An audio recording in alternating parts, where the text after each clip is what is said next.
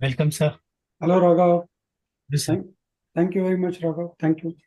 Our pleasure, sir. Our privilege. Please, sir. Namaskar, sir. Namaskar, madam. Namaskar. How are you? Very fine, thank you, sir.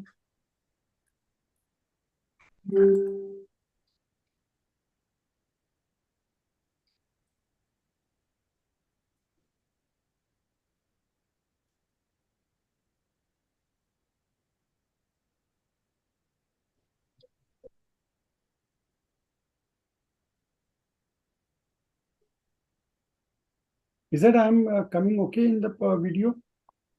Yes, sir. Lovely. And my background must not be like yours. It maybe, you know. Yeah, it's a different background, sir, from a different event. But fine, sir. It's perfect.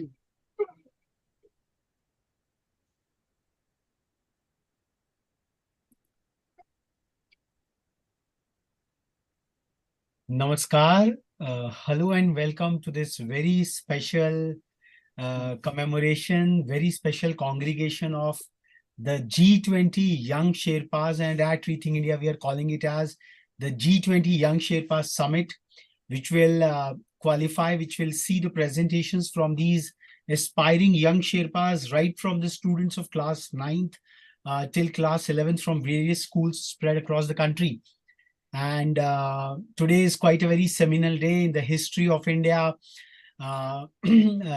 Today is the birth anniversary, 195th birth anniversary of Jhansi ki Rani Lakshmi Bai.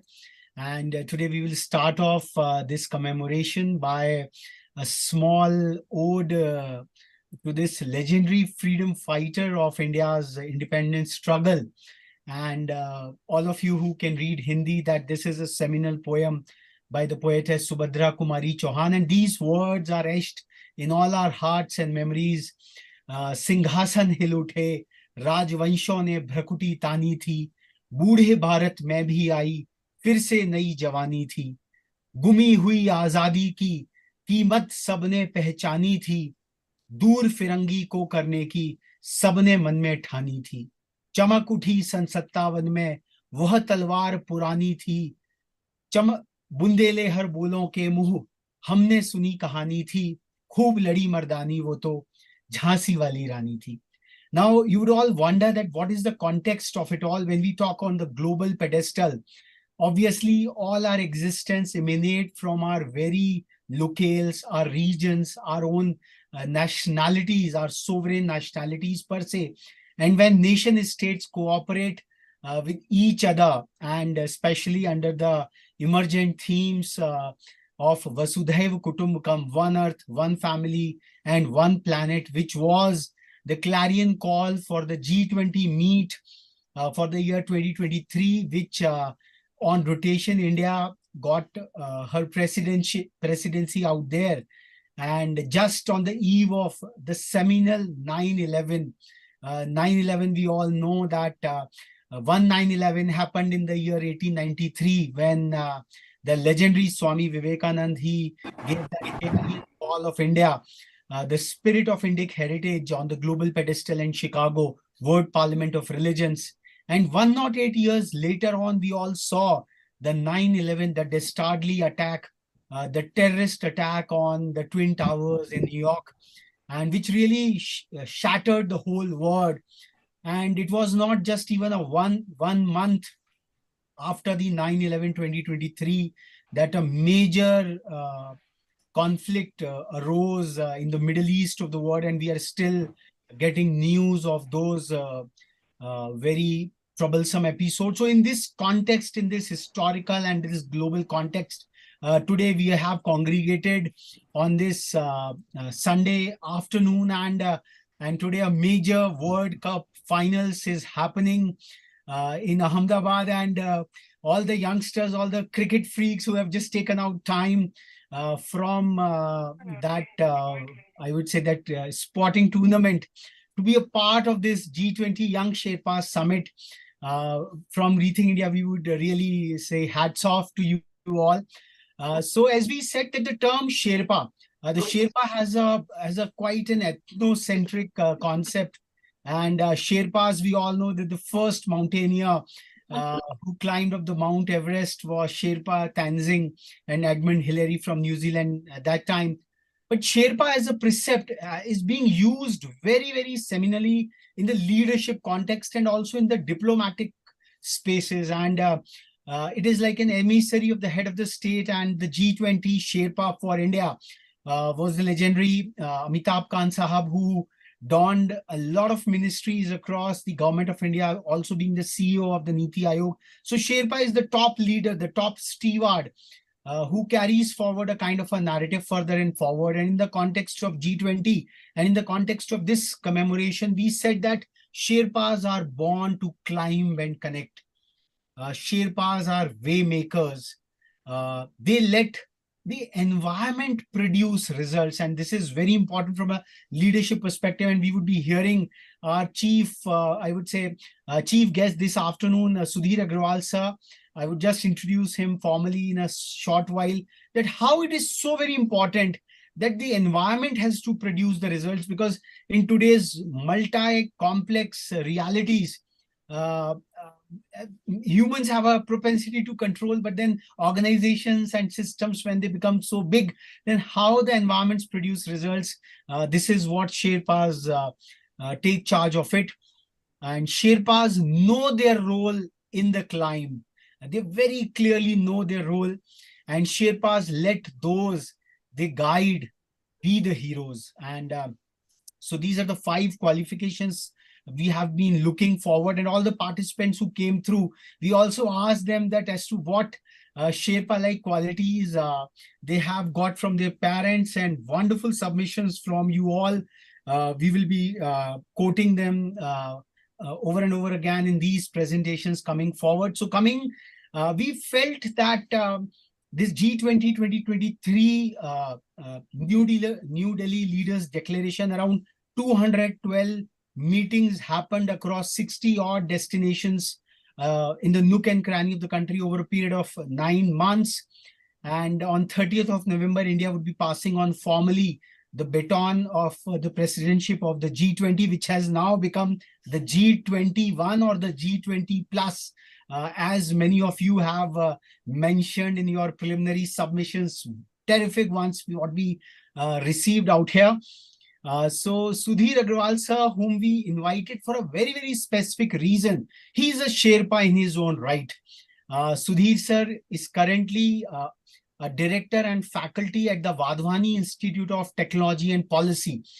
So for you youngsters, like, technology is interspersing with policy, and policy at the highest pedestal is all about diplomacy.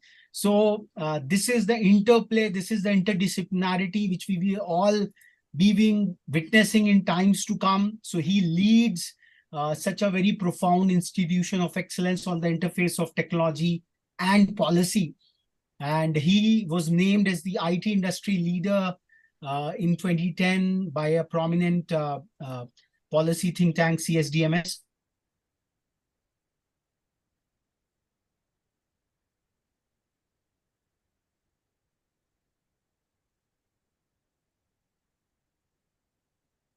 I think there's been just connectivity lag. He's just coming back. Yeah. They can't hear him now for last few seconds. Yeah. Just would be back, I'm sure.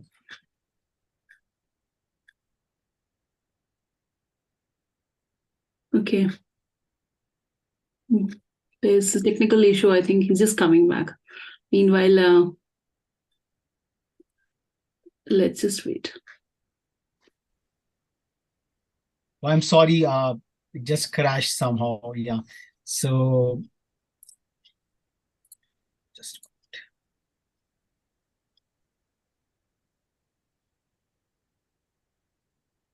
So Sudhir sir, as I was introducing, he has worked with Deloitte, Microsoft, Thomson Reuters, Cifri Oracle, IBM, and HCL. And he created the government business for Cifri and Thomson Reuters. He actively writes and participates in industry thought leadership engagements with the academic ecosystem and performs as a jury member. And he is a graduate from Delhi University and ISB Hyderabad. So this is a small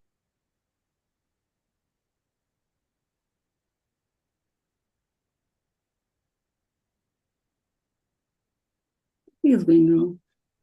I think again missing Yeah, connectivity lag again. There is some issue, I think. It's just coming back. Let's wait. For sure.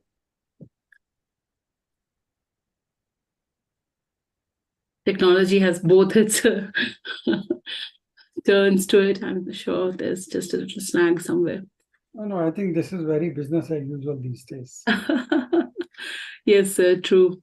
So we have to accept without any apologies, behind that. We have to accept this as a reality. True, sir. True, sir. So I would request Sudhir, sir, to really dive back 4 decades back and guide you as to what the word is coming forward in times to come. And that is what handling the VUCA factor is something so very central for having the spirit of a Sherpa. And that was the whole purpose, that was the whole raison d'etre of convening this whole congregation, whereby we can assimilate. The intellectual pursuit is fine. We would also all will be looking at your awareness, your appreciation, and your application of the G20 Sherpa narratives. But more importantly, the soft qualities, the qualities deep within your persona, what you can develop to steer through your pathways and then guiding others, being a Sherpa out there. So over to Sudhir sir for his presidential address on this G20 Young Sherpa Summit 2023. Sudhir sir. So thanks Raghav and thanks Dr. Subhi for once again, giving me an opportunity. I hope I can be heard properly. Sir, loud and Pretty much, sir. Thanks. So, for giving me an opportunity to engage with the future leaders. And let me start by congratulating all the participants, the winners who are emerged as the Sherpas, because Sherpas, if you really see, is a mindset. Sherpa is not that somebody can make you Sherpa. Sherpa is a mindset. And I think as Raghav started with Rani Lakshmibai and G20, now you must be wondering that, what can be a relation between the two. So let me share, I will be sharing a couple of perspectives. So let me share one of the perspectives, that what Rani Lakshmibai and, G20 has to do with India. She comes from the time when India was struggling for independence, which we got in 1947. और वो जैसे हमारे प्रधानमंत्री कहते हैं कि इन लोगों ने अपनी जिंदगी खपा दी देश को आजाद करने. Then post independence, my friends, really I think each of you have very little understanding that how did we get the independence, and how we have arrived to a place where we could host G20. So let me share with you. India has gone through the motions of underdeveloped, poor country to developing country and now to near developed country. And today, if you see, India is recognized as the global force. Undoubted. Friends, there was a time when Intel used to release a chip internationally. India had nothing to do with it, because it used to come to India after 3, 5, 7 years, of the chip being released. Today, same day, the chip is available to the country. Like iPhone kind of innovations. India had hardly anything to do with the concepts like iPhone. Today, it is available in India same day. Now, we have come a long way. When we had no say in the global world, the globe didn't bother to consider that if at all India has a point of view. And I think India also, we were also evolving. But today, whether you look at what is happening to the Paris Agreement, what is happening to the global wars, I can say these are wars happening between Russia war, and then lately if you look at this Israel war, everybody is looking at what India has to say. What is India's point of view?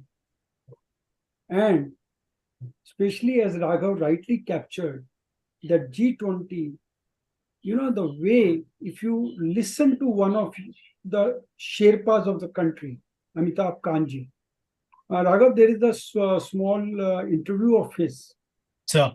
where he has described that how last 2 days before the it was the agreement, the agenda was adopted by all countries, what ups and downs, back and forth they went through. How did they use diplomacy at various levels, so that not that every time they were going to the leadership of the country, they were managing at various levels, so that only for few exceptions, and sometime 2 o'clock in the morning, 3 o'clock in the morning, the discussions went back, came to the table, and they achieved. Now, this doesn't happen every day, let me share with you, friends.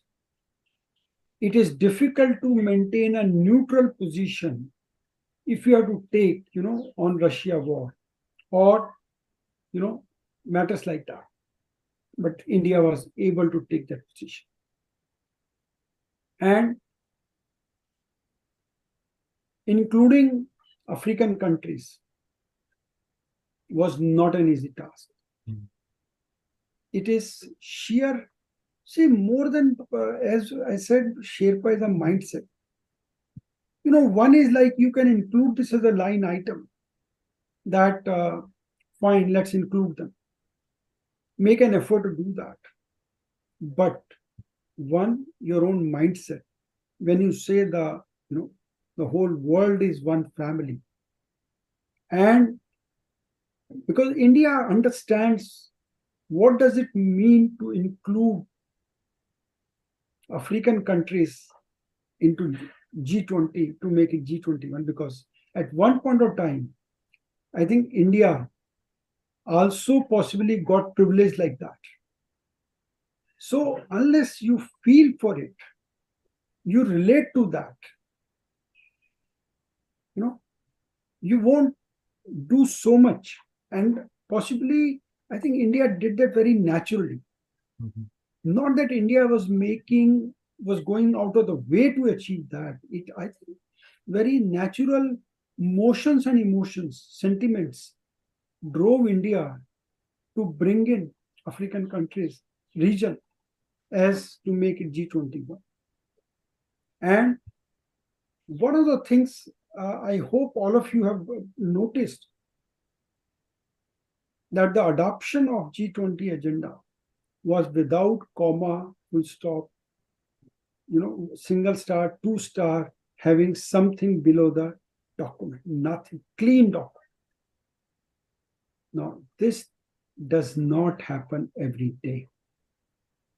This happens only when you lead from the front, when you are determined, when you are committed, you are passionate. And all these things are not to the world, but to yourself. That it is important to have commitment to yourself. It is important that you are passionate. It is important that you mean what you are trying to do. And there is also a joke, Raghav, after the this Rajghat thing has been floating around. They said, I hope everybody can follow Hindi also, little bit of Hindi. I will try to call it out in Hindi because that's how it has been said. They said, whether it was President of America, their shoes were removed. The British Prime Minister even removed the socks because he's Indian origin, Indian background. So, it takes a lot of conviction to make these global leaders understand and follow Indian, traditions. Mhm. Because going to Rajghat barefoot is Indian tradition, has nothing to do with the global, but ensuring all that. So the joke was, I think after that, after 1 or 2 days after.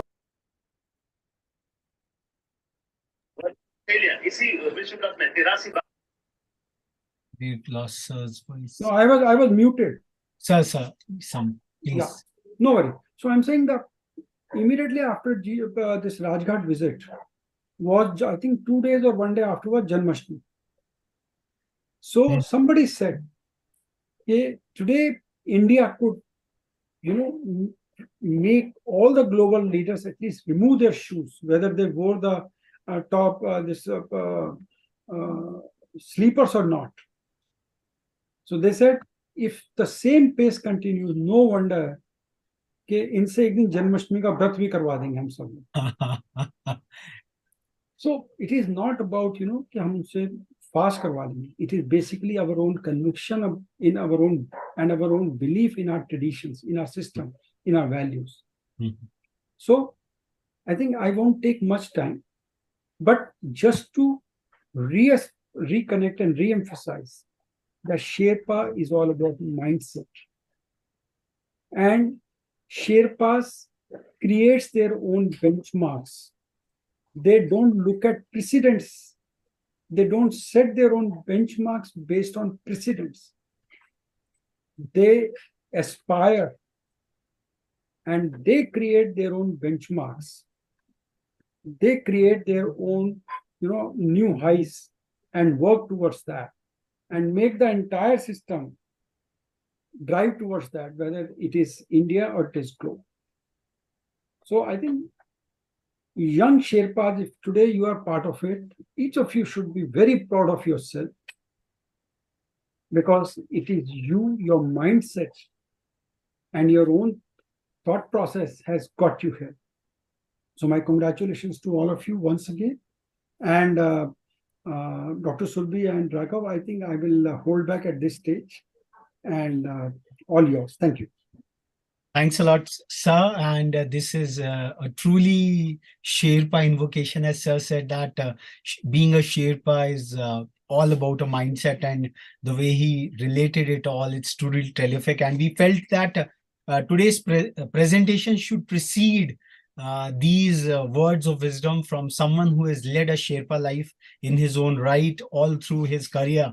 And we can really get inspired from a person who can really guide and take us forward. So today's presentation round, what we have got 5 very dynamic and competing teams. And when we were evaluating the preliminary rounds and the kind of submissions what we received, they were truly mind-boggling. And at Rethink India, we really, honestly speaking, we did not have the expectation that we would be receiving such a fine level of submissions, and you really have surpassed our expectations. And today we want to further get astonished by your stellar presentations out here.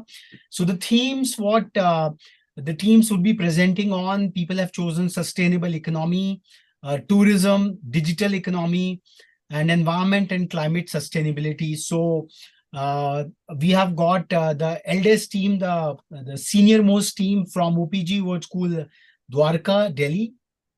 We would invite Dhanya Sangwan, Kaisha Bhan, and Myra Ahuja, the senior most participants out here, to present their take on what the G20 leaders have committed themselves, and the chairman's summary and the outcome document, what has come across on the forefronts of digital economy and its implications.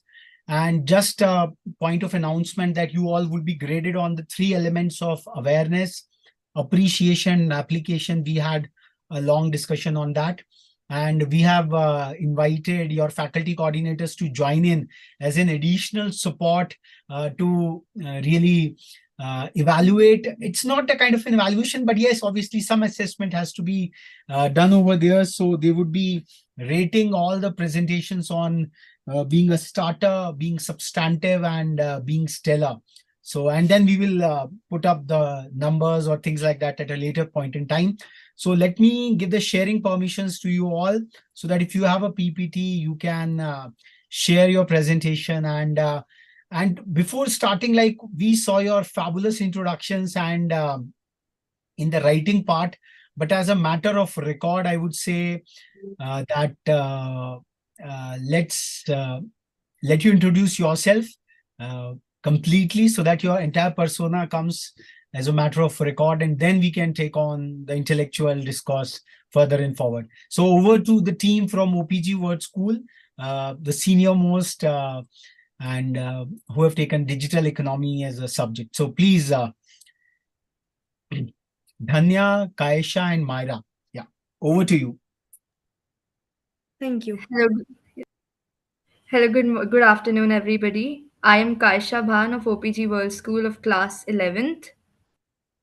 And before we begin, for a more interactive experience, I'd ask everyone to please join the Canva live link, which is being shared by my team member on the chat. And you'll also be able to see a QR code on the screen for the same.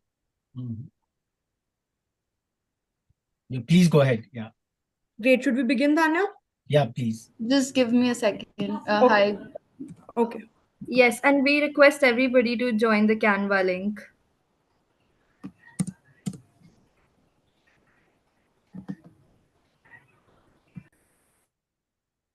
Just, Tanya, just let me know when we're ready.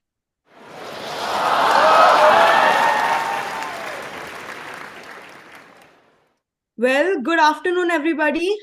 Has everyone joined in the link?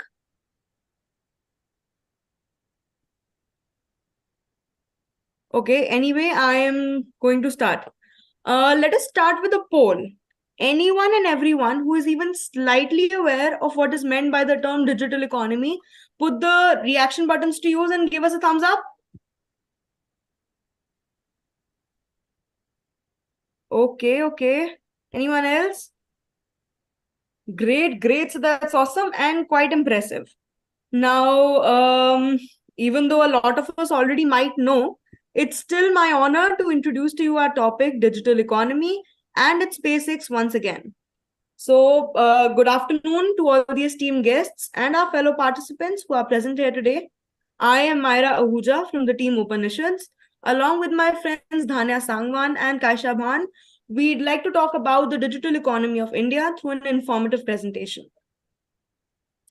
Digital economy, in layman terms, refers to economic activities that emerge from connecting individuals, businesses, devices, data, and operations through digital technology. It differs from the traditional economy and its ways through the use of various new inventions and algorithms. While the traditional approach follows the exchange of paper currency or plastic money, the digitized way of exchange of money takes place through direct account transfers, be it within banks or UPI, which are, by the way, unified bank payment interfaces. It encompasses various fields of data or money transfers and can be performed through multiple platforms and technologies, like on the internet or mobiles too. Innovations like the IoT, Internet of Things, which is the collective network of connected devices and technology that facilitate communication between devices and the cloud, as well as between the devices themselves. And AI, artificial intelligence, have helped digitize the economy. Now that the concept of digital economy has been introduced, let us take in consideration India's efforts and its immense growth in the field of digital economy. As shown in the graphs on the presentation, India has not just captured the market of UPI payments, but has also been beautifully able to grasp the rates of financial literacy in the country, with almost no education to a more than 100% increase in financial literacy rates, which with less than 100 units of balance saving accounts to more than 500, from almost none to 10.73 crores of UPI transactions within 5 years, from 1,085 crore digital transactions to 5,554 digital transactions in less than 5 years of time. India has worked wonders in creating an evergreen and an ever growing digital economy. The next slide is going to show us a few statistical facts about how our country has been able to grow into a strong, digitized economic example for the world to follow. In just 5 years of time, the UPI transactions in India have reached 9.3 billion in June 2023 from a mere 151 million in 2018. While this impressive record was being made,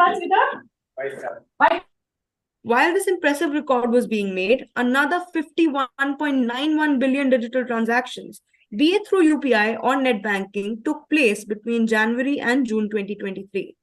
Various UPI apps like Paytm, PhonePe, and GPay accounted for about 95.68% of all transactions in terms of volume in June 2023, proving India's efforts on making their people financially literate to make these digital transactions a success. Time for another poll. Can I see a little excitement and some raised hands of the people who have used UPI apps like PhonePe or BharatPe? Anyone? Great. I see a few thumbs up. Great. Okay, so wow, you guys are actually the living proofs of the facts that we are just beginning to describe. With that, I'd now like to ask Dhanya to take over and talk about the same in a little more detail. Hi, a very pleasant afternoon, everyone in presence. Thanks, Myra, for giving me the stage. Addressing the heads of tech giants at Silicon Valley, our Prime Minister said, and I quote, "Status is not whether you're awake or asleep, it's whether you're online or offline." So let's check a bit if you're online right now. Have you ever heard of the campaign Digital India? If yes, give me a nod or a thumbs up here on your screens. Okay, I'm getting a few nods. That seems that you all are online. Beginning with Digital India. The Digital India program is a great success indeed because we are painting a canvas of progress in Digital India with digital brushes.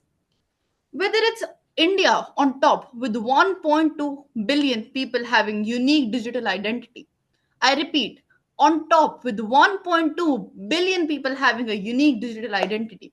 And that's our Aadhaar itself. And I can foresee that everyone here has a Aadhaar because I do. So clap and be proud that you're amongst those 1.2 billion people.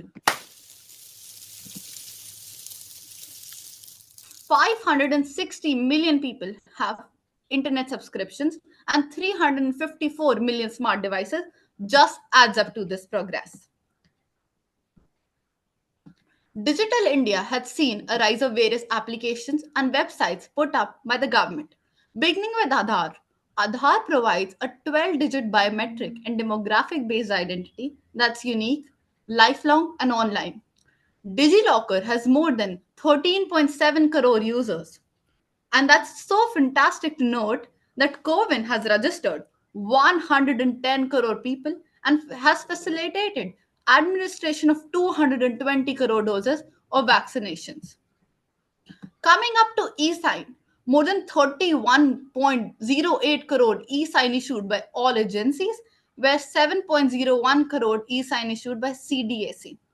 Under the Meri Pehchan scheme, a total of 4,419 services of various ministries and states integrated with NSSO. Coming back here, debates and discussions are what we have always witnessed throughout our lives, haven't we? If you have ever been a part of a debate or discussion, please nod or give me a thumbs up reaction here, everyone. Mm-hmm. Have you ever been a part of a debate and discussion? Okay, I'm getting a slight nods. But today, I feel that the most fundamental debate among the youth and us is the choice between Android, iOS, and Windows. Now, I would like to give the stage to my fellow participant, Kaisha. Thank you. Thank you so much, Dhanya. My greetings to all. We all saw most of us use digital platforms for payments. There would barely be an entity who still uses cash for simple grocery shopping, buying items online, etc. But have you ever wondered where Bharat stands on the chart or how much consumption India has digitally? If yes, great. If no, then let me do the honors. India's digital surge is well underway on the consumer side. Users consume 8.3 GB of data each month on average, compared with 5.5 GB for mobile users in China and somewhere in the range of 8.0 to 8.2 GB in South Korea. An advanced digital economy, Indians have 1.25 billion mobile phone subscriptions and have downloaded more than 12 billion apps in 2018. India is digitalizing faster than any other country in the study, and there is plenty of room to grow. Just over 40% of the populace has an internet subscription. We can see where our country is going. Next, backing the same information, it's not just data subscriptions, but also digital payments. India has ranked first among the world rankings, making 91 billion digital transactions which have been recorded. This transition showcases the country's rapid embrace of digital financial services and underscores the importance of a customer centric digital banking ecosystem. The positive transitions that our country has seen in the past few years, not just in the digital economy, but in various other fields, would not have been possible without these people. We acknowledge the efforts of the following eminent individuals and their contributions to India's G20 presidency. Our Honorable Prime Minister, Sri Narendra Modi ji, the mastermind and backbone behind all the progress Bharat has seen. Our Finance Minister, Srimati Nirmala Sitaraman ji, our External Affairs Minister, Sri S. Jaishankar ji, and the G20 Sherpa, Sri Amitabh Kant ji. Thank you. Coming to the next, building safety, security, resilience, and trust in the digital economy. Building safety, security, and trust in digital economy is crucial for several reasons, as it directly impacts individuals, businesses, and society at large. First, in the digital economy, vast amounts of personal and sensitive information are exchanged and stored. This includes financial data, healthcare records, and personal identities. Second, the digital economy is vulnerable to various cybersecurity threats, such as malware, ransomware, and phishing attacks. Establishing strong security measures help in preventing these threats, safeguarding both individuals and businesses from potential harm. Third, businesses heavily rely on digital infrastructure for their operations. Ensuring the safety and security of digital assets and processes is crucial to maintaining businesses' continuity. Any disruption or compromise in the digital realm can have significant financial and operational consequences. Next, G20, India's diplomatic milestone, with its presidency serving as a platform to amplify Global South's concerns. With all 83 paragraphs, I repeat, all 83 paragraphs of the 2023 G20 New Delhi Leaders' Declaration unanimously being approved, achieving a remarkable 100% consensus, even with China and Russia in agreement. India scripted history and stamped its authority on the global stage, securing a consensus on not more than 100 issues on the agenda, including the most contentious one, the Russia Ukraine war. As G20 leaders adopted the New Delhi's declaration, Amitabh Kant ji, India's G20 Sherpa, spoke about how the Delhi Declaration was negotiated in the final hours before the G20 summit. He played a crucial and huge role. Coming to the next, G20 Toolkit on Cyber Education and Youth. This toolkit endeavors to map and provide a broad overview of the online risk as well as interventions by governments and other stakeholders on cyber education and cyber awareness. Additionally, it provides key takeaways based on G20 members' initiatives addressing online risk to children and youth. Coming next, the structure of the pyramid.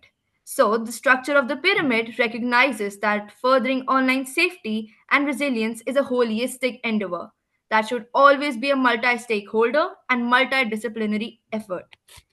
Have you ever wondered the way forward? What are the future expectations of the committee? Well, with all workstream members signing the outcomes agreement, they established the following goal. First, digital public infrastructure. Digital skilling for building a global future ready workforce seek to advance our collective efforts to building an enabling, inclusive, open, fair, non discriminatory, and secure digital economy. Second, Brazil's presidency. Brazil's presidency aims of realizing the full potential of digital economy for all. Third, Welcome Brazil plans. The Welcome Brazil plans are the topics of universal and meaningful connectivity, artificial intelligence, information integrity, and trust in the digital environment and digital government. Thank you. Now I would like Dhanya to take the stage. Thanks, Kaisha. I hope everyone's on the same page. Picking from where Kaisha left, way forward, the current government is also all set. Under the Union Budget 23 to 24, next gen communication through 5G is established. 100 labs for developing applications using 5G services will be set up in engineering institutions to realize a new range of opportunities, business models, and employment potential. The labs will cover, among others, applications such as smart classrooms, intelligent transport systems, and healthcare applications. Additionally, Digital India infrastructure will also be set up, which will contain National Data Governance Policy, Central Data Processing Center, and National Financial Information Registry. But is there more to be done? If we look, the pace at which the people are taking to digital technology defies our stereotypes of age, education, language, and income. This finally brings us to our innovation and ideas, which can be implemented to speed up the process of bridging the digital payments gap for 140 million households in India at the bottom of the pyramid. Our first idea is voice payments in regional languages. It was found in a report that only 20% of the Indian population could speak English in 2014. And according to the 2011 census, only 43.63% people could speak Hindi. I repeat, only 20% of population speaking English and 43.63% of population speaking Hindi. The Chief Minister of Assam, Hemant Biswa Sarma, also says that he has no hesitation in admitting that he does not know Hindi and English very well. This is when most of the UPI payment gateways have English and Hindi as their major languages. And when UPI is all set to launch voice payments, it will be only there in Hindi and English. What about the population who are not aware or not well fluent in these two languages? If we look to the very famous payment gateways, as we had the responses earlier, Paytm and PhonePe are available only in 11 languages and GPay only in 9 languages, with no payment gateway supporting voice payments. So, our idea is to have audio options in all UPI gateways for illiterates and visually impaired. In 2017, UNESCO noted that 266 million adults couldn't read and 12 million children were out of school. Therefore, we propose audio options in all payment gateways where people who are unable to read can listen to the instructions and do digital payments. One sample has been prepared and showed on the screen. The backdrop has been taken from Paytm. Today, I see technology as a tool to bridge the distance between hope and opportunity. Over to Kaisha now. Thank you. Thank you, Dhanya.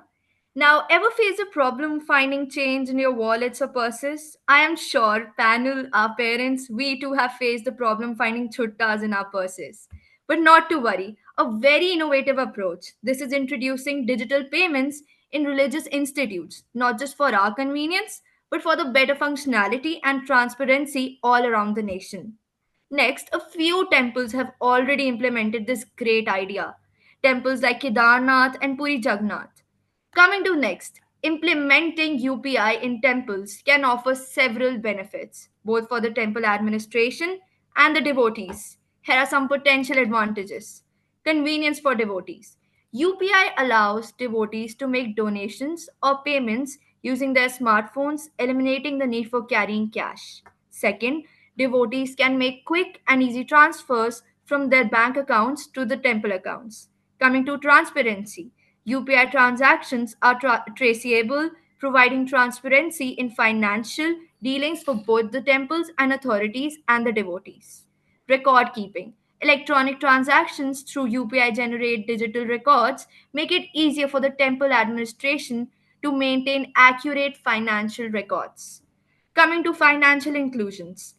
UPI is accessible to a wide range of people, including those who may not have easy access to traditional banking services.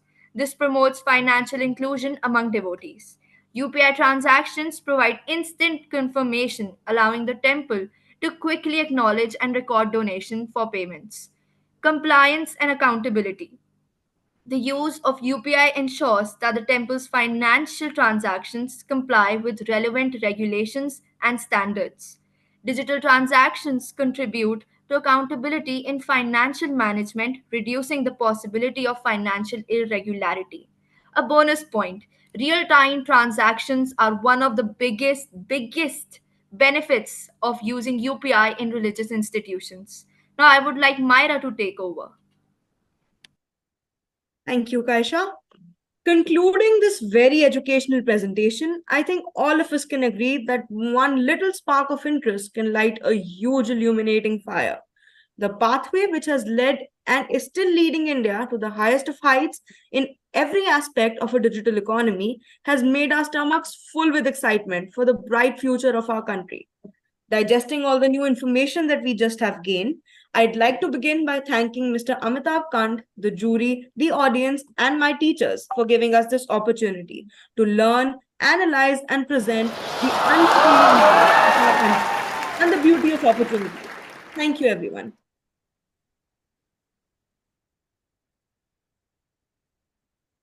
I think quite an engaged presentation. So comments, Dr. Surbhi?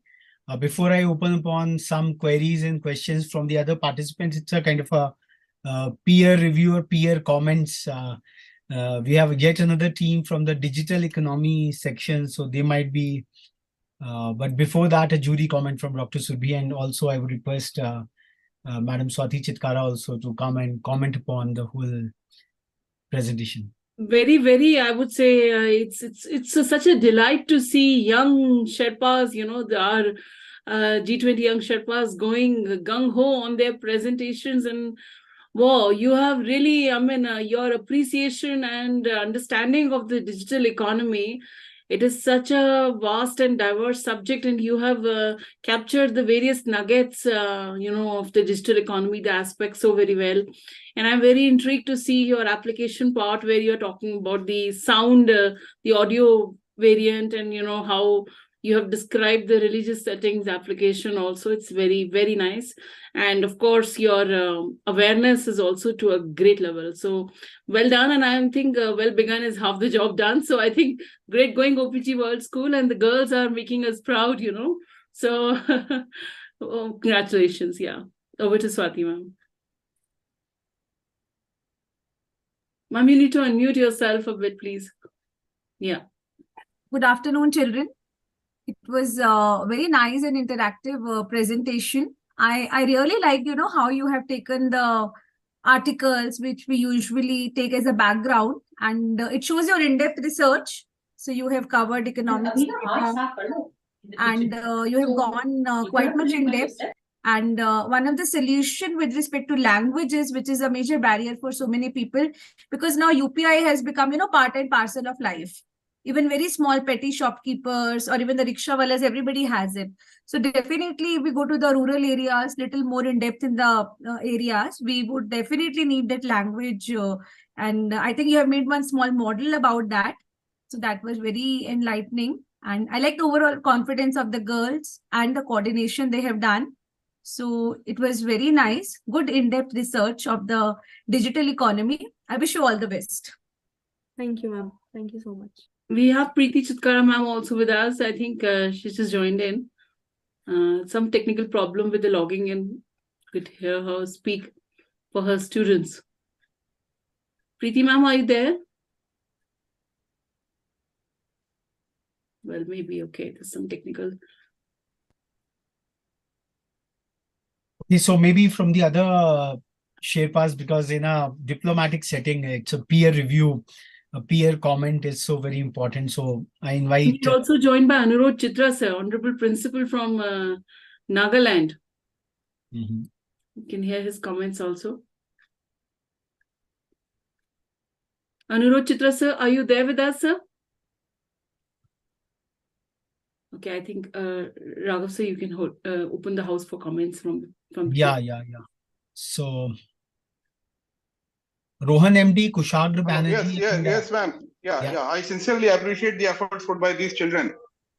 Because of their presence in this universe, the world is going to get lots of easiness there in terms of the e-transactions and all there.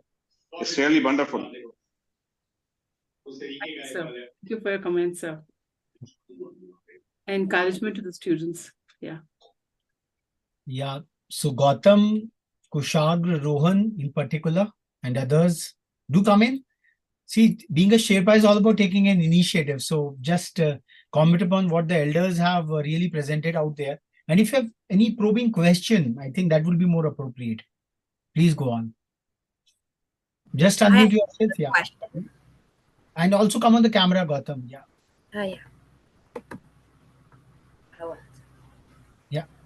Can I ask them why they, if you don't use money at all or cash, but you use phones and for the transactions, what about the gadget thefts?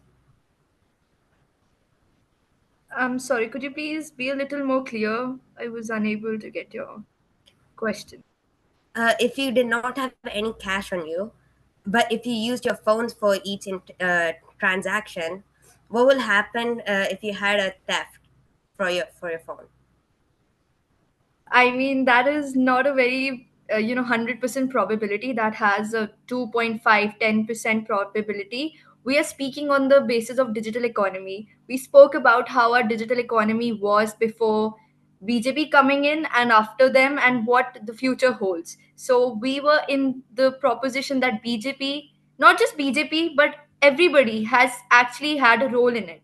So the digital economy has risen way too ahead. Now, if you saw the G20 also, the delegates were told to use those UPI. They were given 2,000 rupees transactions for the Bharat Mandapam thing. So we are of the proposition that digital economy is the best for our country. We are top, and we have also given you two of the innovations that we think would actually be very helpful. Adding to what just Kaisha said, you're talking about theft. I feel like having cash in the pockets, theft is more prone to having cash and the cash getting stolen. Having your mobile stolen, you can track that and get that. Of course, your money won't get stolen if you're using mobile phones for payments. And using mobile phones for payments is more of moving towards organized sector. If you currently see bread, the very staple food in India, 60% is in the hands of unorganized sector. We have no accounts of how much bread is getting sold, what is the money, what are the inputs and money going inflow. If you're switching to digital economy, we have the track of inflow, and that makes it more adding to the GDP. So it's just a better option than cash. Thank you. So Yes. technically, it is not just digitizing the economy, it is a way to improve the existing economy as well, because we'll have a lot more clarity and transparency of transactions that are taking place. Accountability. Yes, exactly. Thank you. Thank Does you. it answer your question, Gautam? Yes, sir. Okay. Anyone else, please just come in. We would like to promote a lot of interaction out here. Yes, we would love to have their questions. Please, others.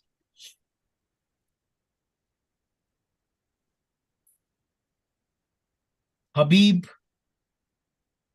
Avani, Rohan.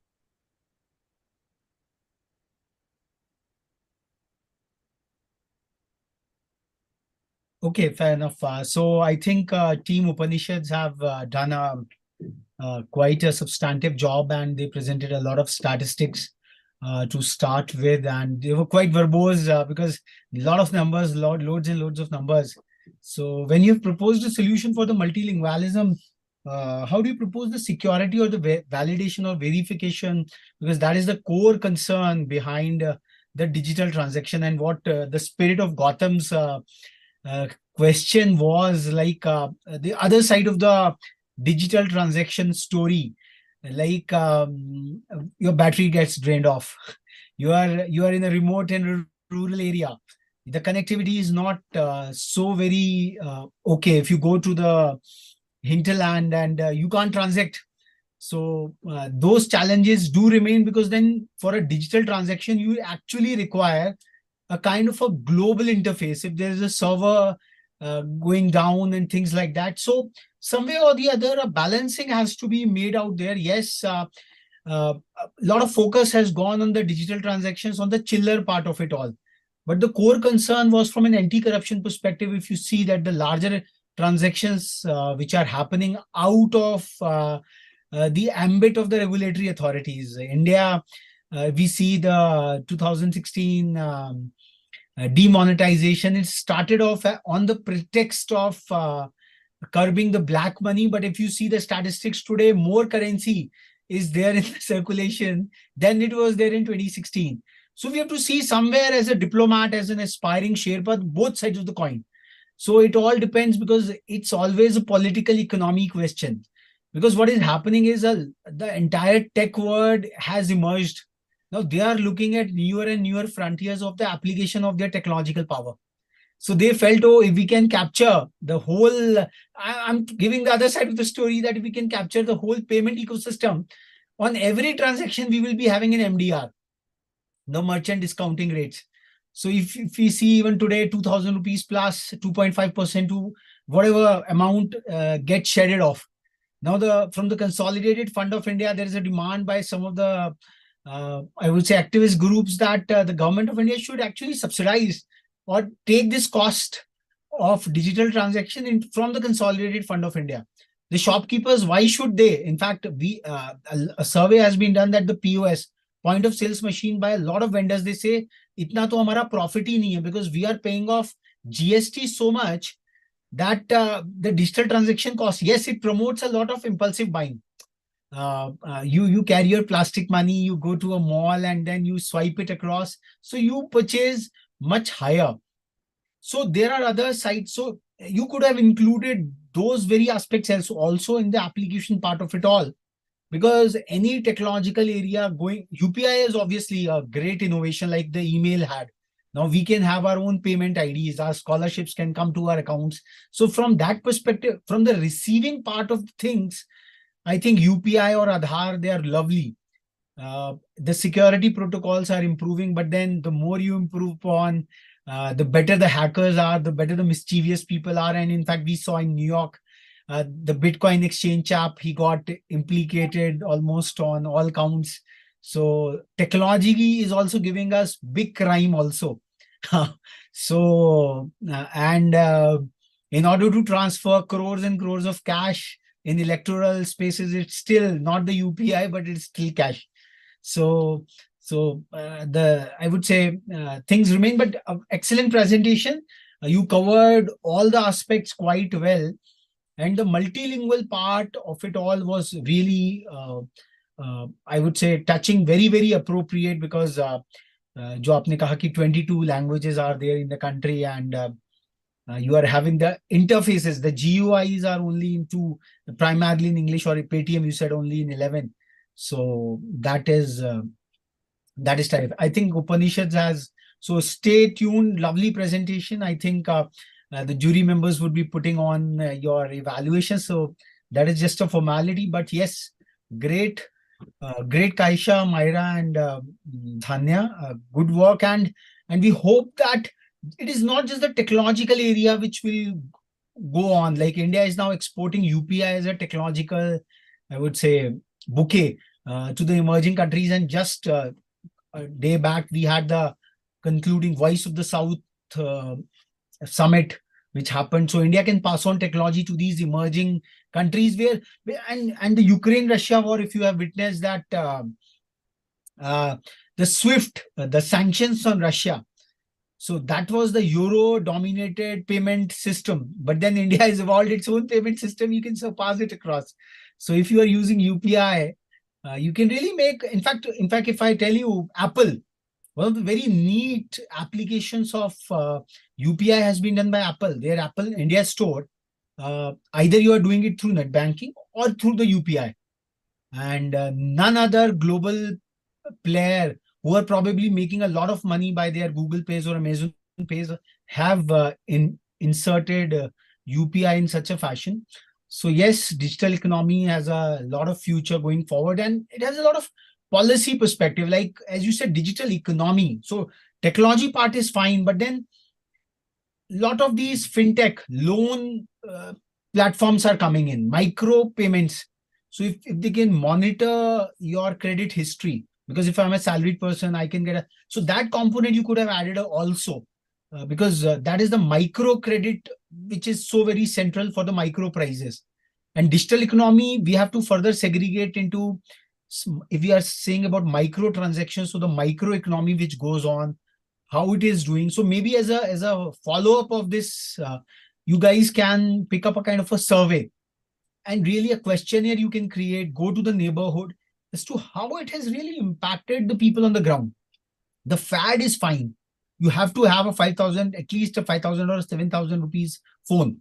Yes, NPCI has come with a loads and loads of digital payment ecosystem, but on the ground, if you can really go and do a kind of a study as a part of your project, you can take up, put up a questionnaire.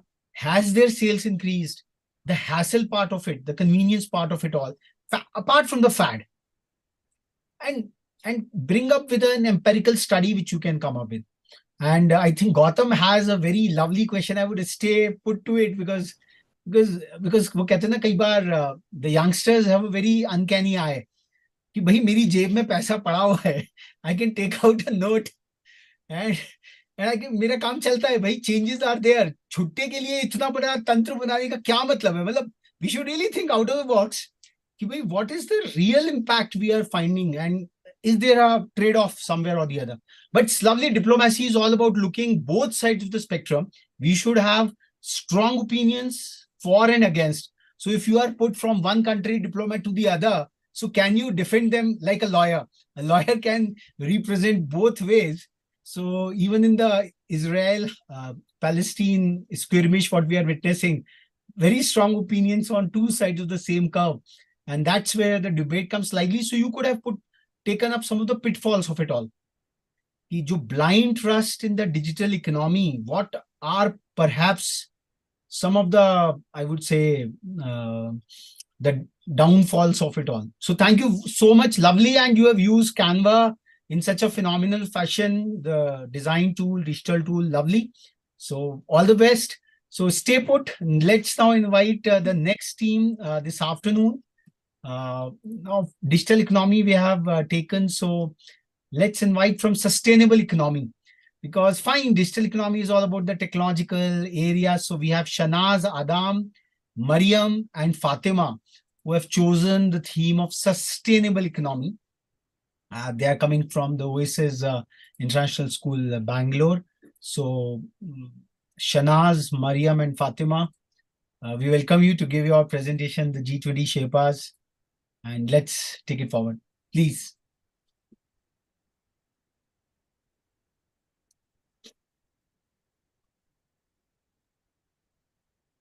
Good morning, sir. Hello, Yeah, everyone. My name is Kharat. I'm from grade 9. I'm from Oasis International School, as you mentioned. Yes. Good morning, sir. I'm Mariam Wakil and I'm from grade 9, also from Oasis International School. Yes.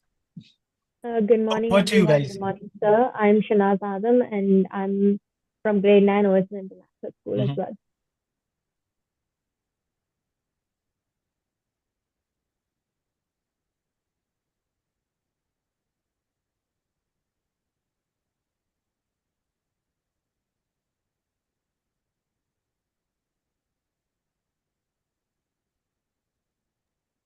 Can we begin?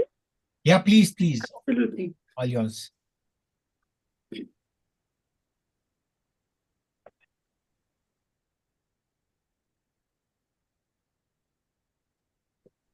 Kharat, you're on mute.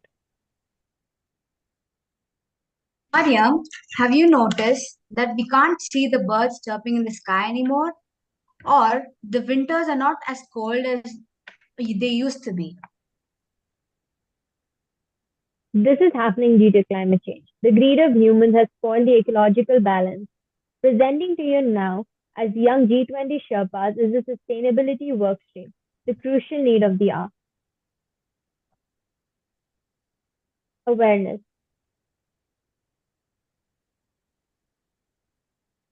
The father of our nation, Mahatma Gandhi, once said, "हमारी पृथ्वी सिर्फ हमारी नहीं, बल्कि आने वाली पीढ़ियों की भी है।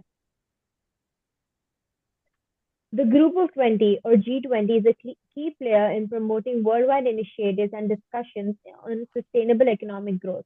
The G20 is comprised of major economies that together account for a sizable share of the world's population, GDP, and trade. As a result, its sustainability-related activities and policies may have a substantial influence. According to the G20, a sustainable economy is the one that meets the demands of both the current and the future generations while simultaneously fostering social inclusion, economic growth, and environmental sustainability. A sustainable economy, as defined by the G20, seeks to strike a balance between social advancement, economic growth, and environmental preservation. In my next slide, I will be listing the essential elements and tenets of a sustainable economy according to G20. Firstly, we have environmental responsibility. Reducing carbon emissions, protecting natural resources, advancing renewable energy, and maintaining biodiversity are all parts of a sustainable economy's focus on minimizing its negative effects on the environment. Then we have inclusive growth. It places a strong emphasis on lowering inequality, providing opportunity for all social sectors, and making sure that diverse groups enjoy the economic rewards fairly. Then, resilience and adaptability. An economy that is sustainable can withstand worldwide adversities, including health crises, economic shocks, and climate change. It emphasizes developing adaptable capacities to deal with these difficulties. Then, social well-being. It places a high priority on the health and welfare of people as well as communities, emphasizing universal access to social service, healthcare, education, and an adequate standard of life. Next, long-term perspective. A sustainable economy aims for economic growth that does not jeopardize the ability of future generations to satisfy their own requirements by considering long-term effects and benefits. Innovation and efficiency. It promotes creativity, technical development, and effective resource management to reduce waste and raise output in a sustainable manner. I would now like to brief you all about some promises that the G20 made on climate change. G20 countries have set a goal to triple global renewable energy capacity by 2030, reinforcing their commitment to achieve net zero greenhouse gas emissions by mid-century. They pledged to reduce greenhouse gas emissions by 43% from 2019 levels by the year 2030. Additionally, G20 nations expressed their aspirations to pursue more ambitious targets, aiming to cap the temperature increase to 1.5 degrees Celsius compared to pre-industrial levels. I shall elaborate more on these in the future slides. The Paris Agreement. As we all know, the Paris Agreement was signed in December 2016. Substantial cutback in greenhouse gas emissions was required by the Paris Agreement to limit the rise in global temperature to 1.5 degrees Celsius. To achieve this target, emissions must be reduced by 45% by 2030 and reach net zero by 2050. The collective commitment is to combat climate change by aligning with the Paris Agreement's temperature goals, including limiting global warming to 1.5 degrees Celsius above pre-industrial levels. Countries are strongly urged to revise and strengthen their nationally determined contributions, that are the NDCs, by 2023, aligning them more closely with the agreement's temperature objectives.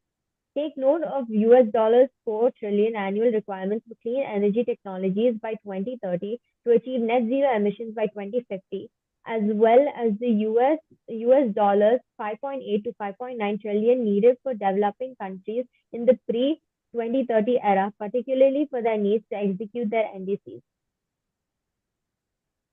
What is NDCs? Shanaz, would you like to illumine everyone? Okay, so NDCs, or Nationally Determined Contribution, it's a climate action plan to cut emissions and adapt to climate impact. Lovely. NDCs are, yeah. Do you Great, want more great. or is that enough? Great, yeah. Okay, lifestyle for sustainable development. With an emphasis on enabling actions up to the last mile, it is grounded in individual and community actions throughout society and supports an all-encompassing strategy that aims to address the economic, social, and environmental aspects of sustainable development in a balanced and integrated manner.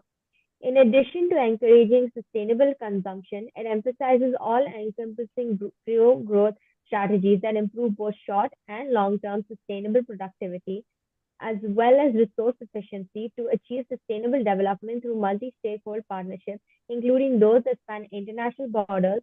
G20 commits to implementing the G20 high-level principles on lifestyle for sustainable development. The focus is on promoting sustainable consumption and production patterns globally. Plastic pollution. The G20 expresses determination to cease plastic pollution, welcoming a resolution that established an intergovernmental negotiating committee, that's the INC.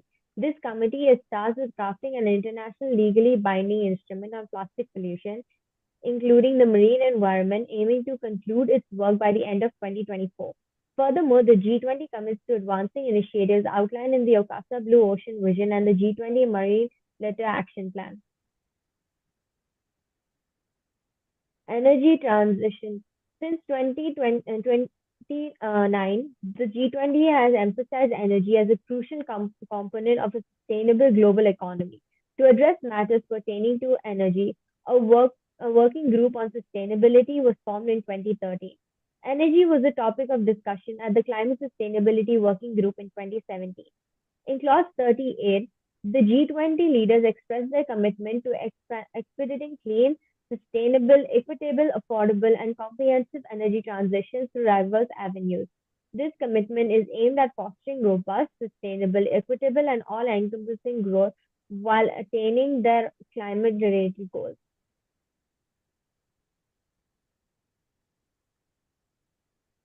The geopolitical issue, as stated in the chairman's summary outcome. The G20 recognizes that the war in Ukraine has a negative impact on the world economy. Reiterating their separate positions, member states stand with existing international resolutions denouncing Russia's activities against Ukraine. While G20 acknowledges that there are different points of view about the war and sanctions, it also notes that these issues have a noteworthy influence on the world economy and that it is not the appropriate forum for resolving security-related issues. Upholding international law, fostering diplomatic conflict settlements, opposing the use of nuclear weapons, and promoting peace are all seen as essential values and that must be respected. I would now like to elaborate on a few terminologies as mentioned in the New Delhi Declaration. But I'll be doing that towards the end. For now, I will start with the principles. The Chennai High Level Principles for a Sustainable and Resilient Blue Ocean-Based Economy. These principles include several topics, including the sustainable use of ocean resources, conservation, restoration, and a sustainable economic growth in the marine environment. The first principle is prioritize ocean health. The first principle emphasizes protecting and restoring marine biodiversity by striving to conserve 30% of diverse areas by 2030. It places significant emphasis on reducing marine pollution, particularly plastic, through a comprehensive strategy that involves sustainable consumption and effective waste management. Principle 2, acknowledge ocean climate link. Principle 2 underscores the vital role of a healthy ocean in addressing climate change. It advocates for nature-based solutions and sustainable measures to safeguard and rejuvenate coastal ecosystems. Principle 3, promote equality and gender equality. Principle 3 advocates for the active involvement of women, indigenous people, and young individuals in decision-making process containing a sustainable blue ocean-based economy. Principle 4, marine spatial planning for a sustainable ocean economy. Principle 4 underscores the importance of science-based and participatory approach to manage ocean spaces effectively. It emphasizes the role of marine spatial planning, that is the MSP, in balancing human activities while ensuring the health and conservation of marine ecosystems. Then we have principle 5, advancing science, technology, and innovation. Principle 5 emphasizes the significance of innovation to reduce adverse effects on the marine environment. It encourages technology advancement aimed at fostering sustainability and achieving circular economy goals with maritime sectors. Principle 6 valuing indigenous and traditional wisdom. It highlights the significance of integrating indigenous knowledge into coastal and marine management practices. Additionally, it advocates for the fair distribution of benefits and emphasizes communities' stewardship to support conservation endeavors. Principle 7 monitoring and evaluation for ocean based economy. It emphasizes the necessity of employing efficient evaluation mechanisms to guide decision making for a sustainable blue ocean based economy. Principle 8 International Cooperation for Maritime Challenges. It underscores the interdependency of maritime endeavors and advocates for worldwide collaboration. It further encourages joint efforts for marine conservation, knowledge dissemination, and the enhancement of capacities. Principle 9 the last one, enhance ocean finance. It acknowledges the substantial financial requirements for marine conservation and sustainable development. Additionally, it emphasizes the significance of accessing finance and reforming detrimental incentives to safeguard coastal and marine environment. The terminologies I addressed before. The first one is the SFWG. The goal of the G20 Sustainable Financing Working Group, again the SFWG, is to mobilize sustainable financing to support the shift towards greener, more resilient, and inclusive society and economies, as well as to assist maintain global growth and stability. The ISSB, or the International Sustainable Standards Board. The ISSB seeks to spur greater uptake, simplify sustainability reporting, and lessen cost, uncertainty, and complexity for business. We have climate finance as per the G20 Leaders Declaration. It is the notation of climate finance has several facets. Generally speaking, it refers to the funding for initiatives meant to lessen or prepare for the effects of climate change. Now, this framework has been mentioned a lot throughout the New Delhi's declaration. It's the Kunming Montreal Global Biodiversity Framework. It is one product of the 2022 United Nations Biodiversity Conference in the Kunming Montreal Global Diversity Framework. The historic framework lays out an ambitious plan to realize the global goal of a world in harmony with nature by 2050. It also builds on the convention's previous strategic plan and supports the attainment of sustainable development goals. The framework includes 23 targets for 2030 and 4 goals for 2050 as important components. I would like to hand over the next part to Mariam. Hi, I'm Mariam, and I will be doing the appreciation part of the G20 workstream. I would like to start with a critical review of the promises made by the G20 leaders.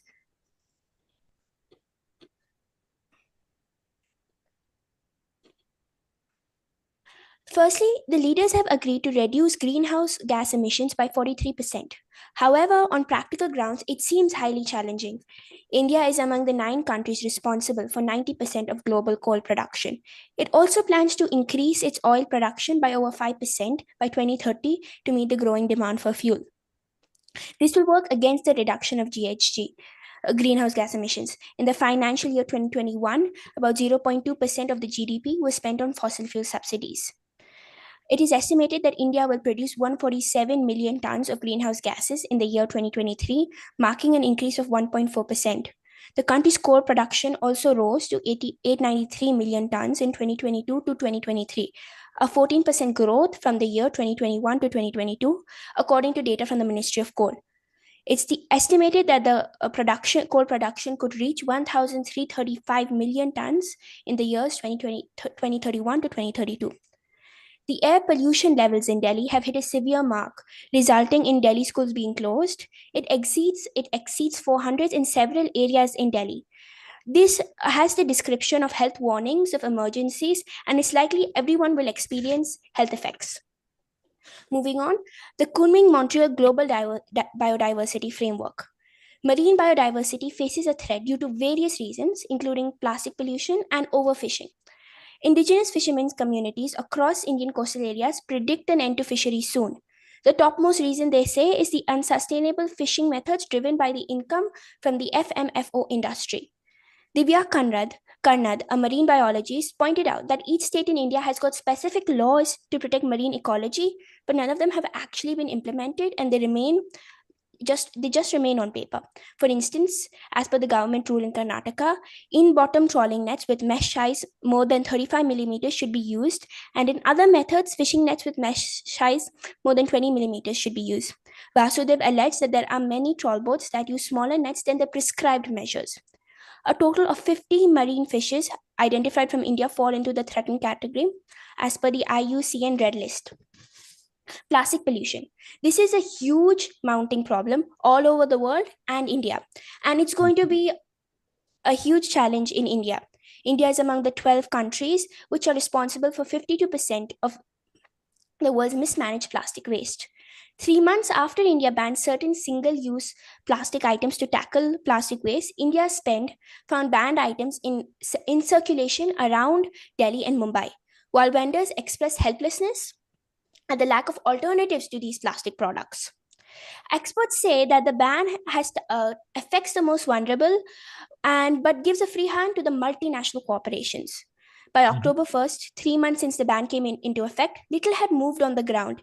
India's pen found several banned plastic items in circulation in marketplaces, eateries, and other public spaces in Delhi and Mumbai, and a few were found in Bangalore as well.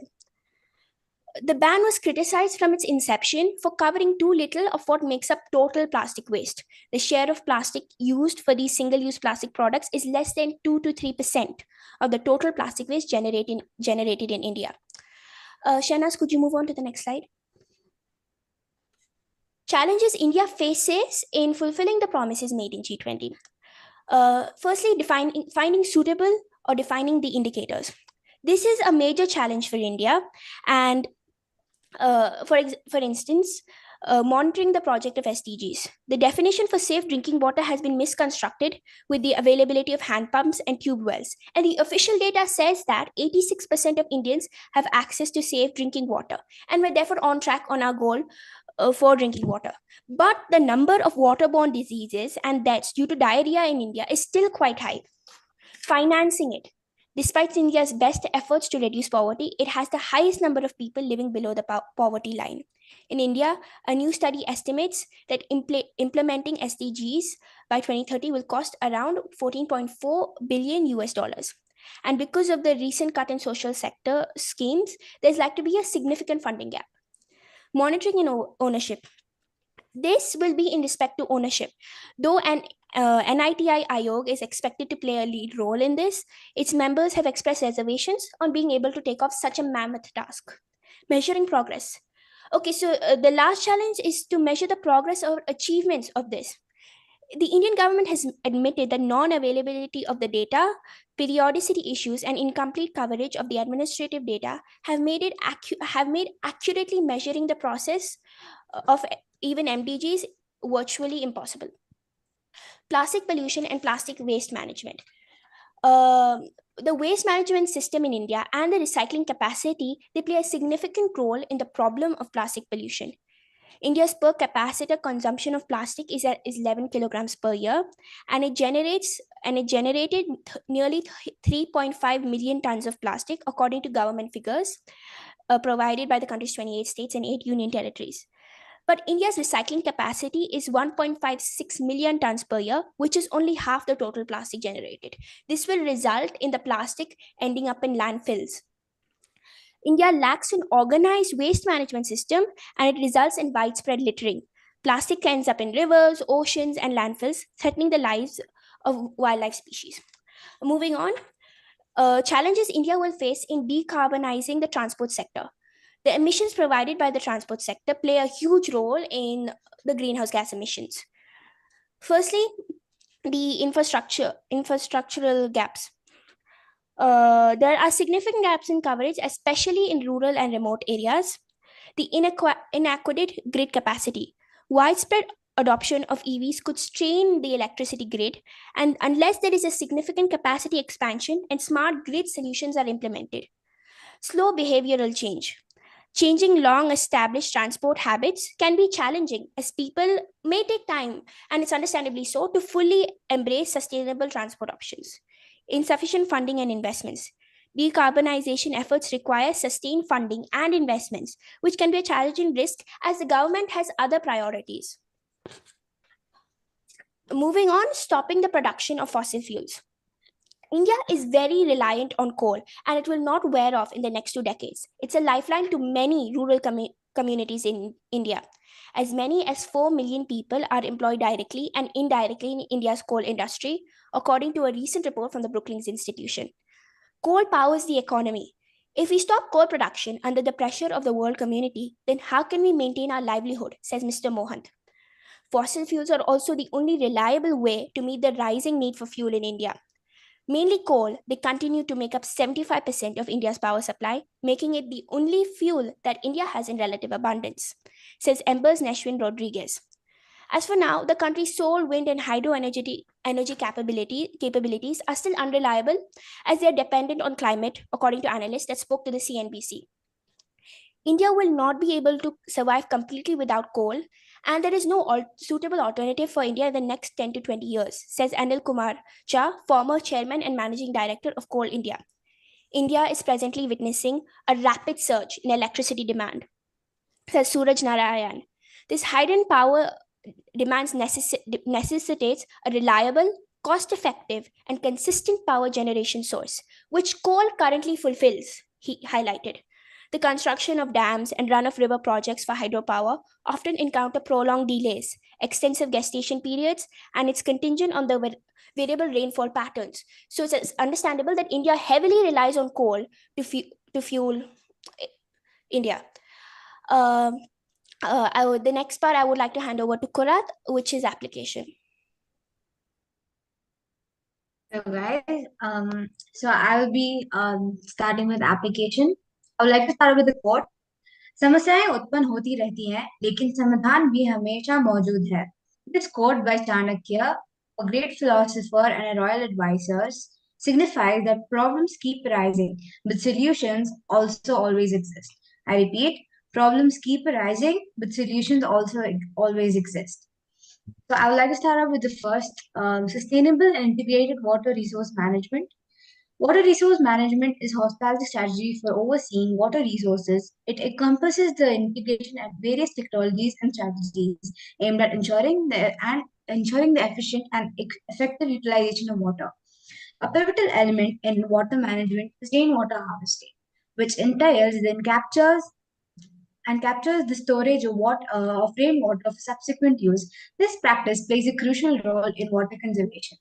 While rainwater harvesting may sound simplistic, its effectiveness in water conservation should not be underestimated. Although this method is already in place in certain locations, there is room for improvement and proactive measures can be taken. It is advisable to integrate rainwater harvesting systems into residential properties as well as various institutions such as schools and companies. Wastewater treatment stand as an move on. Yeah.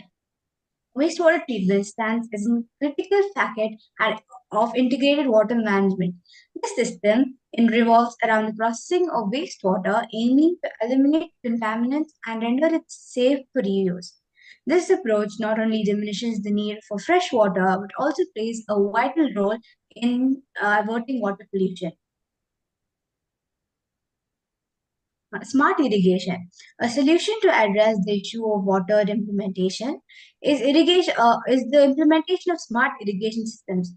These systems incorporate sensors and utilize weather data to calculate the optimal amount of water required for plants. By leveraging technology in this way, we can ensure precise and efficient irrigation practices, contributing to the overall management and conservation of water resources. Move on. The second issue I'll be talking about is protecting and conserving the ocean. promoting a sustainable and resilient blue ocean-based economy, which is mentioned in the Lee Declaration. Promoting a sustainable and resilient blue ocean-based economy involves fostering economic activities that harness the potential of the oceans while ensuring the long-term health and viability of marine ecosystems. The major challenges confronting marine ecosystems include plastic pollution and overfishing, as Maria mentioned previously.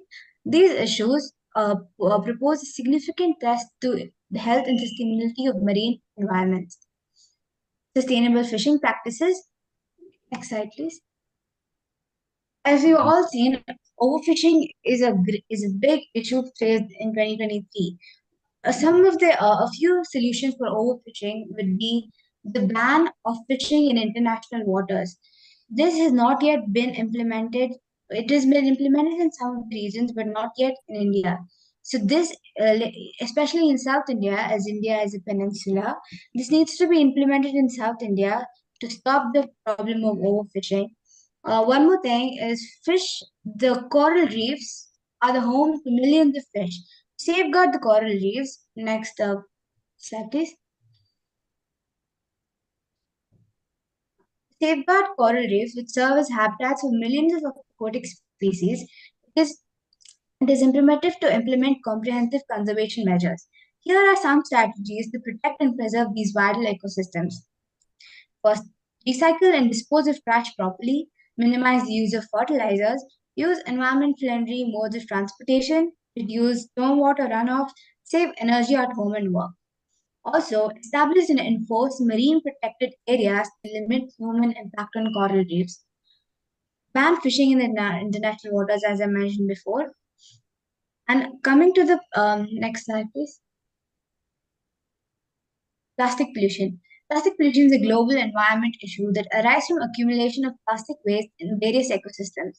Plastic pollution can disturb ecosystems and negatively impact biodiversity as a species reliant on health ecosystems suffer from the presence of plastic waste. Studies have detected that microplastic in various food items, raising concerns about the potential health impacts of consuming plastic-contained food. Go back, please. Stay there. Microscopic plastic particles, commonly referred to as microbeads, have emerged as a significant contributor to the escalating issue of ocean plastic pollution in recent times. These minute beads are prevalent in certain facial scrubs, toothpastes, and body washes, seamlessly infiltrating our oceans and water bodies via sewage systems. This consequential impact is extensive, affecting a multitude of marine species. To mitigate this environmental concern, it is advisable to consistently refrain from using products that incorporate plastic microbeads. This can be achieved by scrutinizing cosmetic products ingredients labels for the presence of terms such as polyethylene and polypropylene. Next slide.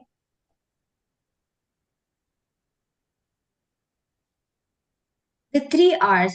I'm sure we've been, familiar with these terms. I've been hearing it since I was a child, and but to think of it, I actually understood the term after the research I've done. So here's what I did. The three R's refer to the principles of reduce, reuse, and recycle, which are key strategies aimed at promoting sustainable waste management and minimizing the environmental impact of resource consumption. These principles encourage individual business and communities to adapt responsible practices to address the challenge of waste generations.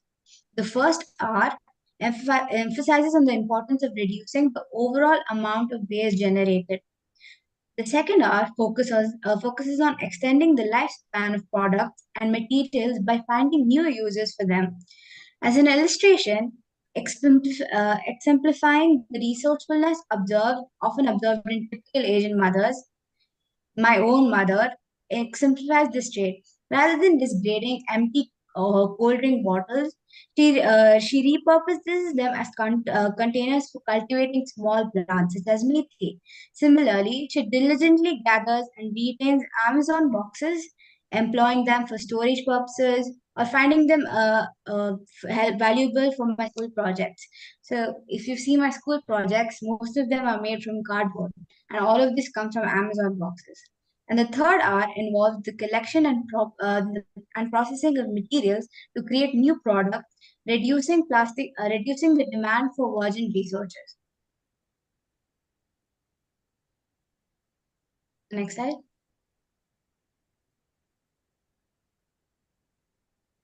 Mhm.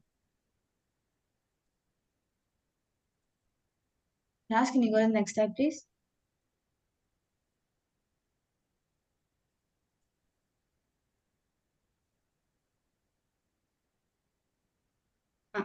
Frequently observed in the cafeterias of both companies and educational institutions, this is a common use of plastic spoons and tea bags, contributing significantly to plastic pollution. A viable solution to mitigate this environmental impact involves transitioning from plastic spoons to reusable chopsticks. Not only are chopsticks sustainable, but they are also easily portable. Additionally, addressing this issue of tea bags, the shift from a biodegradable tea bag can be implemented. So, during our research, I found out that plastic spoons are in our canteen, as I see in my school. There are plastic spoons, plastic straws that are reviewable. As for straws can easily be converted to paper straws. However, it's a challenge for plastic spoons. So, as I did my research, I found chopsticks. Though these are only used in like China, Japan, and Korea, it might be a challenge for people living in India. But with progress, we can easily shift to chopsticks. Next slide, please. One more important thing we noticed during our research was ball pens. The amount of plastic ball pens used is extremely high, and if we see that, it's so dangerous to the ocean. So during our research, we came across changing from ball pens to ink pens. So this has been implemented in our own school. So we started off with a simple survey of people, asking people what pen they used and what pens they liked using. Most the responses we got were amazing. People told they used ink pens, and the quality of ink pens is extremely great. Now, if you ask me about why switch to ink pens and not ball pens, if you see the refill in the ball pen, it's made up of plastic. And after the refill is done, we throw the ball pen, right, and get a new pen. But however, in ink pens, they are reusable. They have a cartridge instead of a refill, so the cartridge can be filled with ink. So it saves the plastic for in being end up in oceans. So this is one extremely successful thing that we implemented in our school, and yeah, people really like the idea of ink pens getting converted into ball pens. Next slide, please.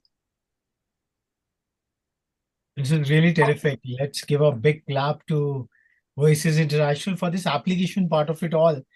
And a small intervention can really create a massive transformation. More than talking, it's like implementing in your own limited spaces. This is what is the spirit of Sherpas all through. So congratulations. And really congratulations for bringing this small application out here. Lovely, lovely. Please carry on. Thank you, sir. Next slide, please.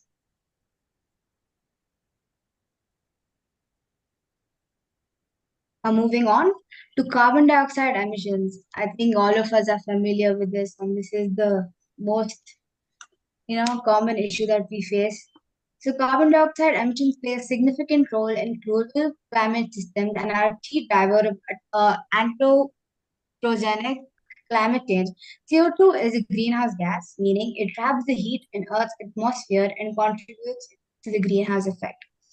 So carbon dioxide emissions play a significant role in global climate system and are a key driver of sorry, my bad. Now I would start off with what causes carbon emissions. Fossil fuels, right? Fossil fuels are used all over the world. And to be specific, India is like one of the biggest consumers of fossil fuels. So this is the fossil fuels are one of the major resources that help us provide energy. Now, an alternative to this is already found, which is green energy, which is geothermal, tidal energy, and wind energy. So all of this can be implemented instead of fossil fuels. Now, it can be a big challenge moving from fossil fuels to green energy, but this can be implemented. As an illustration, my father's company proactively devised a solution aimed at curbing the resilience on fossil fuels and advocating for green energy. The initiative involved a comprehensive assessment of electrical energy consumption, ranging from small coffee machines to exertive server systems. The proposed remedy entailed implementation of geothermal power plants within the office infrastructure.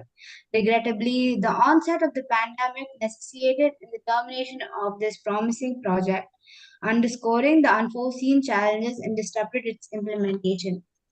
So, net zero, no, stay there. Yeah. So, a net zero plan, as we all know, and it's mentioned in the New Delhi Declaration, it talks about the reduction of carbon dioxide emissions. So, this can be possible if each and every organization in India switch to the net zero plan and actually monitored how their employees are contributing to the net zero. So, one more thing is shifting to electrical vehicles. So, that's one thing that's most reducing carbon dioxide emissions. But again, the energy, it needs electricity. It requires electricity. The electricity that's being generated is again from fossil fuels. So we all need to focus on like geothermal power and tidal power, which is a source of green energy, and that being implemented in India. Flywheels. So during our research, flywheels is it plays a small part, but has big impact. So flywheel storage system is generally implemented in cars as a storage system. So what this basically does is when a car is braking, right? So there's some energy lost. So that energy, it stores that energy, and that energy is being generated again when again you're accelerating. So this is prevents the use of fuel. So it reduces the your use of fuel in a car. So it reduces the amount of carbon dioxide emissions being released. So flywheels are one thing that we can shift to. So this is like the image you guys can see. It uses kinetic power. So the kinetic power is basically used instead of burning fossil fuels. So that's one thing. Next slide. Spreading awareness. This is the most important part. I would think in everything we are doing, any application we are doing for or any issue, spreading awareness is the key of getting people together. So this spreading awareness stands out as a pivotal solution to address the multitude of issues we currently face. We firmly believe that the collective effort of individuals, we can tackle any challenges confronting us. A proactive approach involves engaging with communities by going door to door, imparting information about pressing issues of our time.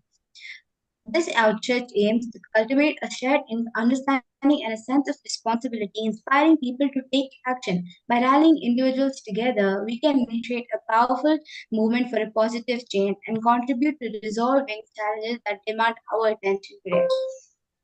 A quote by Mahatma Gandhi, which says, "You must be the change you want to see in the world." I repeat, "You must be the change you want to see in the world," signifies this quote encapsulates the idea that if you desire a certain change or improvements in the world, it is essential to start with yourself instead of merely wishing for the world to be, different. In conclusion, I urge each and every one of us to initiate small changes, such as opting for paper straws instead of plastic. By gradually building on, in alignment with the theme of G20, one Earth, one future, one family, we have the ability to shape a more sustainable and harmonious future. So, to conclude our presentation, a sustainable economy is not just a vision for the future. It is a responsibility we carry today for the well being of our planet and future generations. To conclude the presentation, we would like to thank the jury, Amitabh Kant, and Rethink India for giving us such a wonderful opportunity to grow and learn. We would also especially like to thank Swati ma'am for encouraging us and always pushing us to give our best. Thank you so much. So I think I would like to bring in, it's a stellar presentation by all means by Mariam, Kuratulain, Fatima, and Shanaz. And they, each one of them picked up one segment, delved so very deeply, and the kind of innovative use cases is terrific. So maybe let's bring in Swati ma'am first, cheer her, because under her mentorship, these three young Sherpas have really presented a terrific applied perspective, like the net zero 2070, 2050, or 2030, whatever goals are there at a global level. But I think these three young Sherpas are doing terrific work right on their campus, right in their own households and communities. And this really calls for cheering. So, Swati ma'am, your comments as a jury as well as the mentor, both in both roles, you are out here. So,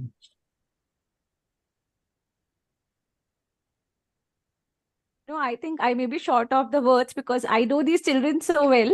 So they have done terrific job, much beyond my expectations. It is all their work. I just guided them with very high level rubrics. But their in-depth research, their data research, and everything came out so well, especially the innovative solution.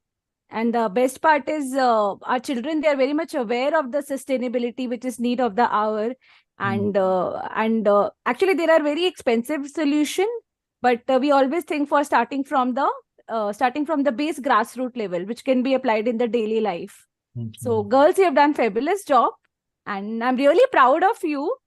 I mean, I was feeling so proud when they were presented so well. Hats off to you. It was very nice. Thank so you. much, ma'am. Dr. Surbhi.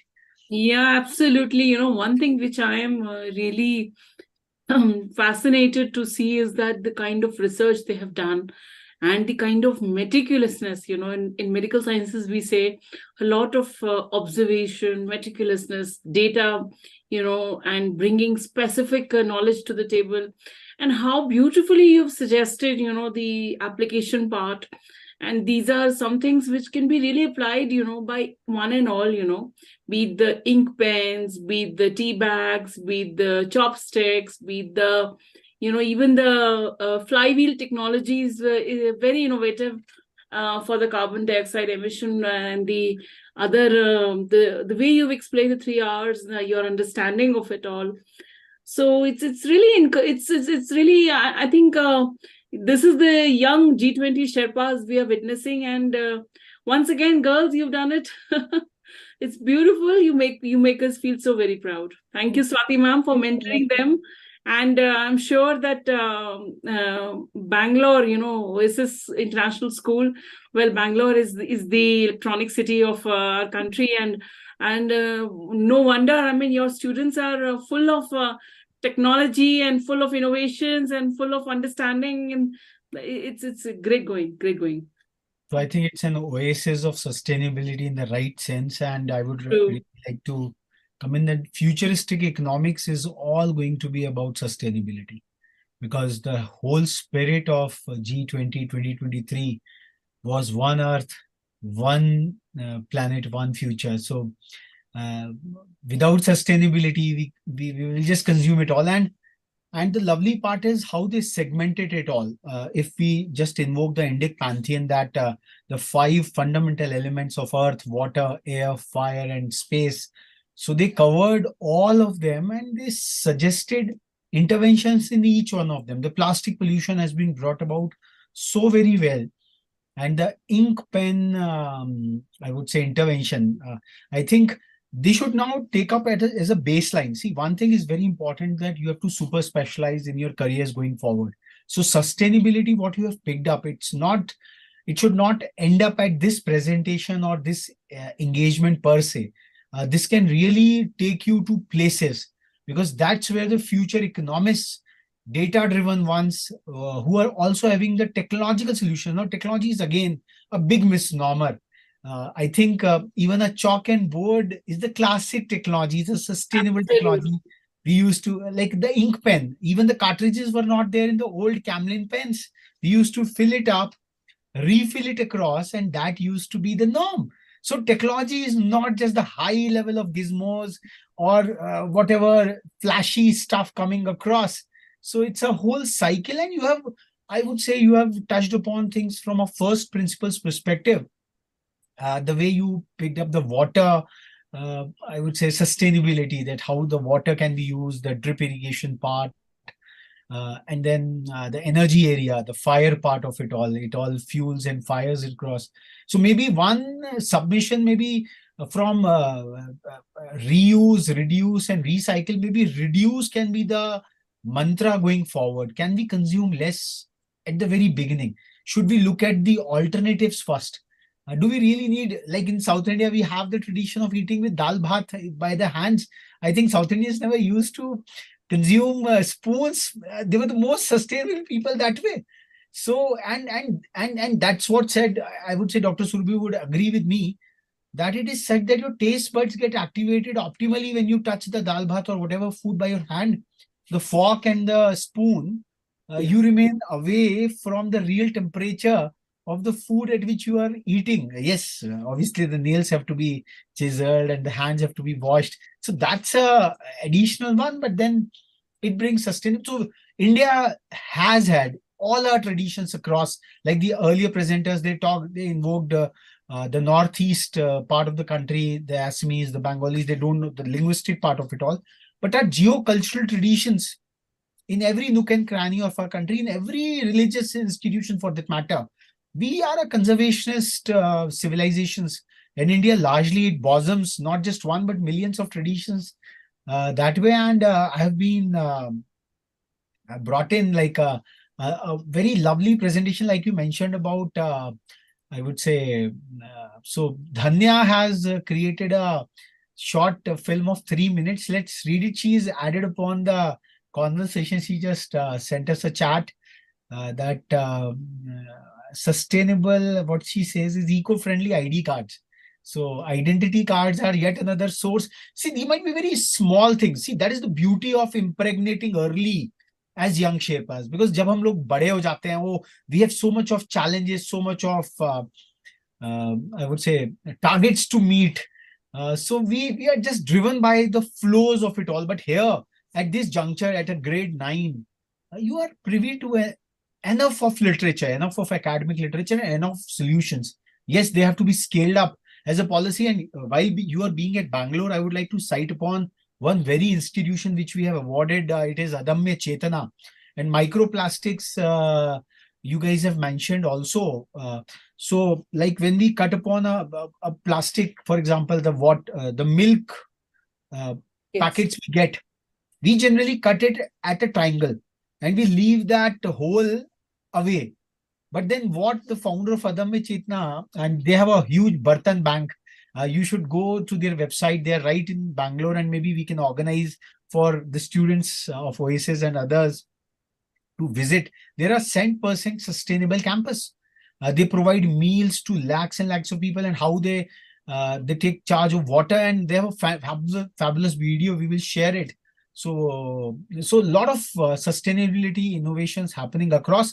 But it is the good part that what we are doing in our own houses, own schools.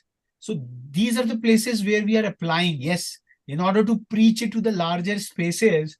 But what we are doing in our own zones of control, that matters the most. So let's play this small video of 3 minutes or whatever. Just a moment. I'm just searching for where it is coming. Yes, okay. Yes, Safari.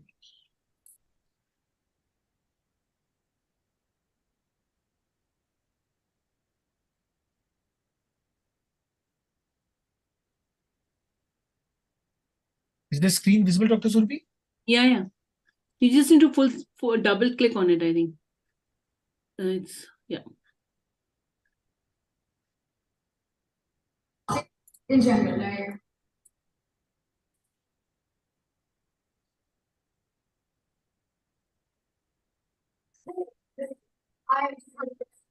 what are your thoughts about plastic in general? Like, what do you think about plastic in school? Plastic is everywhere. What I wear throughout the year is also plastic. In simple words, my ID card is plastic. Our ID is classic. That's something I never thought myself. Yes, Hannah, this is just something different.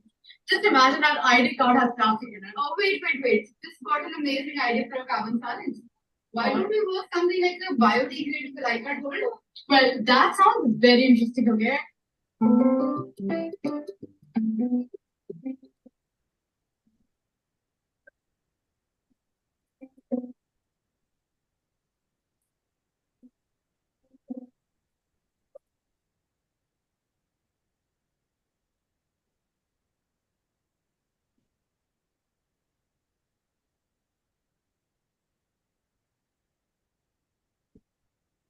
With weeks of non-stop work, hours of brainstorming, and lots of negotiations, we are here ready with our product, biodegradable ID card holder made up of marine plywood.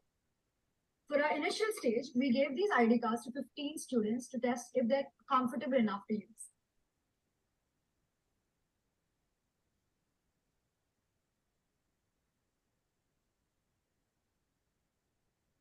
Just feels amazing. Great innovation, something I had never thought of. It has reduced plastic.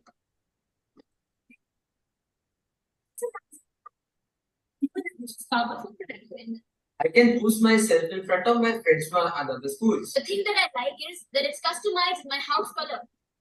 I think it has a good skill in the market. Plastic is really harmful for our environment, yes. So that's a very good idea which they have adopted, that we can switch on to the wooden plastic case instead of plastic ID card. That's a good idea. So the wooden ID cards are actually a very sustainable and long-lasting alternative to the practically non-biodegradable plastics which we were using. What I believe is that that kind of culture is being fostered in the mindset of children, where they are being sensitive and sensitized towards the environment. This product is very biodegradable and eco-friendly. Yes, it has relatively small carbon footprint, particularly in comparison with other building materials such as metal, concrete, or plastic. Moreover, this does not break or snap under minor pressure. But the best part is, this ID card holder is also water resistant. Wow. It provides jobs to local carpenters during production. But what I like the most about it is that it's very popular. In the end, I would like to thank everyone who had a hand behind this, from our carpenters to our mentors. Thank you for your support and guidance. Lovely. So what they say is that you have a feeling at heart, and then you find a practical way out. And the next step obviously is the tricky one, the tough one, the insurmountable will to translate that practical way into an institutionalized or a organizational front. Maybe Dhanya would be setting up her own startup for such a sustainable, because a lot of replacement can happen for a lot of things what we are consuming. And I think you guys, obviously, leadership is not just about blabbering at the global forefront. It is all about acting. And I love the way, I think, who was presenting? Fatima was presenting कि समस्याएं तो बहुत हैं, पर जो उनका समाधान भी है. The way they brought in that positive spirit कि भाई, don't feel bad कि oh, something is happening, oh, it's coming in Armageddon, it's all destruction which is happening. No, solutions are also there. And if this young spirit, these young Sherpas, they are with their positive thought processes, okay, fair enough, we'll resolve it, and we will adopt it. That is the most important part. And if we see the global, lot of declarations, these G20 frontiers, lot of talks happen, but then walking the talk is seldom very little done. And that is I would say, the challenging part of it all. And the COP28 would be happening from 30th of November to December 12th. All these summits are having a lot of, I would say, very aspirational parts, but then how much of it is really implemented at a national level? Then the power muscle flexing goes on. Probably that is very interesting to watch for. But then what is important is you guys have presented. Let's adopt it in our own spaces. We all want good air. We all want good earth all around us. So that is what. So really phenomenal by all means. Just a small tip. run a spell checker when you are making a presentation like that.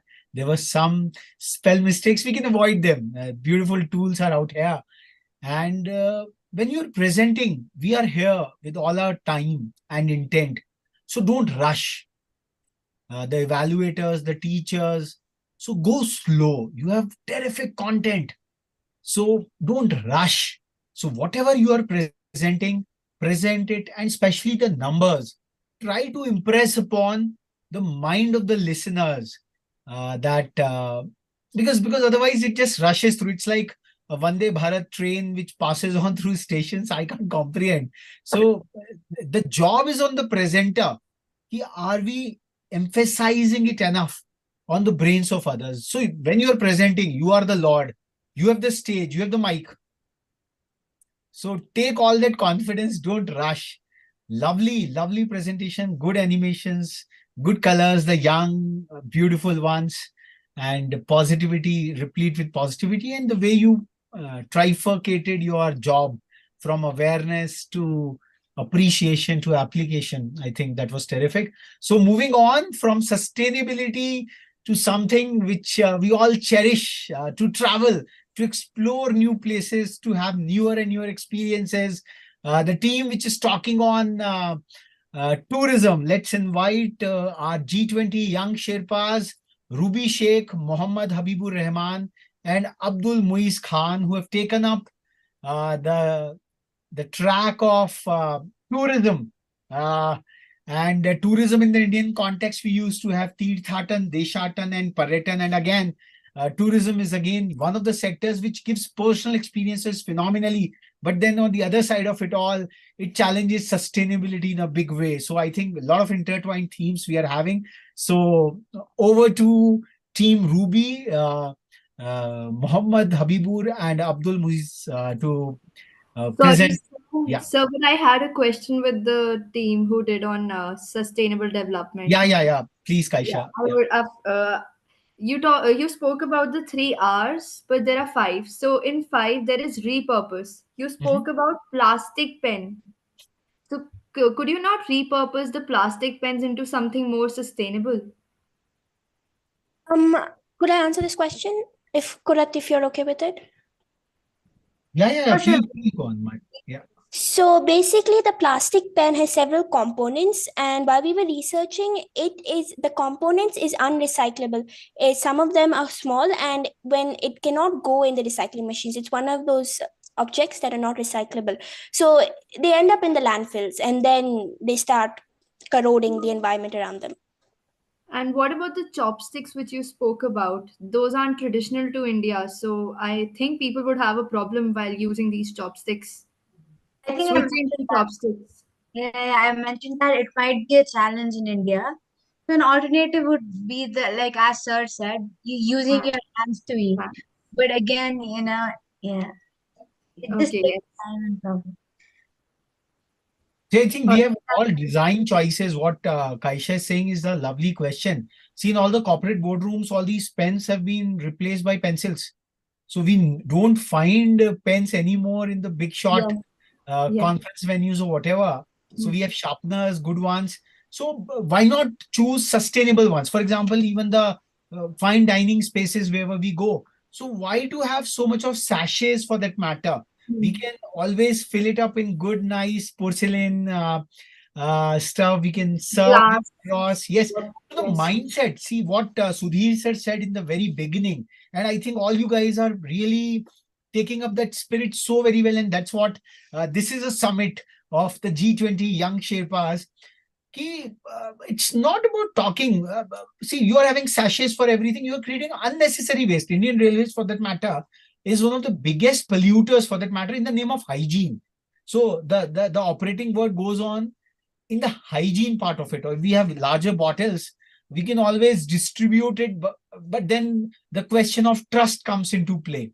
So I think sustainability has also to be seen from a systems perspective.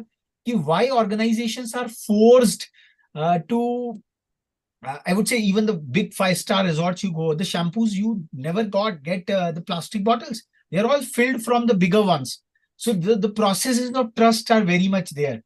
sachets came into being because one is of the affordability part. The second part is, I would say, the trust part. So one campaign which one of the groups, in fact, Rethink India has been writing to the government phenomenally, that there has been a single plastic ban, but nothing has been done for the FMCG plastic, the big corporations out there. So can't they exploit their reverse supply chain to collect back their used packagings? For that matter, Pepsi, Cola, all these big shots. So their crates are coming into the market. Can't they take back their used plastics back to their factories, create lumps and recycle out over there? Otherwise, it is adding up to the municipal load phenomenally well. And because these corporations are multi-billion-dollar corporations, they have the electoral bond kind of a control to influence the policy. So we have to start seeing things from a real administrator, a policy, a Sherpa perspective. Why it is not getting implemented? Why not? Oh, you are having the bottom line mop up of billions and billions of dollars. And why it is your responsibility to collect back the packaging in which you sent. You're polluting my environs. Maybe Bangaloreans can take up a campaign to that effect and approach their local ward members. And because, see, in a democracy, these innovative solutions and with technology, democracy intertwined with technology, and a bit of activism. Activism does not need to come on the streets. It can be done in the digital world. Your local MP, MLA, pass on this legislation, pass it on, and you are one of the finest cities in the country. But So they still reply to your mails with, okay, somebody would deal with it, and then they don't reply back. That is the thing. mails are not the solution these days. Social media is I would say, you have to create a kind of a trend. So the way you guys like what Ruby and Shanaz are talking, and you are adding upon Delhi and Bangalore, if they join hands, and I think so. You see, we youngsters can do anything, and all political parties are wooing the first time voters. So why not India as a green charter, the students charter? Ki bhai, let's pass on a legislation like the Nari Vandana Adhiniyam. So maybe without any opposition, these green legislations start getting passed, because this research is important. None of these legislators, or the aspiration is not out there. They still treat, oh, our electorate is uneducated, and they will have the kind of tutu meme which we are witnessing. You can't even switch on the news channels these days, because what kind of a crap is going on at the highest level of office holders of the land. Anyways, lovely. And I would say that the third step, the practical way out, what Dhanya showed, she has raised her hand. I will bring her later because we have lovely presentations further down the line. That we have to translate it for the larger acceptance in the policy. Writing, advocating, and activism is continuous. It's positive activism. Somewhere or the other, activism is seen as a negative word these days, but it is not. India got its freedom by dint of activism itself. Many of the solutions can be brought about, and small interventions, small stitching together. And I think you guys are at the right age band, right group, and it is like your education in action.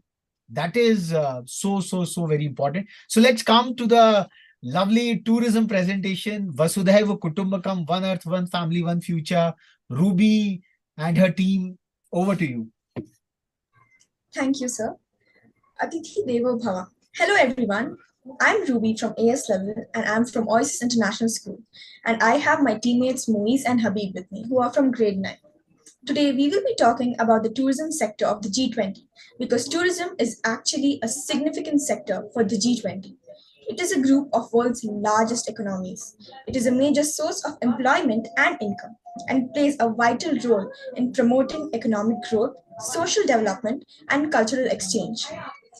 So I'll be starting with the awareness slide, and let's begin with the key issues. So the key issues of tourism sectors are sustainable tourism, tourism and economic growth, and tourism recovery post-pandemic. Let's talk about sustainable tourism. So sustainable tourism is a concern due to environmental and social impacts, and it's growing vastly. discussions includes that the needs for sustainable tourism practices reduces carbon footprints, protecting natural resources, and preserving cultural heritage while promoting economic growth.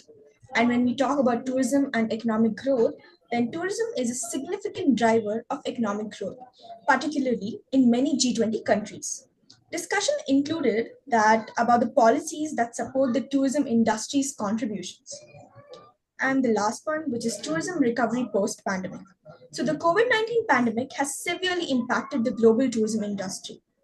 Discussion includes the strategies and policies to support the recovery of the tourism sector, including measures to reopen borders, stimulate travel, and ensure the safety of the tourists. So many people don't travel much after the post pandemic because they are scared of the safety issues, and government need to work on that. These are the factual details about where and when the tourism ministry took place. And now, in the chairman's summary, the leaders concluded that the war in Ukraine had a profound and far-reaching impact on the global economy, worsening the existing challenges and creating new ones. The conflict has disrupted supply chains, sent energy prices soaring, and triggering the surge in inflation, all of which have dampened economic growth and weighed heavily in household budgets worldwide. Discussions on the issue, they reiterated their national positions as expressed in other fora, including the UN Security Council and UN General Assembly, which in resolution as adopted by majority of the votes. International law and multilateral system are the essential for maintaining peace and stability in the world that is increasingly interconnected. The United Nations Charter, the cornerstone of international law, enshrines the purposes and principles that guide nations in their interactions with one another. These include the peaceful settlement of disputes, the non-use of force, and the protection of human rights. Adherence to these principles is crucial for preventing conflict and promoting cooperation among the nations. Now, when we talk about the outcomes, the G20 leaders came up with 5 outcomes, which was harnessing the power of digitalizations to promote competitiveness, inclusion, and sustainability. Just a minute. Okay, so digitalization, the rapid integration of digital technologies into all facts of society, hold immense potential inclusion and promote sustainability. By embracing digital transformation, businesses, governments, and individuals can unlock new opportunities and address pressing global challenges. The second outcome was greening the tourism sector for a sustainable, responsible, and resilient sector. So greening the tourism sector is essential for ensuring its long-term sustainability, responsibility, and resilience. As the global tourism industry continues to grow, it is increasingly important to find ways to minimize its environmental impact and promote positive social and economic outcomes. The third outcome was empowering youth and women with skills for decent jobs and entrepreneurship opportunities. So, empowering youth and women with skills for decent jobs and entrepreneurship opportunities is crucial for achieving inclusive, sustainable development. By providing access to education, training, and support, we can enable youth and women to reach their full potential, contribute to their communities, and drive economic growth. Now, let's talk about the nurturing tourism MSMEs, startups, and private sector to unleash innovations and dynamisms. So, the MSMEs is nothing but the micro, small, and medium enterprises. They are the backbone of the tourism sector, contributing significantly to job creations, economic growth, and cultural preservation. Startups and the private sector also play a crucial role in driving innovation and dynamism in the tourism, introducing new products, services, and experience that enhance the tourism experience. To fully harness the potential of these key players, fostering a supportive environment that encourages innovations, collaborations, and growth is essential. The The last one is destination management. So the leaders have planned to rework towards a holistic approach of the destination management. Now I'll be talking about the LIFE program. So the LIFE program for tourism supports the initiatives that promote environmental protection and climate change mitigation. Tourism projects that align with the green transition can benefit this funding opportunity.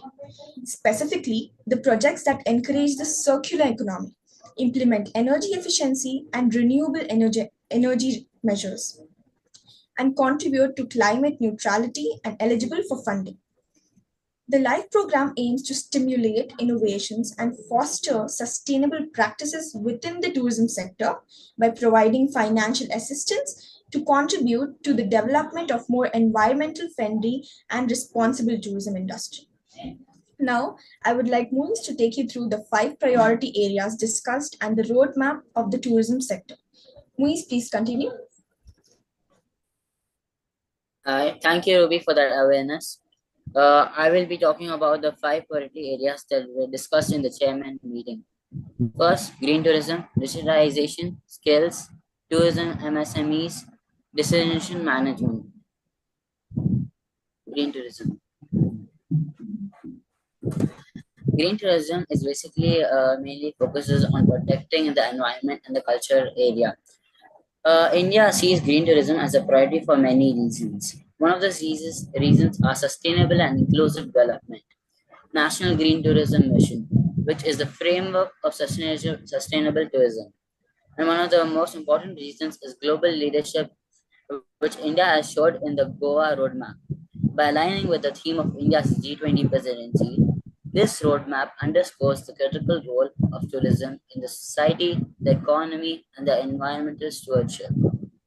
The government is pushing green initiatives to promote responsible tourism in the country, and authorities plan to ensure small businesses have the resources for green investments and to create local jobs.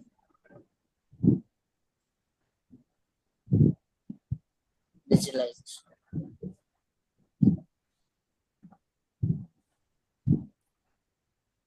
Now we have digitalization. Digitalization is one of the most important areas that were discussed. When we search on Google, what is digitalization? We get a simple answer telling it is converting hard paper files and documents into digital files and documents. But it's much more than that. It comes in various forms, even in farming and tourism too. This focus of digitalization is to promote the use of digital technologies in the tourism sector. Digitalization can be used in tourism in many ways. As the country of UAE has showed using technology to bring people for their tourism. But in India, it is not that level, that much level. Nowadays, everybody is on social media, and they are constant ads. And India should use this as an advantage. And as a Prime Minister, Shri Narendra Modi had said in a video that we kept the G20 meetings in all over India to show the people the beauty of India.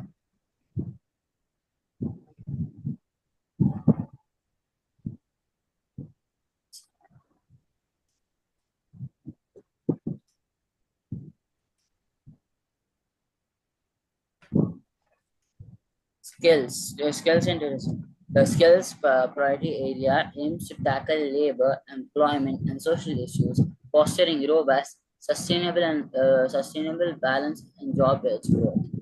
The roadmap to make tourism key driver of sustainable development goals highlights the importance of equipment tourism workers, especially youth and women with the skills sought by the employers. This approach intends to secure the future of tourism jobs and make the sector a more appealing career choice.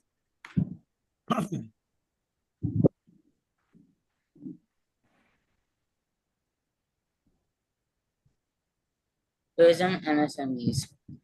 The tourism MSMEs account for 80% of all tourism businesses worldwide.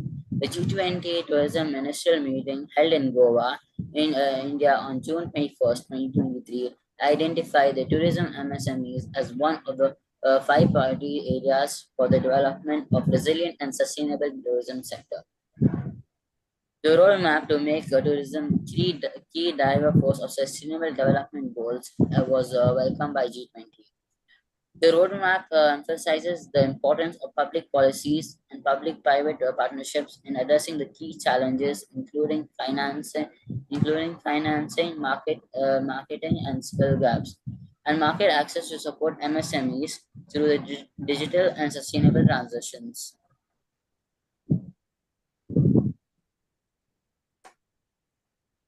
Destination management. Destination management is coordinated and through a thoughtful planning of all elements that make up a tourism destination. It includes the management of different aspects of the destination, such as local resources, accommodation, amenities, events, and activities, environmental concerns, marketing efforts, transportation, and tourist attractions. Destination management can also include local business and leverage local knowledge to help create immerse experience and attract even more travelers to visit the destination. Destination management plays a vital role in helping the organizations in the travel and tourism industry to achieve their goals. It can unlock many different benefits, such as delighting the travelers so they can return to the destination, increasing revenue, and building a sustainable plan for the future.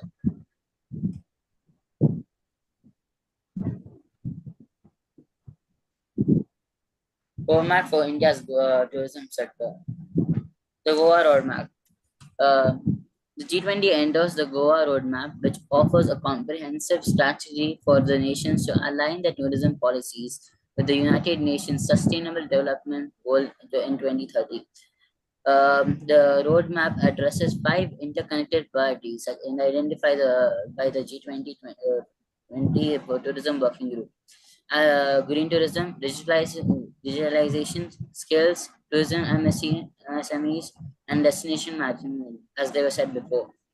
The roadmap represents a set of proposed actions to create a holistic approach to destination management that strengthens public and private community partnerships and enhance a whole of government approach. It further shares examples of innovative programs among G20 and invited countries. Now, I'll hand over to Ruby to continue with the presentation.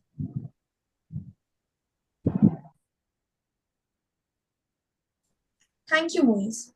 So, when we talk about women in tourism sector, women in tourism sector face a lot of issues such as low pay, job security issues, no access to finance, digital literacy gap, gender discrimination, representation, and safety concerns. Let's start off with low pay. So, women in India earn on average 27% less than men for the same work. This disparity is even wider in some sectors, such as agriculture, where women earn 34% less than men. The gender gap between the pay has number of negative consequences for women in India, which includes financial hardships, limited economic independence, and lower social status. Let's talk about the safety concerns. So the safety concerns women in India face are there are a number of safety concerns. But when we talk about the workplace, then they have concerns such as sexual harassment and violence.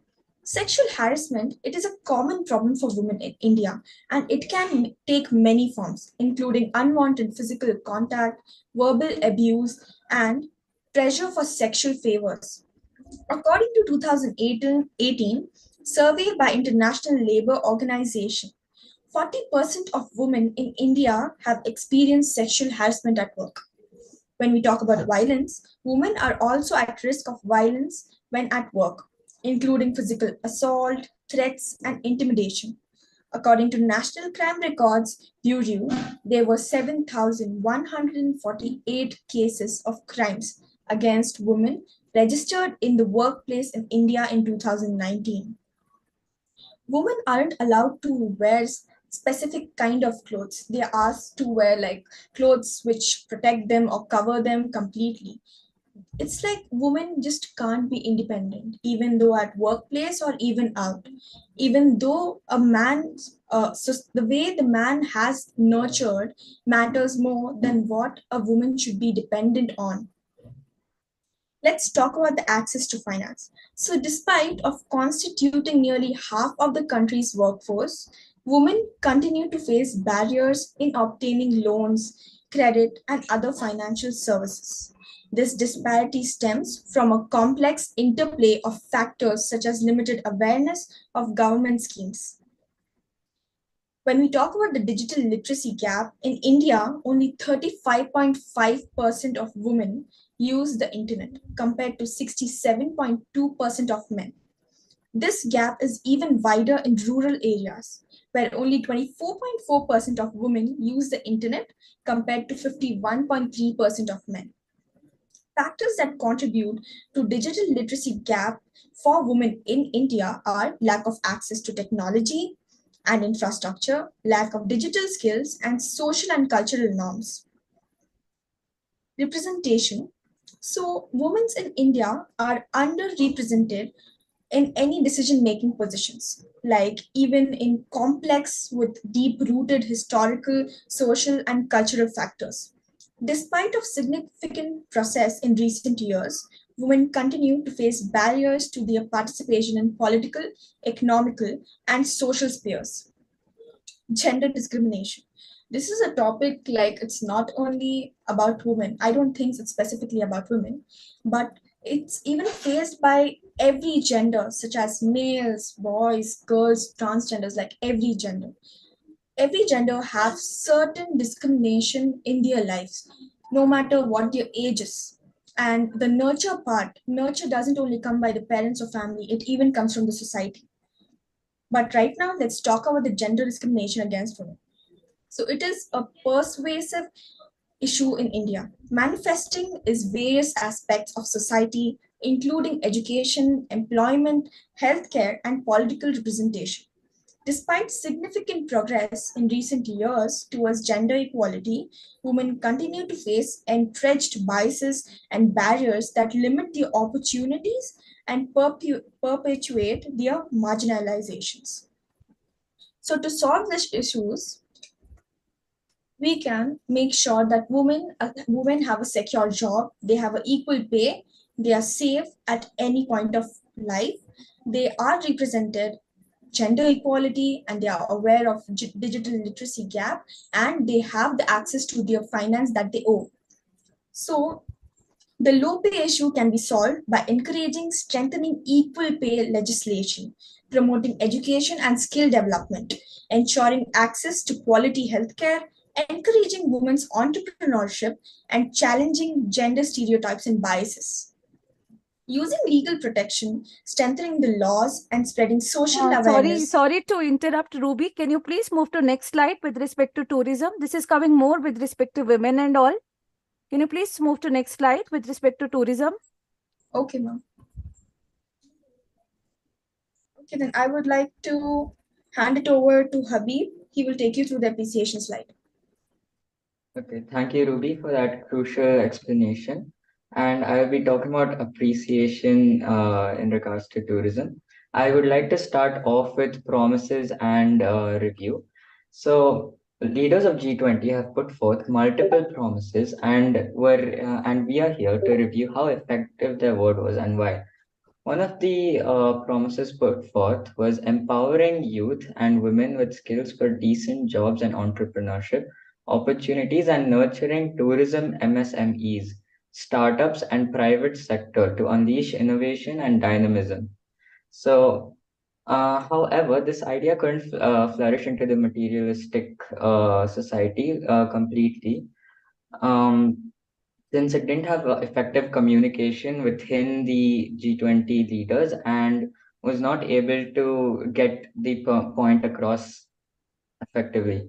Another idea put forth was um, greening the tourism sector for a sustainable, responsible, and resilient sector and harnessing the power of digitalization to promote competitiveness, inclusion, and sustainability.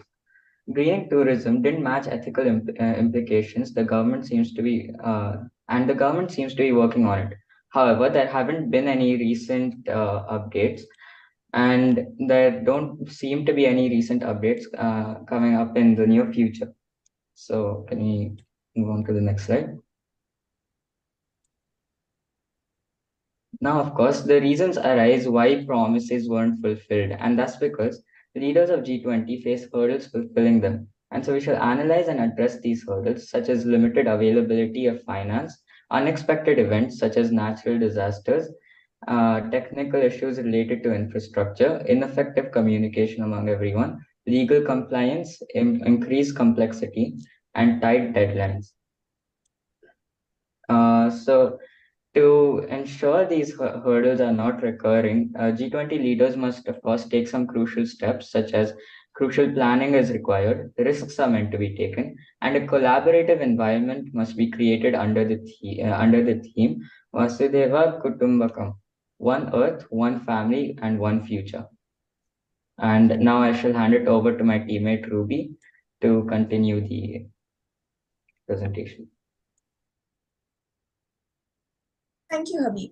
So in many tourist areas like Ooty or Kurg, only roads are connected as a means of transport, which aren't even maintained well.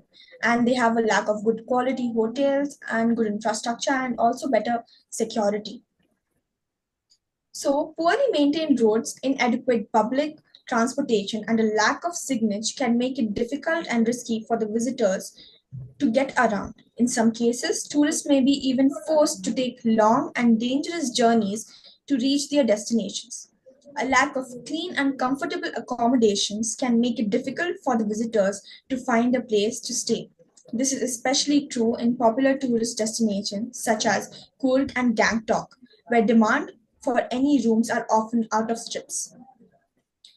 A lack of safety measures such as adequate lighting and security patrols can make visitors feel unsafe and deter them from exploring certain areas. This is a major concern in some countries where crime rates are high. I would like to come in here, Ruby, just go back to the last slide. The picture of this bed, is it a particular picture you've taken from a particular site of Coorg or Gangtok, or is this the kind of bed you've shown? Is this a particular site No. picture? Yeah, I just googled the Coorg site pictures. So in some hotels which are placed near the mountain areas, this is what they get basically. This is really pathetic, the state, and it's good to know that you have researched that. Okay, well. Thank you. So now we'll be talking about the tourist places which are overcrowded with no proper management and lack of cleanliness. So a lack of basic amenities such as clean restrooms, drinking water, waste disposal facilities can make it difficult for visitors to enjoy their stay. This can be especially problematic in remote areas or developing countries such as Zero in Arunachal Pradesh. Deforestation near mountains lead to landslides which make tourism sector risky. So poorly managed tourism can lead to environmental degradation such as pollution, deforestation and erosion. And this can damage the natural beauty of a place and make it less attractive to the visitors and risky for them as well, as shown in the picture. So lack of planned development can lead to the 5 main problems, which is overcrowding, noise pollutions, traffic congestion, litter, and graffiti. All of these factors can contribute to a negative tourism experience and discourage visitors from returning. Some specific examples of places where poor infrastructure has had a negative impact on tourism are Boracay in Philippines is a popular beach destination which was once known for its pristine white sand and clear blue waters. However, in recent years, the island has become overcrowded and polluted, with its infrastructure struggling to keep up with the demand. As a result, tourism has declined in recent years. Angkor Wat in Cambodia This UNESCO World Heritage Site is one of the most popular attractions in Southeast Asia, as seen its beauty. However, the infrastructure in the area is not up to the par, with roads that are often in disrepair and lack of adequate sanitation facilities. This had led to concerns about sustainability of tourism in the area. Machu Picchu in the Peru. This is the last example. So, this ancient Inca citadel is one of the most popular tourist destinations in South America. However, the infrastructure in the area is not well developed with limited transportation options and lack of accommodations. This can make it difficult for visitors to reach Machu Picchu and enjoy their visit. Now, Habib will take you to the presentation further from you. Habib, please continue. Thank you, Ruby. Now I shall continue with the solutions for the situation of India's tourism. Now that we've seen what poor planning can do to planning of infrastructure can do to beautiful places such as these, we should discuss some solutions India needs to improve its tourism sector and tourism economy. We have a few major ideas. First being that India needs to promote the wonders of the South and create infrastructure around it, which aids the tourist experience and while also retaining the culture and heritage of India. We should promote Indian food, clothing, branding while making it appealing on a global scale.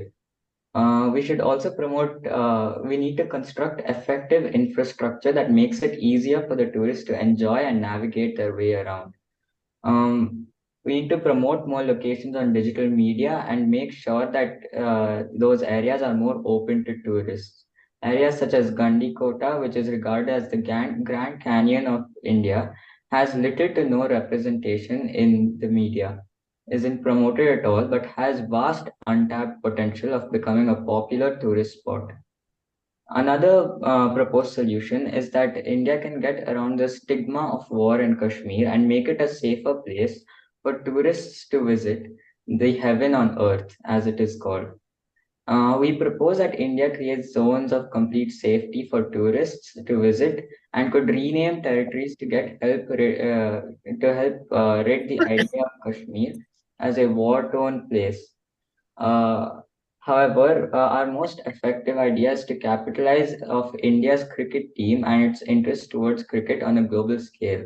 Sport attracts around 6 billion patrons in revenue. India is a giant when it comes to cricket and has stadiums enough to accommodate thousands of people. If India were to promote their stadium tickets with plane tickets, this not only aids tourism economy but also draws more attention towards India and gathers media presence, which then exposes the world to Indian cultures. Once India has attention of sports fans across the world, we can expand upon other sports sectors such as football, hockey, basketball to be able to capture most of global interests into one nation.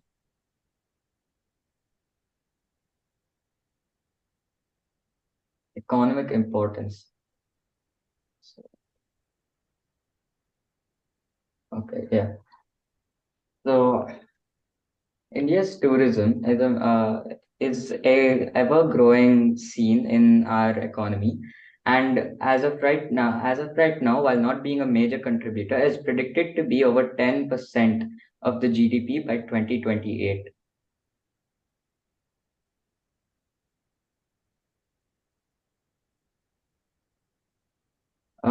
And we have proposed a few improvement strategies that India could take.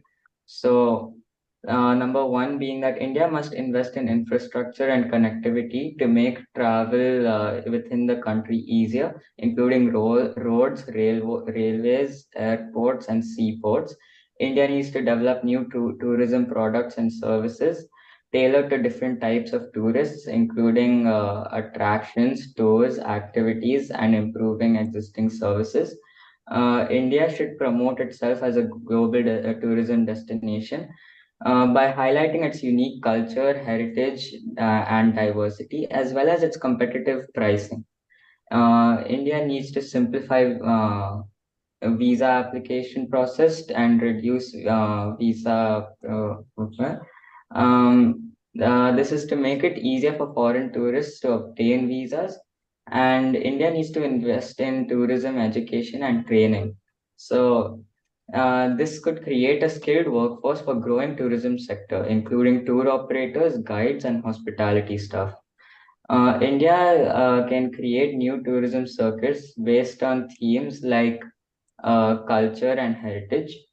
India could also take specific steps to earn more revenue through these themes, and India can boost the tourism sector through public and private partnerships, attracting investment from new infrastructure and services, improving existing services.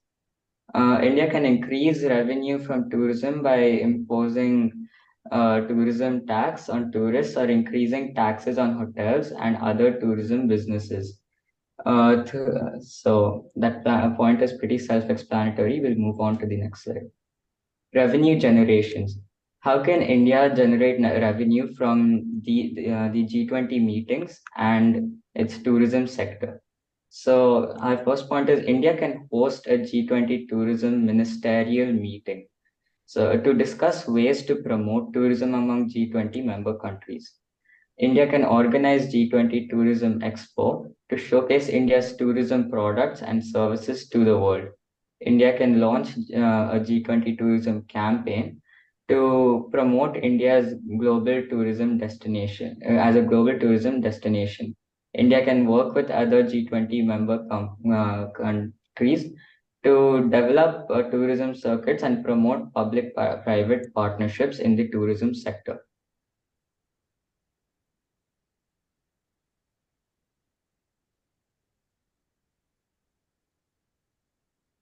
Leveraging the G20 presidency.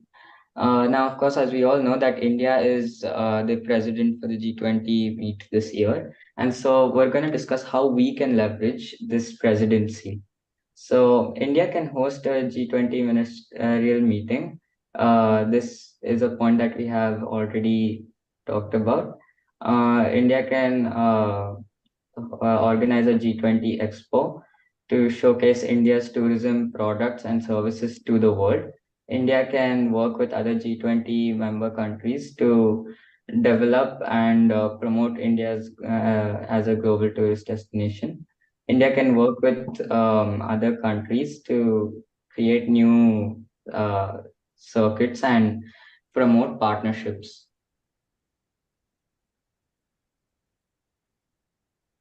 Innovations.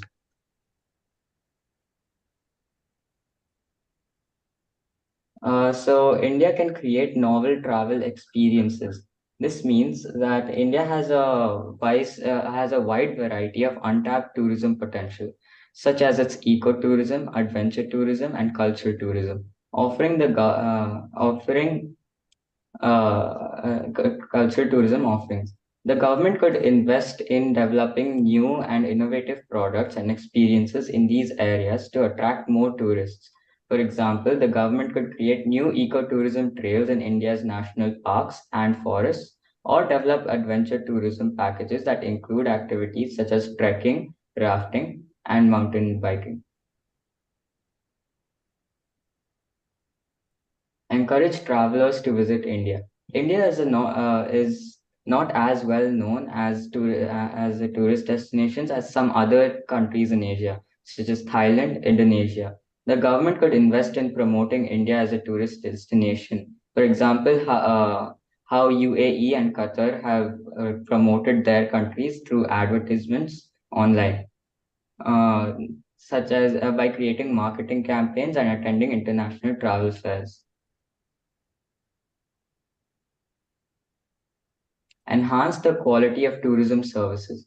The quality of tourism services in India can be variable, as shown before. The government could invest in training and educating programs for tourism professionals and could also introduce new regulations to ensure that the tourism services meet a certain standard of quality. Thank you for being such a good audience, and I shall hand it over to my teammate, Ruby.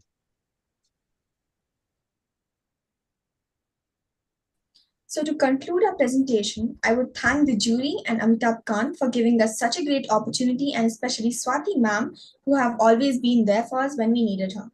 Thank you for being such a lovely audience. Appreciate your patience. Hope this presentation was informative and helpful to you. Thank you. Thank you. Thank you. Yeah, thank you, Ruby, Abdul, and Habib. I think a very interesting sector you picked up, and tourism, as we can see, that it develops on the baseline of development per se. So if you have a sustainable development, you won't see all the problems. So last presentation and yours, these sectors are quite interrelated, and a lot of innovations what you presented, I think they are quite appealing. And maybe some places, some crispness was required. We went astray at certain locations. Maybe you can work on top of it. But yes, and just to showcase that what India did, you could have highlighted a bit more, linking with the G20, that G20 India's presidency. I think you had that chance. For example, India was perhaps the only country in this, I would say, in this whole league, which chose to host G20 meetings, ministerial meetings across the nook and cranny of the country.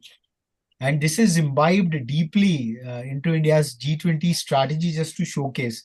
So you focused a lot on what India can do, must do, but what India has done, this could have been highlighted a bit more. So already this G20 presidency, these 9-10 months, the delegates went all across, and the pomp and show, the galore which was given to the delegates.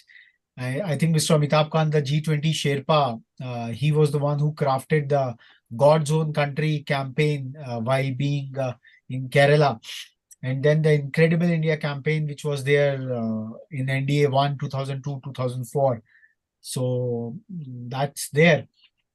And perhaps some of the issues like why, because India has a developmental deficit in herself.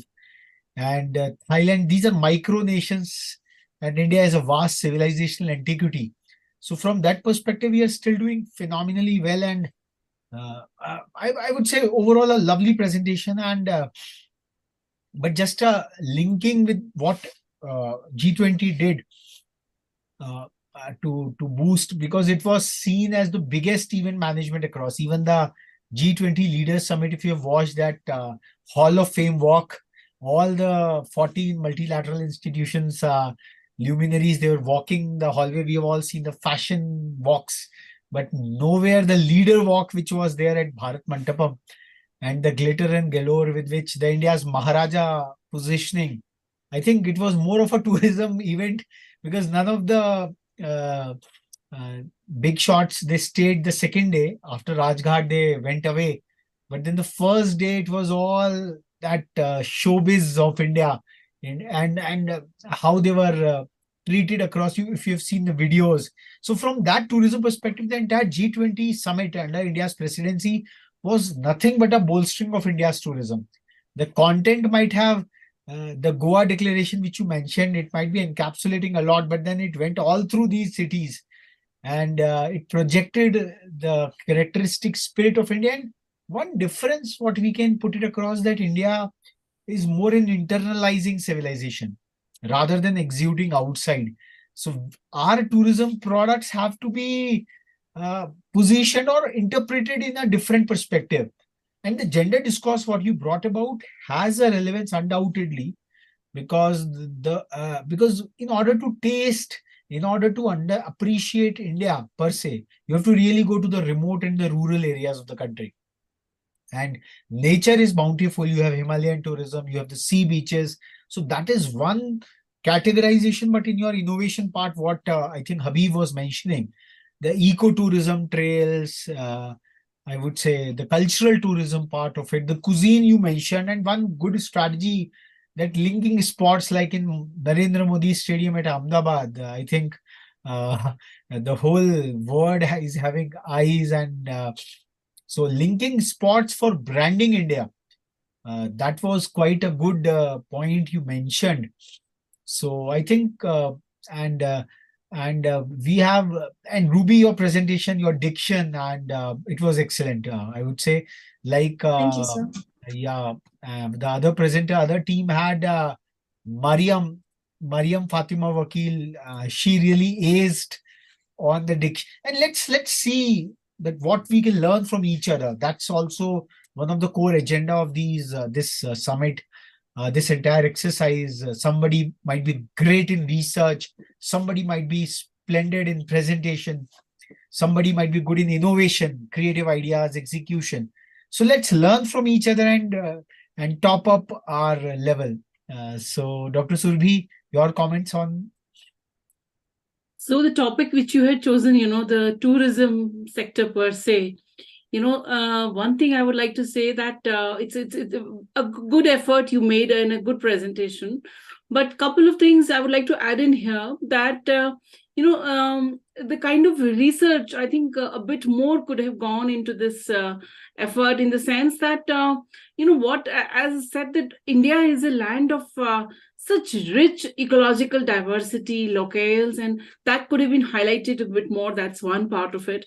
And very nicely you pointed about the heritage circuits, the tourism circuits, which can be worked upon. That was a good point. And the government is already working on those circuits, and more can come out of that from cultural tourism point of view. And you could have also touched upon, which we say that tourism comes, I'm just giving some ideas, like Tirthatan, Deshatan, Paryatan. So a lot of domestic tourism, of course, is coming from the spiritual tourism. And, like Thailand and Indonesia, you highlighted. So, so from that point of view, if we have the Angkor Wat, or you have the huge, Vishnu statue, so these in the East Asian countries, I'm forgetting which country it is. So so something of that sort, we need to bolster the pride of our country further, and states like we have the various like you see the Merlion Bay in Singapore, how they have so much of pride, and how they have just garnered one locale and made it a huge sensation. That is what something India needs to pick upon. We have wonderful locales, we have wonderful eco diversity, we have such natural bounty. But then the marketing, the campaign part of it, Habib Rahman did mention about the campaigns, and more into campaigns as to how you can elucidate, I go and see, in various locales, we don't even have a professional film on social media anywhere highlighting the various star attractions of our country. So a lot needs to be done on the research work, not just for you, but for the country per se in the tourism sector. No, and Dr. I Surbhi, think, what I feel is yeah. what the other team, which was just talking about the sustainable tourism part, and but they presented solutions which were in their own zone of control. Yeah. Like what we saw that Dhanya, they used their own camps and created a movie. They produced a solution, but they presented it well. So maybe each one of these presenters, they can become the ambassadors of their own geocultural locales. Whichever Absolutely. part of Bangalore you are there, can you create, because even in the mega city of Bangalore, there are so many of lovely destinations and locales. So the G20 Sherpa, I would say, narrative is all about fine. While there is a top-down perspective, or the heads of the state are enunciating on some high-level principles, the HLPs or whatever, but what can be done bottoms up? I think many of the solutions what you guys were mentioning, the campaigns, why can't Oasis School Tourism Cell? It brings together, and then you narrate it across. So this is the history. See why people storytelling is a very central part of the experience. There are even innovative products like disaster tourism. Oh, come and see the frothy lakes of Bangalore. So this is also a kind of a tourism, and then you bring it up with the sustainability part of it all. So taking the agency on yourself is again that part of being a Sherpa. And one part that tourism, if you see the biggest dollars in marketing budgets with the creatives and the graphics, they go to the tourism promotions in all departments. So if you just visit all the websites of Government of Karnataka, for that matter, or even Government of India, you would find the Ministry of Tourism and Department of Tourism the most eye-catching presentations. That's where the photography comes into place. That's where the videos come into place. So maybe on that glamour part, what Habib was mentioning, you can pick up that skill. How to create a campaign? Why can't the students, why can't your group create a catchy 3-minute or a 5-minute power-packed video about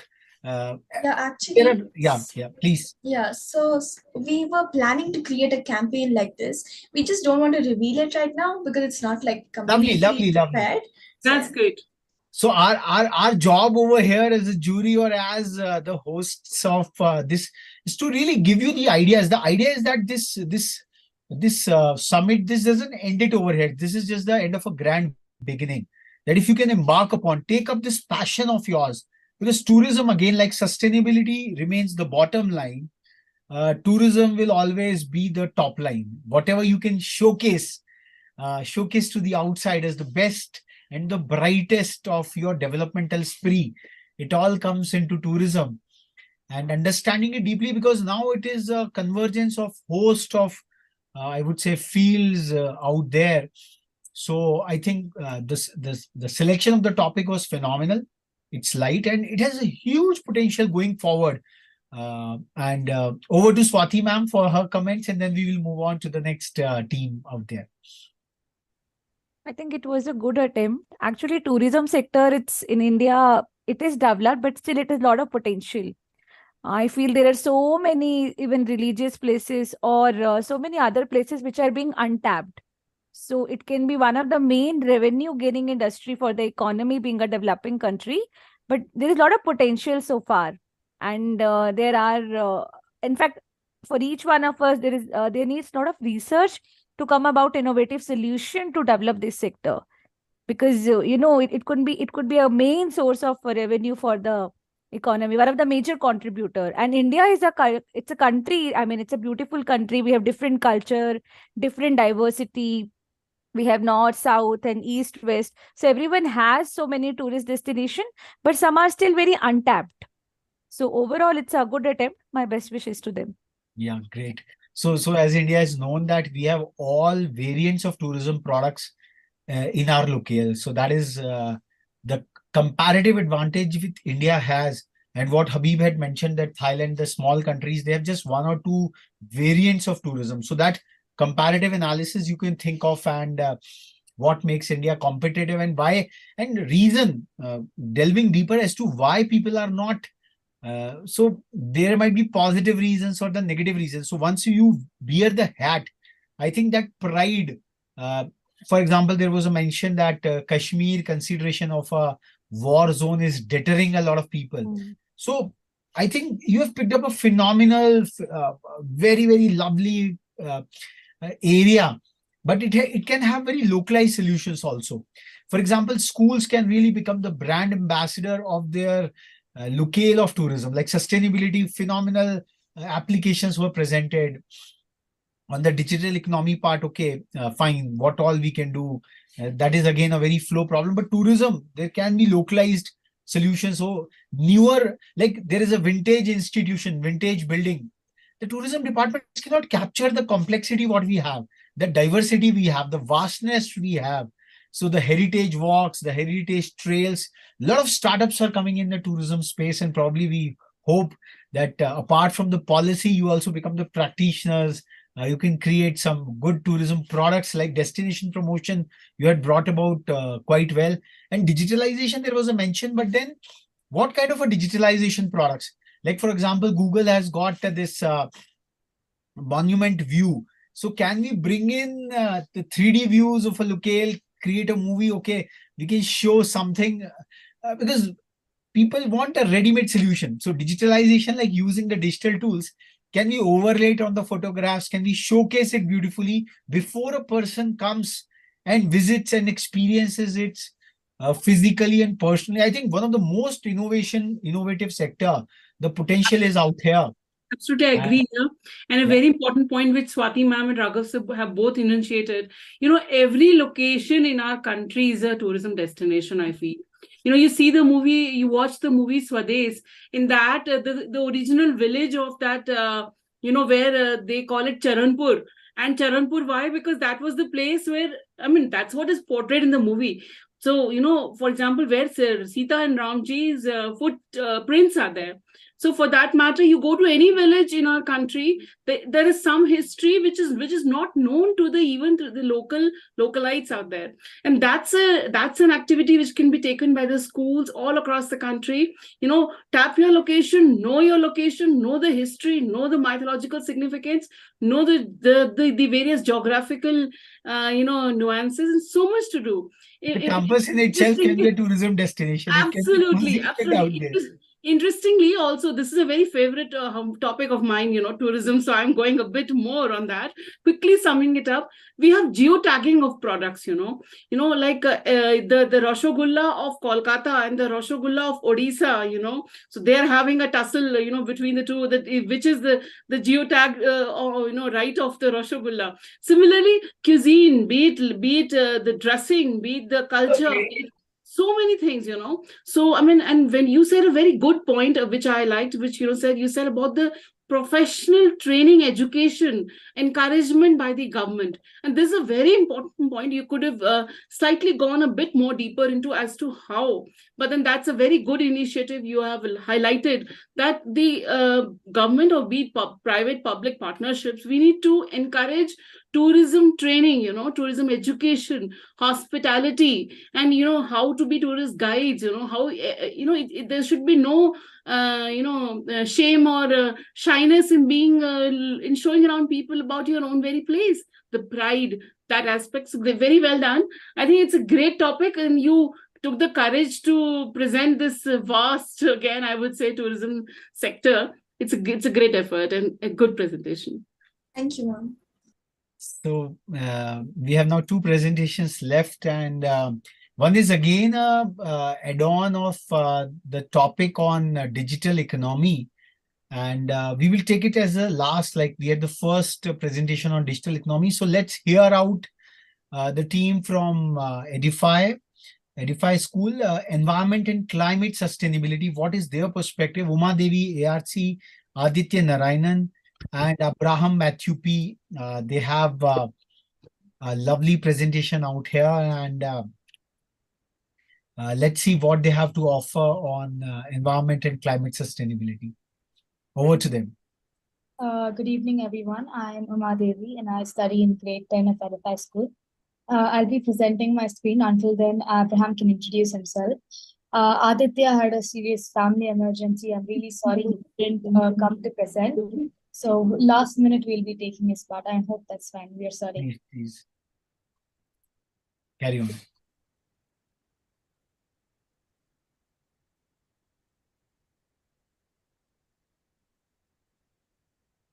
Abraham, you're on mute. We can't hear you.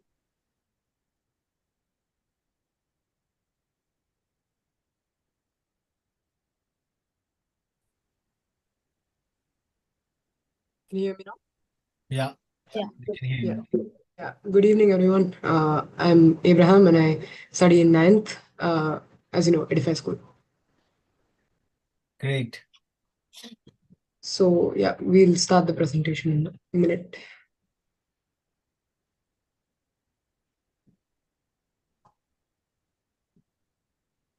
Can you see the screen now?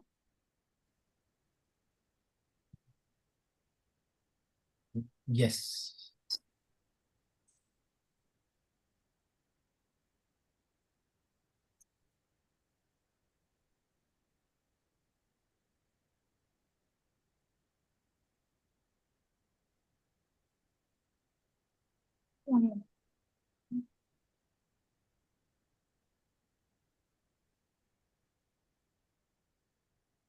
Really sorry, there seems to be an internet lag.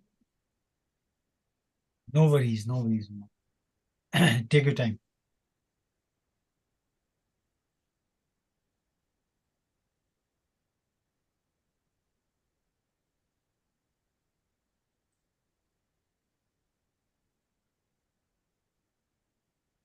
So until that comes back, I'm Uma, and my friend Abraham will be continuing today. Before we start, I would like to thank Rethink India for giving us this wonderful opportunity because after the G20 summit, as a student, I was really interested to know more about the declarations and I was trying to research on myself, but the videos and the orientation sessions that were conducted was really helpful. I couldn't join live, but I saw all the YouTube videos and they were really helping me out with the research and actually understanding what was happening. So I would really like to thank Rethink India. And personally, I really like their motto of nurturing the Indian youth. Continuing, Abraham, you can continue. Yeah. So 1 second. Yeah. The work stream we have chosen is climate change, and yeah, we'll be presenting solutions and clauses related to climate change. So the key issues at hand that we all face that has been discussed in the G20 also is global warming, then starvation, loss of biodiversity, health risks, displacement, and macroeconomic risks of climate change.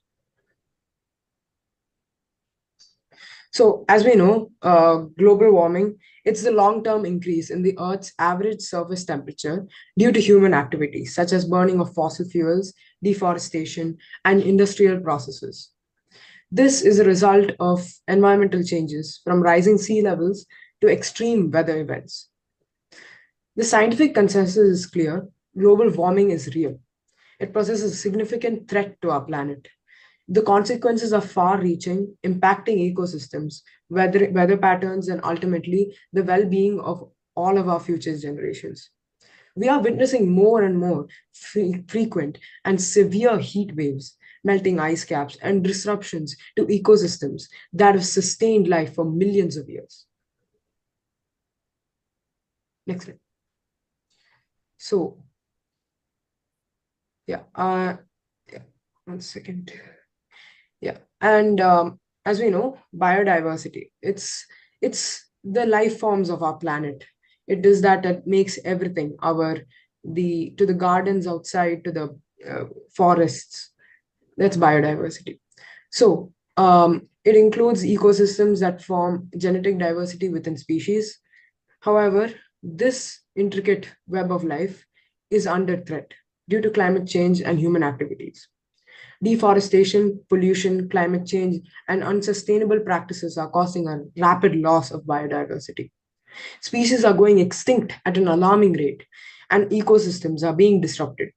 This loss has profound implications for our well being, as biodiversity plays a crucial role in maintaining ecosystem services such as pollination of crops, clean water, and climate regulation.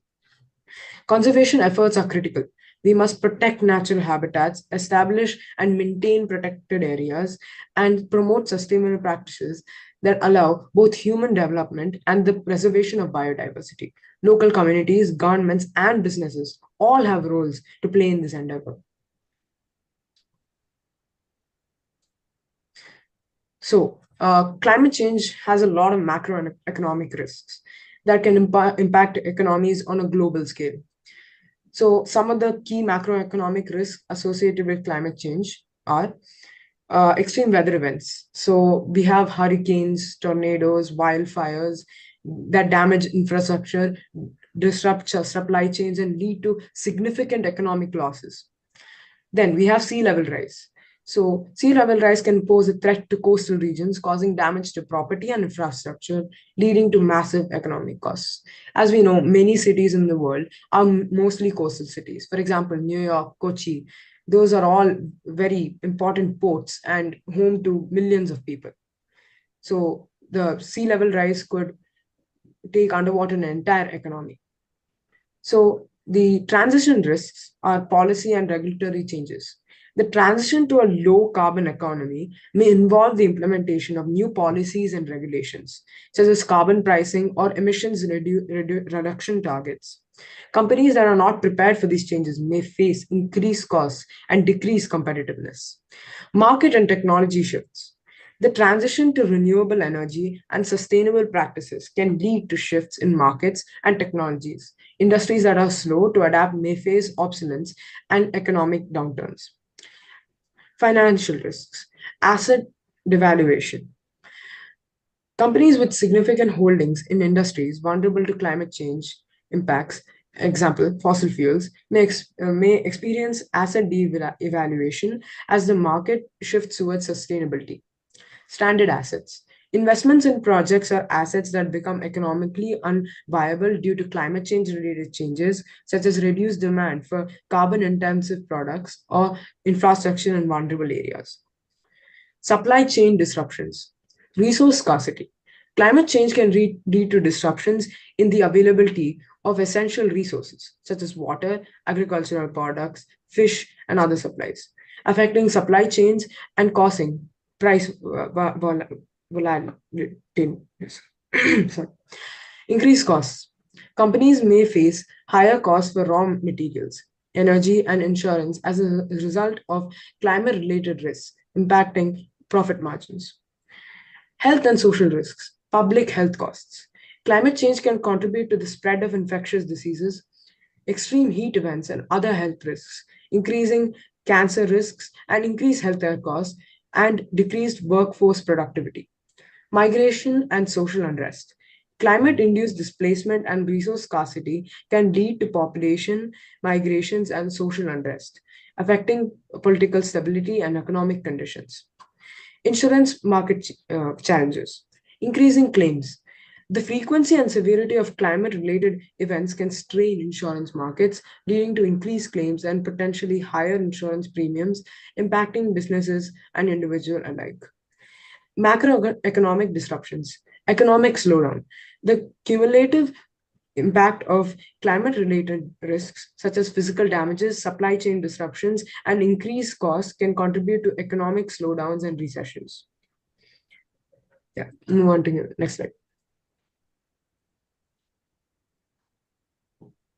So some of the key facts and trivia that I would like everyone to know, and when I read them for the first time, that was really astonishing, is that before I start with this, I would like to say I started this research around last year, November 19th exactly.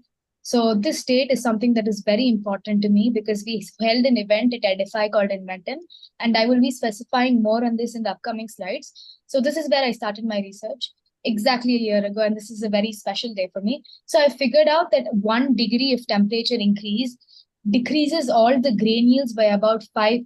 And if this continues with the Paris Agreement, we might not have a sustainable land.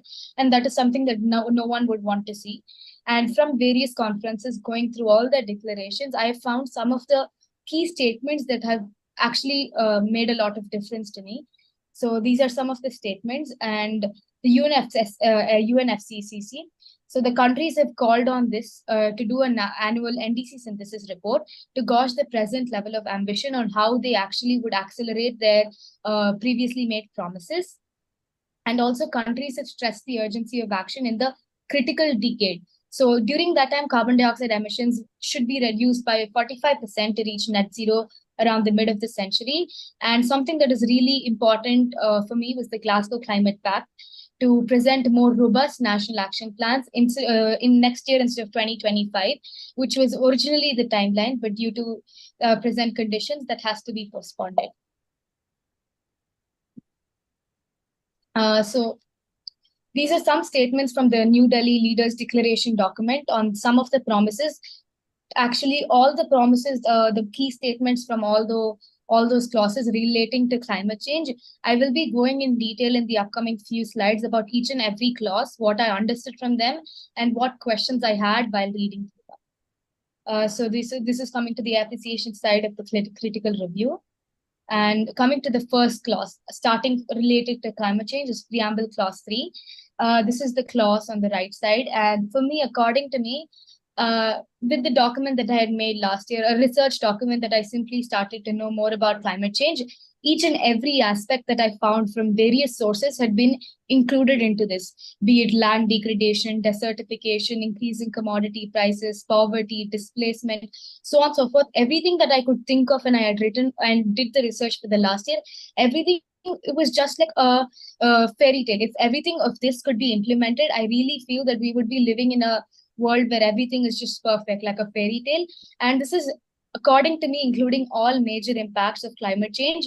And this is a very great promise. And first reading it, I really felt that this would actually have a great impact on the world.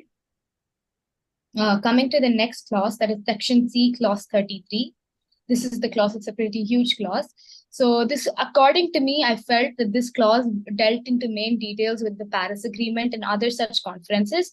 And if this could be implemented at a national level, clearer details, as in it, when I read it, I had questions about on how these can be implemented at a national level. If that could be included, I really felt it would, give me a complete overview and accountability measures and regular reporting on achievements. Because as said previously by the teams, something that is happening might not be monetarily may not be monitored regularly. So we must, I felt that aspect could also be included in this. It's completely a personal opinion and a questions that arise to me when I read this term without any research prior, but I just wanted to include that. Coming to the next clause, this is the clause on the right side again.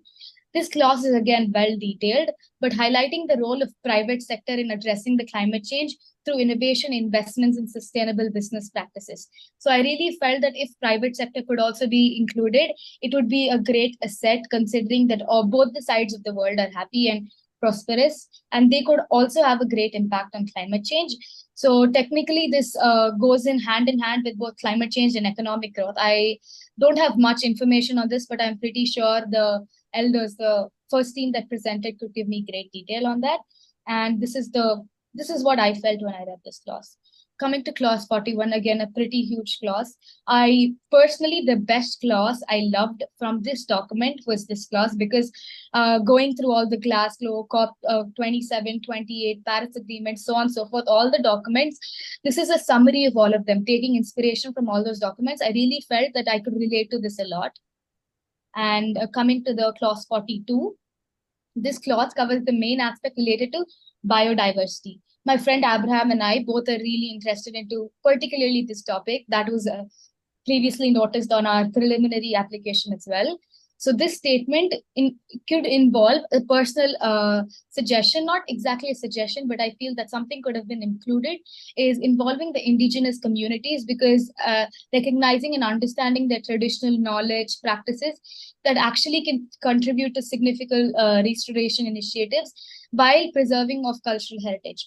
Because in the earlier presentation, if I can recall, plastic spoons to chopsticks, as questioned, it can have a lot of problems to cultural things. So if I personally felt if that aspect can also be included, it would be great, going hand in hand with the cultural and economic aspect of it. And coming to the next clause, clause 66, this increased inequalities. This is gender equality and climate change. Women participation is rapidly increasing, and providing them with a sanitary and hygienic environment. It was really good. And personally, I felt the first line of this statement, that is disproportionate impact of climate change on women. I personally felt that this could be related a lot, and going with the tourism impact, tourism on how women is affected.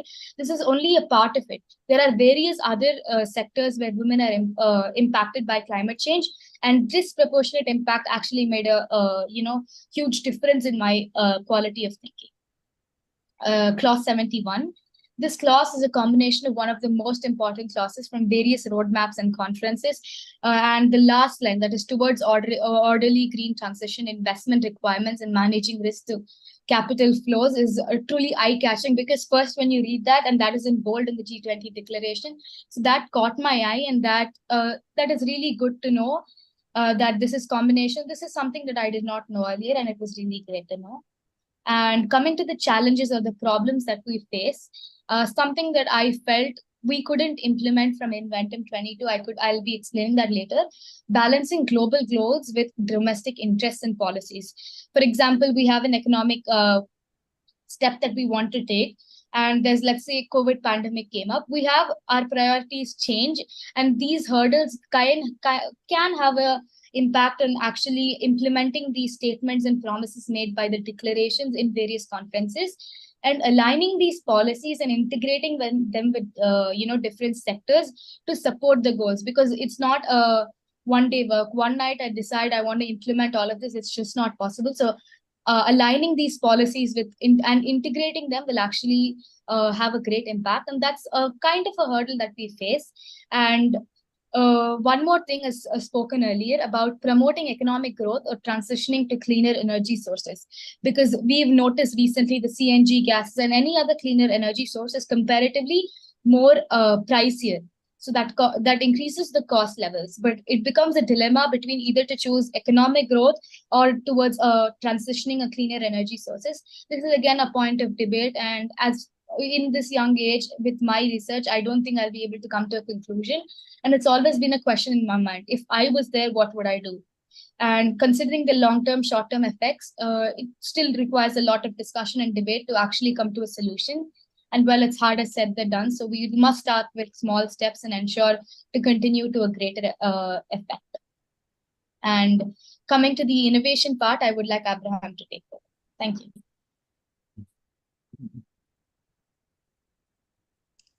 Yeah.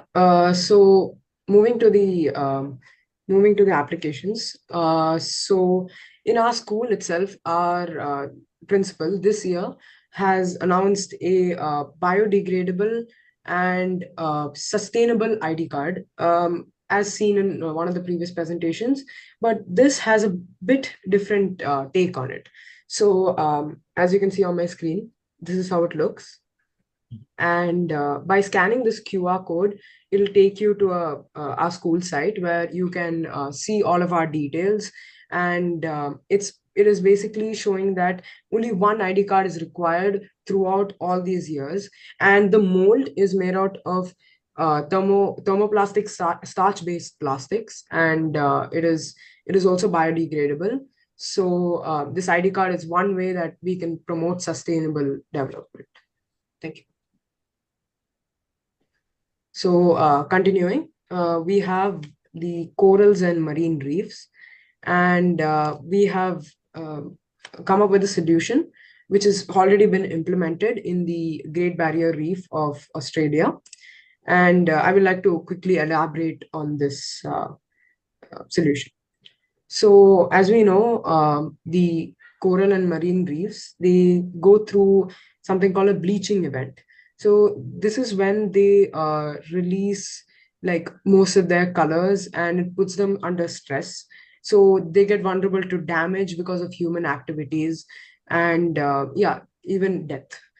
So a resilient reef can resist a stressful event like bleaching or recover from it if only temperatures return to normal, like cold temperatures. So to combat this, we have taken inspiration from a WEC, a wave energy converter, used to power the pumps at the bottom of the ocean as to maintain a continuous flow of cool water. So this system can be set up and assembled on site, and involves wrapping a fiberglass or a carbon fiber around a steel mold in the shape of a tube. So during wrapping, the fabric is sticky and flexible. Upon heating, however, it hardens and can be slipped off the mold to become a pipe. So the applicability of this solution is that when the coral reefs are stressed by light nutrients, they expel the symbiotic algae living in their tissues, causing them to turn completely white. This is a very bad sign. So in a way, when they survive bleaching, it is more better towards the ecosystems of the ocean. So even this fiberglass and carbon fiber pipe is very easy to mold, and it can easily be slipped on or slipped off. So the scalability of the solution is that the floating wave energy converters, they can harness power from the ocean waves. Therefore, it is sustainable. And we can get free, continuous, and clean power in the middle of the ocean. With this, we will not need to worry about taking electricity from the land. If it can be addressed, the efficiency of this project will increase. So this is currently only being implemented in Australia, but it can be implemented to many reefs all around the world. So continuing, and we have the feasibility of this. So this is made of fiber reinforced polymer rather than concrete or steel, which is not sustainable. So this makes it easy to build, transport, and install. It is not subjected to major loads or stress. We can drop it into the ocean using boats or lower the pipe. It's very simple, and it can be used. It can be transported very easily. So the affordability of this solution is that even if we pump water from deeper areas, when the water is cold, it will help the coral reefs to regenerate the symbiotic algae. So it is cost effective, durable, and easy to transport and install. Its affordability is making the project available to even underdeveloped countries all around the world.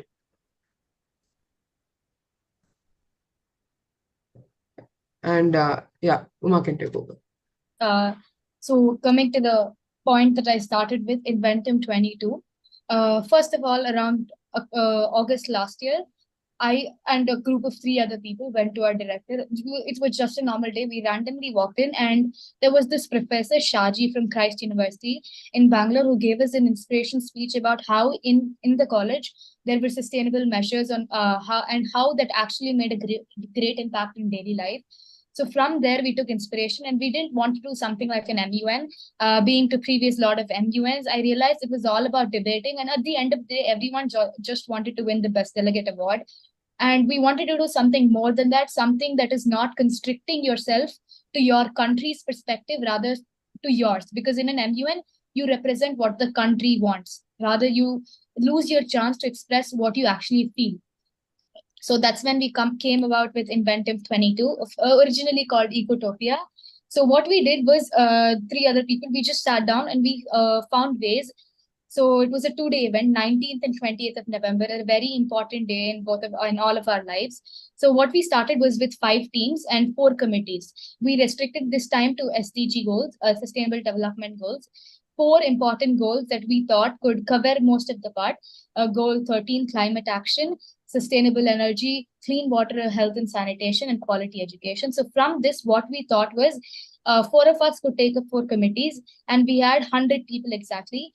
5 people in one team and 5 teams in one committee, so making it 25 in each committee.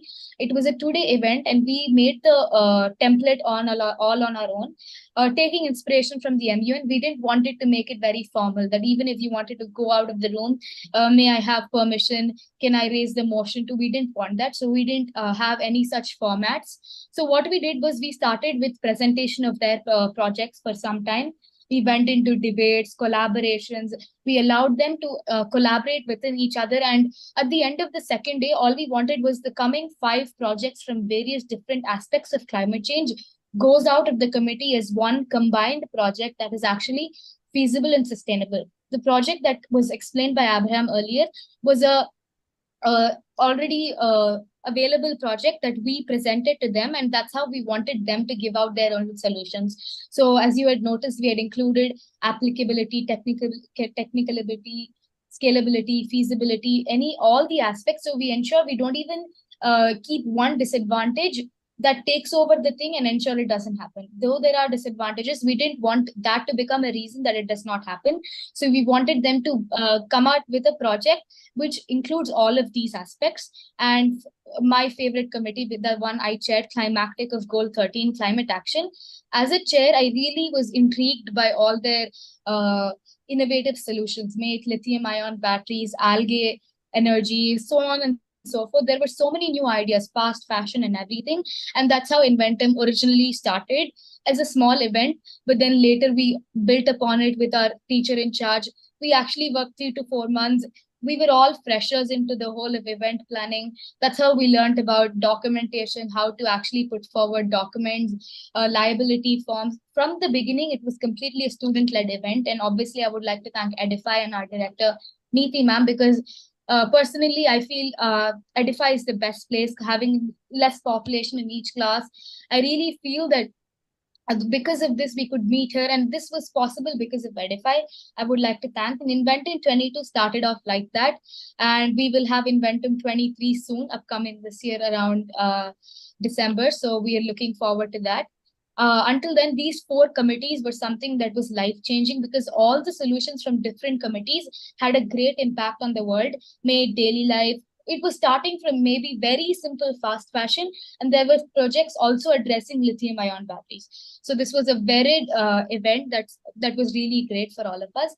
And some general solutions I feel that we can do in our daily life that will actually have a great impact is energy efficient technology that reduces carbon footprints, sustainable fashion. This is something that I really focus upon because we should avoid any form of animal products, poaching, or anything like that. Sustainable fashion, reuse what you already have. And increasing the role of private sector, as I mentioned in the previous clauses, I really feel they can have a great impact. Increasing the economic growth at the same time climate change, and most importantly, avoid plastic. Given the impacts of ball pens, over ink pens, plastic is really playing a major role in increasing climate change, and that is something that we wouldn't want to look at. And that's how Edify, our director Neeti ma'am, with other organization, came up with our ID cards. So even if I stay in the school for 10 to 12 years, I don't need to change the ID card. The QR code just gets updated every year, so it reduces plastic, and it's one of the very great ways. And in our school, we've also started various practices that every year all grades get to plant trees. Every year, minimum one class gets around 1 hour to go around the school garden, plant trees. And till year, I was in first grade when I did that in Edify, and now I'm in 10th grade. I see all the plants that I planted earlier are now becoming into trees, and that's something really great and a tradition that Edify has always been following. Made, starting from green grams, anything that you use, try to reuse and recycle. Because if you see this paper right here, this is a recycled paper. So this is completely made from newspaper. So what I did was, all the newspaper I took, I grinded it, I smashed it, and then I put it into water, soaked it for around 5 to 10 hours. And then I dried it completely in the sunlight in a rectangular sheet. And it took me first 3, 4 tries, but then later I figured out the trick. And now most of my newspapers don't go to waste. And this is how recyclable paper is also something very innovative and something that we all can try as a DIY project at home. So this is how a small idea of Inventum has now become into a really great event. And recently we had received an award for global sustainability for this for the whole of Inventum. And I'm really happy to and proud to announce that here. So all of these small steps, even though it's just a small idea, we shouldn't just let that go into waste. Honestly, just speak it out. You can work upon it, build upon it. At the end of the day, you're going to do be it a small step or anything, you're going to help reduce impacts of the world and make it a better place. Because at the end of the day, all of us wish to see a fairy tale world where everything is perfect, sustainable world where full peace. That's what we want to do. And we must start with small steps. And when people say, I believe in Swachh Bharat, so when people throw things out of the door, out of the window, I don't let them. And something that they say is, everyone is doing it, why shouldn't I? Just because everyone is doing it, you shouldn't become a part of the everyone. So after that, for the past 2 years, even if I go to my native, even the temple prasada that is always carried into my home, they're not thrown outside, even though it's like 15 minutes walk. And that's something small that we can do, and we should never become a part of the everyone who throws just because everyone is doing it. And let's start to become the change. And that's how this started.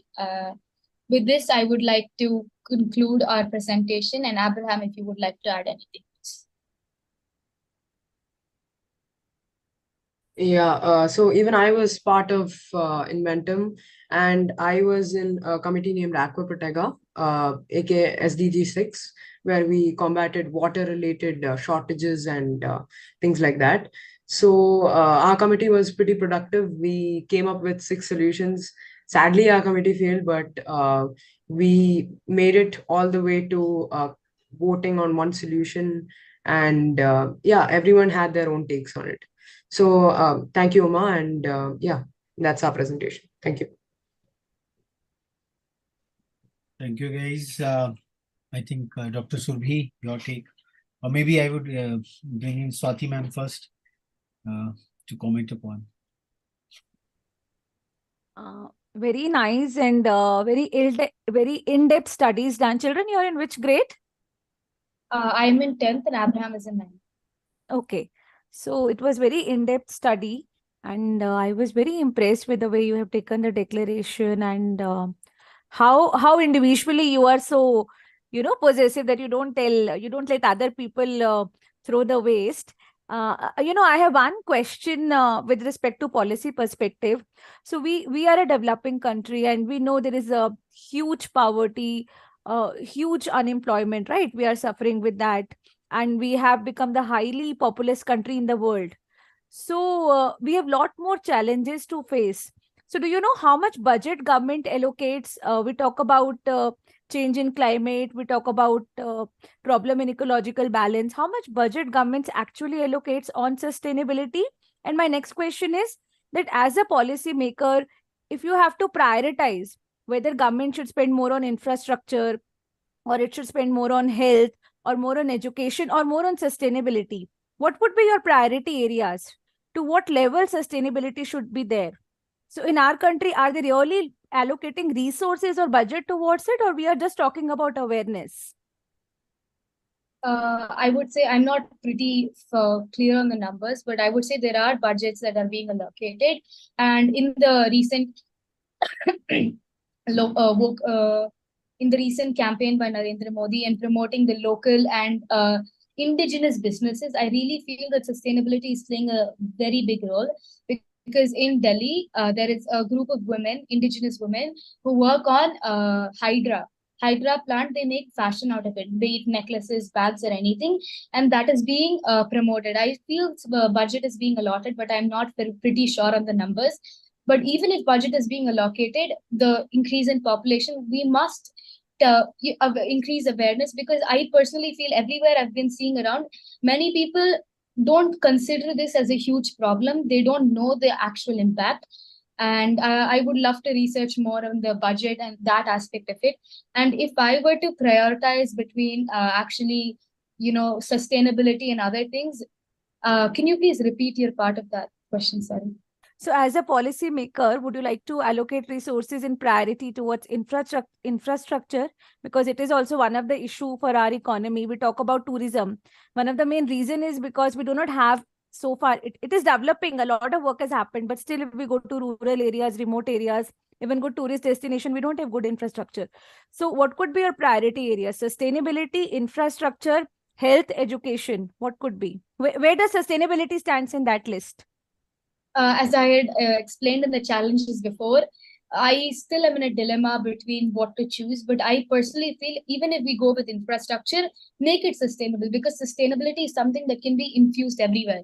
Even if you're going with infrastructure, make it sustainable. Don't use sustainable bricks or something like that. Even if you're going with education, teach them sustainability. So then at some point, sustainability is in prioritize. It's not that now we don't prioritize it, but there might be something else that goes on, but infuse sustainability into that, because sustainability, I personally feel, is something that is great, and if not followed, will lead to great consequences that we might face. Okay, thank you. Dr. Surbhi, we can't hear you.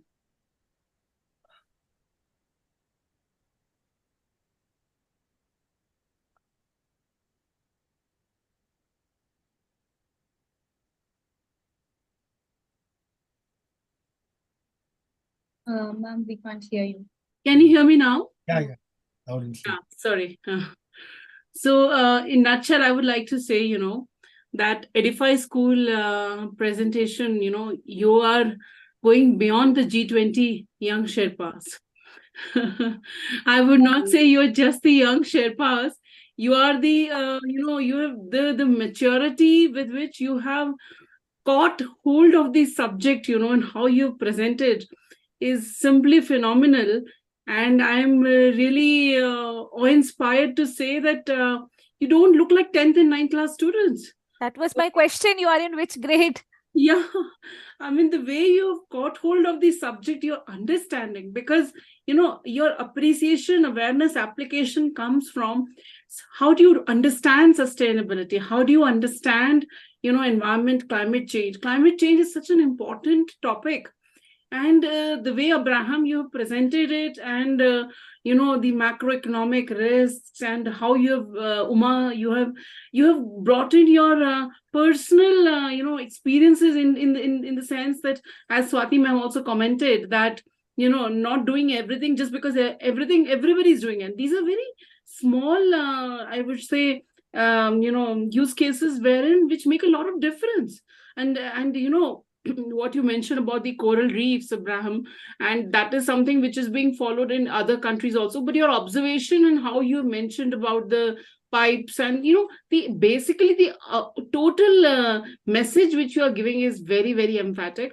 And I would say it's a great, it's a stellar effort and stellar presentation. I'm really awe-inspired, and I'm really encouraged to say that, well, Bangalore is 3 years, where we had Oasis presentation was so good, the one on I was so encouraged to see Mariam and Fatima and Shehnaz, and here again we have Uma Devi and Abraham, and you two have just struck the chords brilliant, and so is OPG also. So it's a great moment to witness the young Sherpas. Lovely. So it's quite authoritative one, and I think on the awareness part, they really went to the nuts and bolts of the G20 narrative. Going through that dense material is not an easy task, and I think that content foundation is so very strong with both Uma and Abraham. And then appreciation, I was like, some of the core mantras which came about was that why can't we have sustainable infrastructure? It's as simple as that, but I think even the top thinking brains, they're debating between sustainability and the other economic aspects, but then very simply, very beautifully what Uma has presented, that why can't it be sustainable? I think this appreciation is very, very vital. Applications obviously will come through when you are in the seats of power. You can make the choices, how to go about it, how to tweak the policy deck so that the programs, the national programs or the state level programs, they can remain sustainable. So thank you so much and we really wish you all the best for continuing this with this passion. And one very intricate part what Uma mentioned, that the conventional MUN framework has become end in itself, like the debating part of it all, to winning some argument. But then winning an argument doesn't win the planet for anyone. So it has to be more deliberative in nature, because ideas don't happen in vacuum. We just saw our first presenters, Dhanya and team, Kaisha, Dhanya, and then when the others came through, they could pitch in over there, and we have seen the third dimension of it all. Okay, we are not using the ball pen refills. Then someone said, okay, go for the wooden identity cards, and then Edify is taking you to the next level, that have just one ID card for the whole duration. Make it digitalized so that whatever updations you are making, they can all be done digitally without having to repeat it across. So that co-creation, the spirit of co-creation which is going on, the deliberative part, because diplomacy at the end of the day, yes, we can have national boundaries, some colonial boundaries like the Balfour Declaration, which is perhaps the root cause of today's skirmish in the Middle East, where even hospitals are being bombarded, the civilians are being annihilated. Because in diplomacy, there is a concept called reciprocity. Okay, someone offended you, you went back to that quantum. And but then it's at the end of the day, jiski lathi uski bhais. So a kind of But the hospitals and the schools have terrorist no, that's fine. camps over I'm there. saying this is a very broader aspect of it all. Yes. And the word is not simple. It's not a linear scale onto which anything can be evaluated. It's a non-linear scale, but this is the whole challenge, even on the economic frontier, economic growth and sustainability in climate change. If we see the two ends of the things, because the notion of GDP driven economic growth again is being questioned in big marks. Is it sustainable? So somewhere or the other, the cyclical aspect has to be brought in. I would say the principles of what the Keynesian economics, the wealth of the nations, perhaps the wealth of the globe, one earth, one family, one future, one planet, one future. So that is where the core is coming, the systemic way. I think that's where the IPCC and other bodies are trying to empirically build in over there कि okay, यहाँ से उठा के यहाँ रख दोगे, so much of plastics you are developing from the crude, it is getting deposited in the stratosphere and it is coming back as soot and the Delhi smog, what we are all witnessing in some way or the other.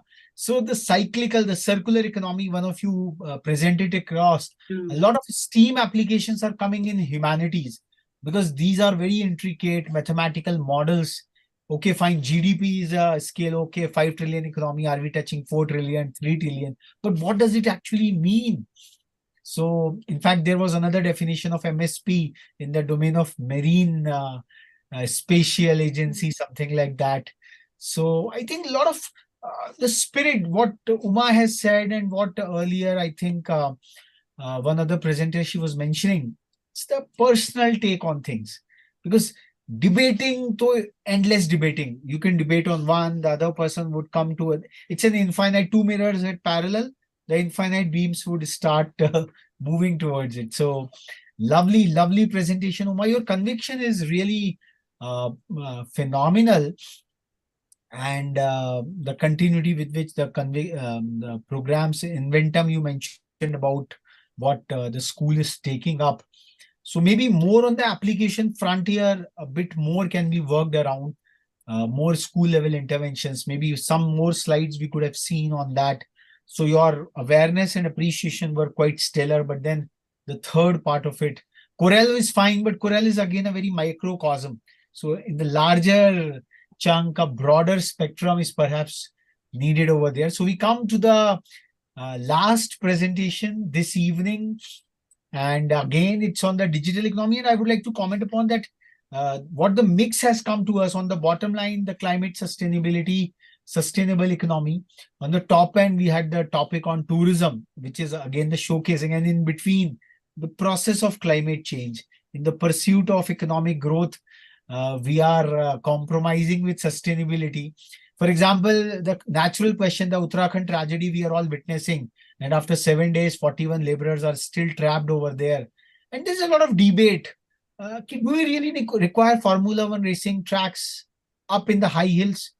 So somewhere or the other, the optimization has to be brought in. Okay, can we ration the amount of tourists going over there? So are we doing enough sustainability studies rather than discrediting one camp or the other camp? The binarization of modern day narratives have to be avoided, because like in mathematical things, okay, boundary case understanding in computing is fine, but reality exists somewhere in between. As Kaisha said, terrorists are taking refuge in hospitals, so what you shall do?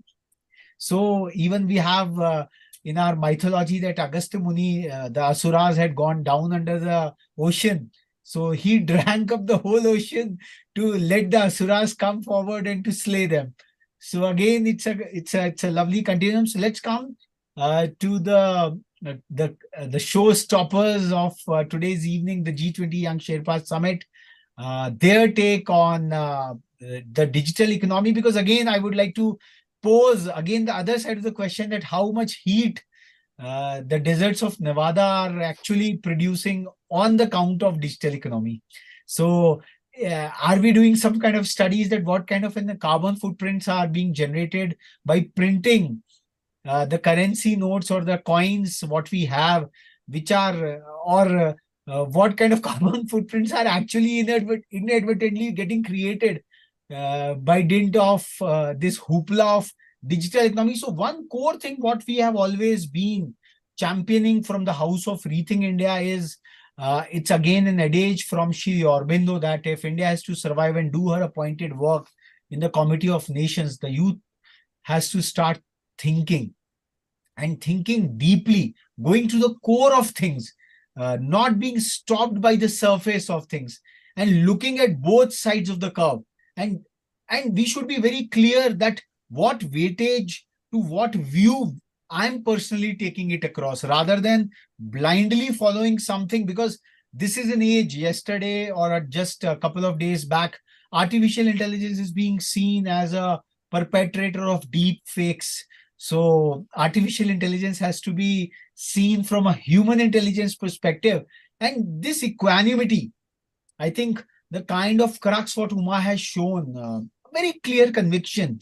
So those, I would say, those yardsticks, if we can develop ourselves, I think that will be the crux of all our education in our schools, all the brilliant ecosystem our schools are providing. And this will really make us the true Sherpas of future. Because as we said that leading the way, showcasing the way forward, making the way, it's not so easy, and you all of you have really shown that how to make a way in a very complex pathway. So phenomenal. So I would like to invite Rohan, Kushagra, and Gautam. So Gautam's question again reverberates in my head. Ki bhai, what if your gizmo gets stolen? You will get demonetized all of a sudden. So क्या होने वाला है उसके बाद में भाई? Your identity thefts which are happening in a big way, and digital execution. One ID, the state or any of the cyber terrorists, they can execute you digitally. You are gone. You will then start fighting up for your like one lever, one key for the entire security ecosystem. One ID will make your life in a troublesome space. So let's see their differentiated presentation, the trio of Gautam, Kushagra, and Rohan, the lone all boys team we have. So let's see how our boys are performing as G20 Young Sherpas. Over to you, guys. Hello. Yes, please. Give me a second. I'll just screenshot the PowerPoint. Is it visible? Yes. Yeah. Warm greetings, ladies and gentlemen. So I'm Kashagra. I'm here with my teammates Rohan MD and Gautam. So today we're going to be talking about the digital economy from the perspective of the G20 presidency and the Indian perspective. So firstly, digital economy is a really widely used term, but it is very important to know the exact definition and what this term encompasses. So it really just it in general just encompasses all economic activity that relies on digital technology. As you can see here, it's projected to constitute over 25% of global GDP by 2025. Next, I'd like to give you an overview of the global digital economy. So here there are four key components. First is e-commerce, which is the trade in goods of services over the internet. Digital media, which is media that is stored and can be viewed using electronic devices. Fintech, which is technology to deliver financial services. And cloud computing, which is the delivery of computing services. So here it's UPI, which is a really integral part of India's success in the digital space.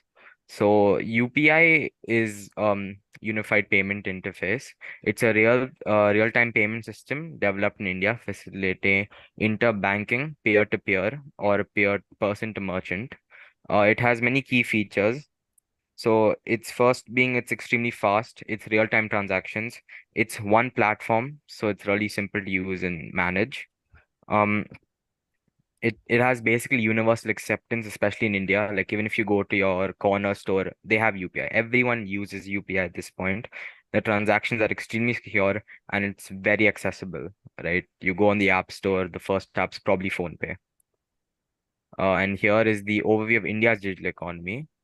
So India's digital economy is one of the biggest in the world at its current state, again, primarily due to UPI and other factors.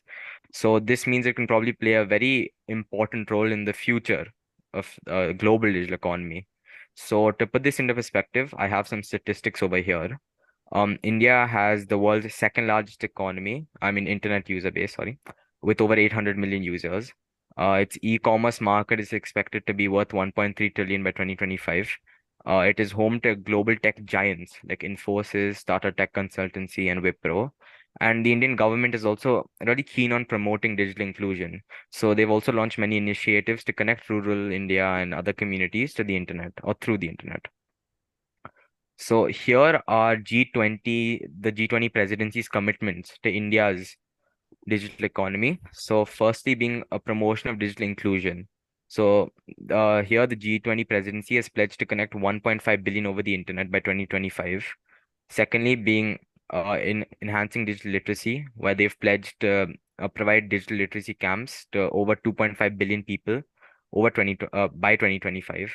The third one being promoting digital entrepreneurship, where they've pledged to support and create 10 million new jobs by 2025. And fourth being the enhancement of cybersecurity, where they've pledged to develop a framework for enhancing cybersecurity cooperation. So before I go to the next section, I would like to start off by a quote. Um, the massive amount of digital transformation that has happened in India, no, that has happened. What India has achieved in the last 8 years could have earlier taken 50 years to achieve. This is by our current Sherpa, Amitabh Kant. Again, I'd like to repeat, massive amount of digital transformation has happened. What India has achieved in the last 8 years would have earlier taken 50 years to achieve. I'd now like to hand over the mic to my teammate Rohan. Thank you, Sharma. The G20 23 Chair's summary and the New Delhi Declaration reflect the awareness. The G20 members have agreed to address tax challenges arising from digitalizations. They're working on a solution by 2023 to ensure fair tax distribution among countries and prevent double taxation or tax avoidance by multinational digital companies. Next slide. Enhancing cross-border payments. Another pivotal point in the endorsement of the G20 roadmap on enhancing cross-border payments. This aims to improve efficiency, inclusiveness, and transparency, especially by tackling existing frictions like high-cost loan payments. Next slide. Digital inclusion and innovation. The emphasis on digital inclusion is crucial. The G20 highlight the importance of bridging the digital divide, especially for vulnerable groups, like promoting access to technology and ensuring the necessary skill and opportunities for everyone to benefit from the digital economy. Next slide. Fostering innovation and cooperation. The G20 acknowledges the potential of digital technologies in fostering an innovation and sustainable development, strengthening international cooperation on digital governance, data security, and privacy protection is crucial for harnessing these benefits. Support for the digital public goods. Supporting the development of digital public goods and infrastructure is key.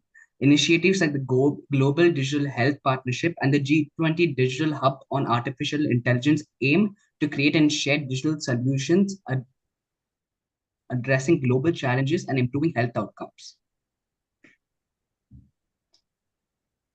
Commitment to quality infrastructure.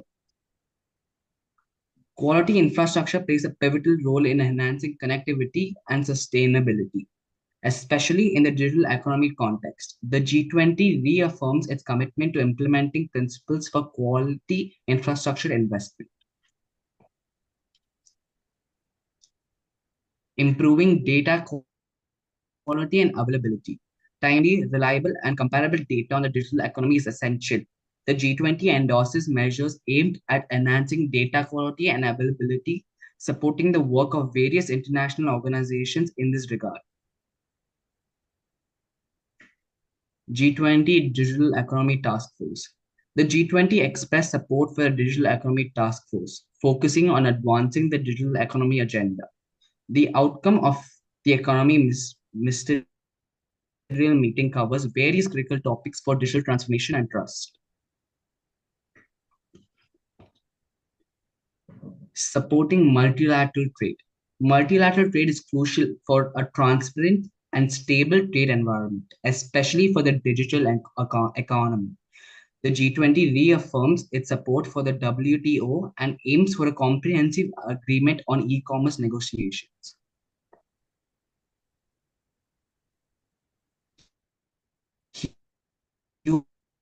Human-centric approach to technology. Lastly, the G20 emphasizes a human-centric and inclusive approach to the digital economy, respecting human rights, promoting ethical technology use, and addressing potential impacts are key focuses.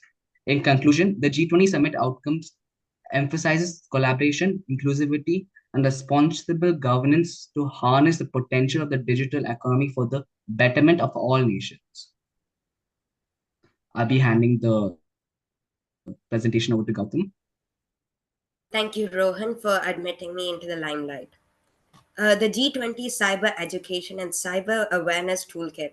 The G20 Cyber Education and Cyber Awareness Toolkit provides a broad overview of online risks and interventions by governments and other stakeholders.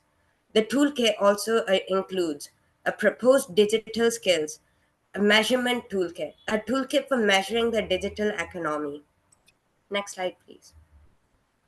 Here's a challenge that we had found from the summary or the chair's summary. The statement is the digital divide, including the gender digital divide, poses a considerable challenge for all countries. Bridging the gap is crucial, and the ministers reaffirmed the urgency to accelerate inclusive digital transformations for all, particularly underserved groups and vulnerable positions. While acknowledging the challenge of the digital divide, the statement remains vague about the specific groups affected. It doesn't differentiate between urban and rural populations, nor does it highlight disparities based on income levels or education. The statement talks about the digital divide challenge, but does not say exactly which groups are affected. It doesn't point out differences between city and countryside or inequalities based on money or education. There are no clear goals or deadlines to fix this divide, making it hard to know if the things are getting better. Also, the lack of teamwork between public and private groups or different countries make it tough for this statement to have a big impact. Next slide. The second challenge that was faced was the inclusive digital transformation. The ministers recognized the importance of creating an enabling, inclusive, open, fair, non-discriminatory, and secure digital economy. They emphasized respecting applicable legal frameworks while fostering digital innovations and inclusions. While recognizing the new the need for an inclusive digital economy. The statement lacks specific policy measures. How will the government ensure equal participation and representation? The statement doesn't say what makes internet good quality. Is it just about being fast, or does it also mean being reliable, not having delays and working in faraway places? It forgets how important it is to know how to use the internet, not just having access. People need skills to use technology as well. And next slide. A human-centric approach. Adopting an inclusive, sustainable development oriented and human-centric approach is essential.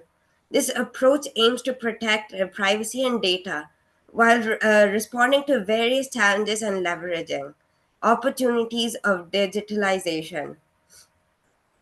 While emphasizing the human centric approach, the documents lack a clarity on implementation steps. How will the government ensure that the policies and regulations align with this principle? But the statement doesn't say exactly how governments will make sure everyone can join in equally. There are no clear plans or examples of how they will help women-led businesses, teach tech skills to those who need them, or support mentorship programs.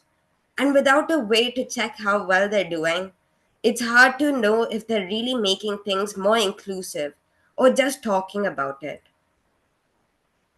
Next slide. The role of digital technologies. Digital technologies played a critical role during the COVID-19 pandemic. Recognizing the lack of technological and financial capacity in many countries, sorry, the ministers emphasized the need for well-designed, inclusive, secure, trusted, resilient, sustainable, open, safe, and interoperable digital systems that respect human rights. Although the document highlights the need for well designed systems, it lacks specific on collaboration mechanisms. How will countries work together to achieve interoperability? The document says security is important, but it doesn't give clear plans on how to make things secure. It would be helpful to explain how countries can work together to fight cyber threats, make encryption stronger, and fix weaknesses. Without specific without specific actions, it's not clear how committed they are to security. A better approach would be to talk about partnerships with cybersecurity experts, plans for responding to incident and working with other countries. Also, there is no clear way mentioned for countries to figure out and reduce the risks that come with using digital technology. Security in the digital economy. Security emerged as a key enabling factor. The ministers acknowledged the role of digital skilling initiatives in accelerating the growth of the digital economy. The document acknowledges the importance of security, but falls short in providing concrete security measures. It would have been beneficial to outline collaborative efforts to combat cyber threats, enhance encryption, and address vulnerability. Um, the document talks about putting people first in technology, but doesn't explain how governments will make sure their rules follow this idea. It doesn't give clear examples of how they will protect privacy and keep control of data. Without details, it's more likely an idea than a plan. Although, also, it doesn't talk about how they will make sure technology, like AI and automations, follows ethical rules. How will they make sure human rights are safe in a world driven by technology? Next. And now I would like to hand over from here to Kushagra. Thank you. Yeah. So the Indian digital economy is of course extremely big and massive, but with this there are, and it does use technology like UPI, but there are some problems found here that require innovative solutions. And so here are the problems. I have them listed. Firstly, frauds. Next is policy framework being missing. Next is senior citizens not being comfortable. No network or strong network in rural areas. And lastly, network strength. So for each of these, I've tried to give around 4 to 2 solutions depending on the problem. So firstly, here are frauds. So firstly, to prevent frauds from happening from the first stage is to implement a stronger authentication and authorization mechanism. So as you would have noticed in Google, they have a two-factor authentication mechanism where even after logging in, you have to go back to your email and check for a code, right? So then here again, secondly, would be educating customers about online fraud. This could be done through ads, Instagram videos, etc., etc. Then is a one-time password, like so OTP system for the payment itself. So if you would have used UPI or have used like phone pay, etc., you would have realized once you pay and like scan thing, there's no one-time password. It just directly happens. So by implementing an OTP system, it could reduce the risk of frauds happening. And then lastly, from the government side would be more strict punishments for committing fraudulent payments. So here there could be more strict prison punishments, prison sentences, fines, etc., etc. Next is the policy framework being missing. So firstly, here a proposed solution is to develop a comprehensive digital economy policy framework. This framework should address issues such as data privacy, cybersecurity, and intellectual property. Secondly, we would have a regulatory body created by the government for the digital economy. So here it would oversee a bunch of the framework, the laws that goes into all of this UPI technology, and would make sure it's going on the right path. Next, we have senior citizens not being comfortable. So here, firstly, we could design digital products or design the apps in a way so that it's easier for senior citizens to use. A great example of this would be Apple's iOS 17, where they've introduced the new assistive access feature, which is great for old people who don't know how to use technology in general. Secondly, would be to provide a wider advertising and training for the implementation of UPI for those who do not understand how to use it. So many old people cannot comprehend the concept of UPI, and training camps and advertisements like billboards and stuff like that would make it much better for them to understand. Thirdly, would be to highlight the benefits of UPI and online transactions to senior citizens, because a lot of them just generally prefer carrying cash and do not know the benefits of UPI. And then lastly would be to combat arrogance against digital payments. So I'm not sure if you'll have noticed, but especially my granddad, he's really against this digital takeover. So that's like a sort of arrogance that a lot of old people have against digital payments and digital stuff in general. So to combat this, there could obviously be ads, training, and just highlight the benefits in general. Next, we have the no internet in rural areas. So here, first and the primary step I'd say is to expand the coverage of network in rural areas. So this could be done by adding more cell towers, or this could be done by government subsidies, right? Secondly, we have using other methods of providing internet besides cell towers. So a really great example of this would be Starlink. I'm not sure if you all have heard about Starlink, but it's a company started by Elon Musk that provides internet through satellite, and it's really expansive. It's really powerful, I'd say. Lastly, would be to provide higher digital literacy in rural areas. So for people who have never accessed internet in their entire lives, this would be a great step of actually establishing that connection, or at least finding out what it is. And then lastly, we have network strength.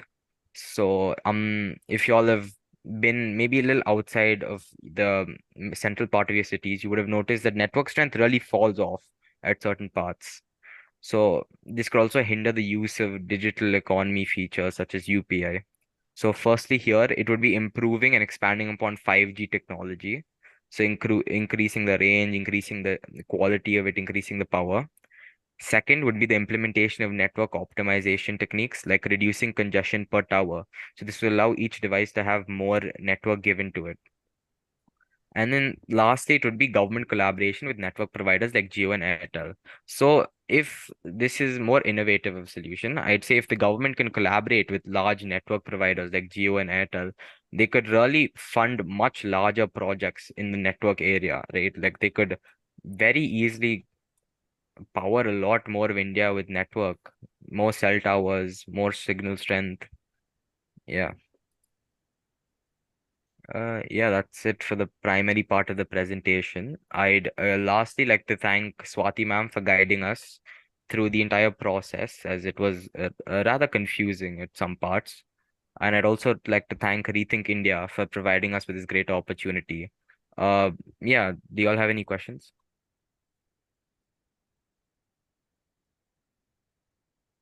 I have a question. I have a question. Yeah.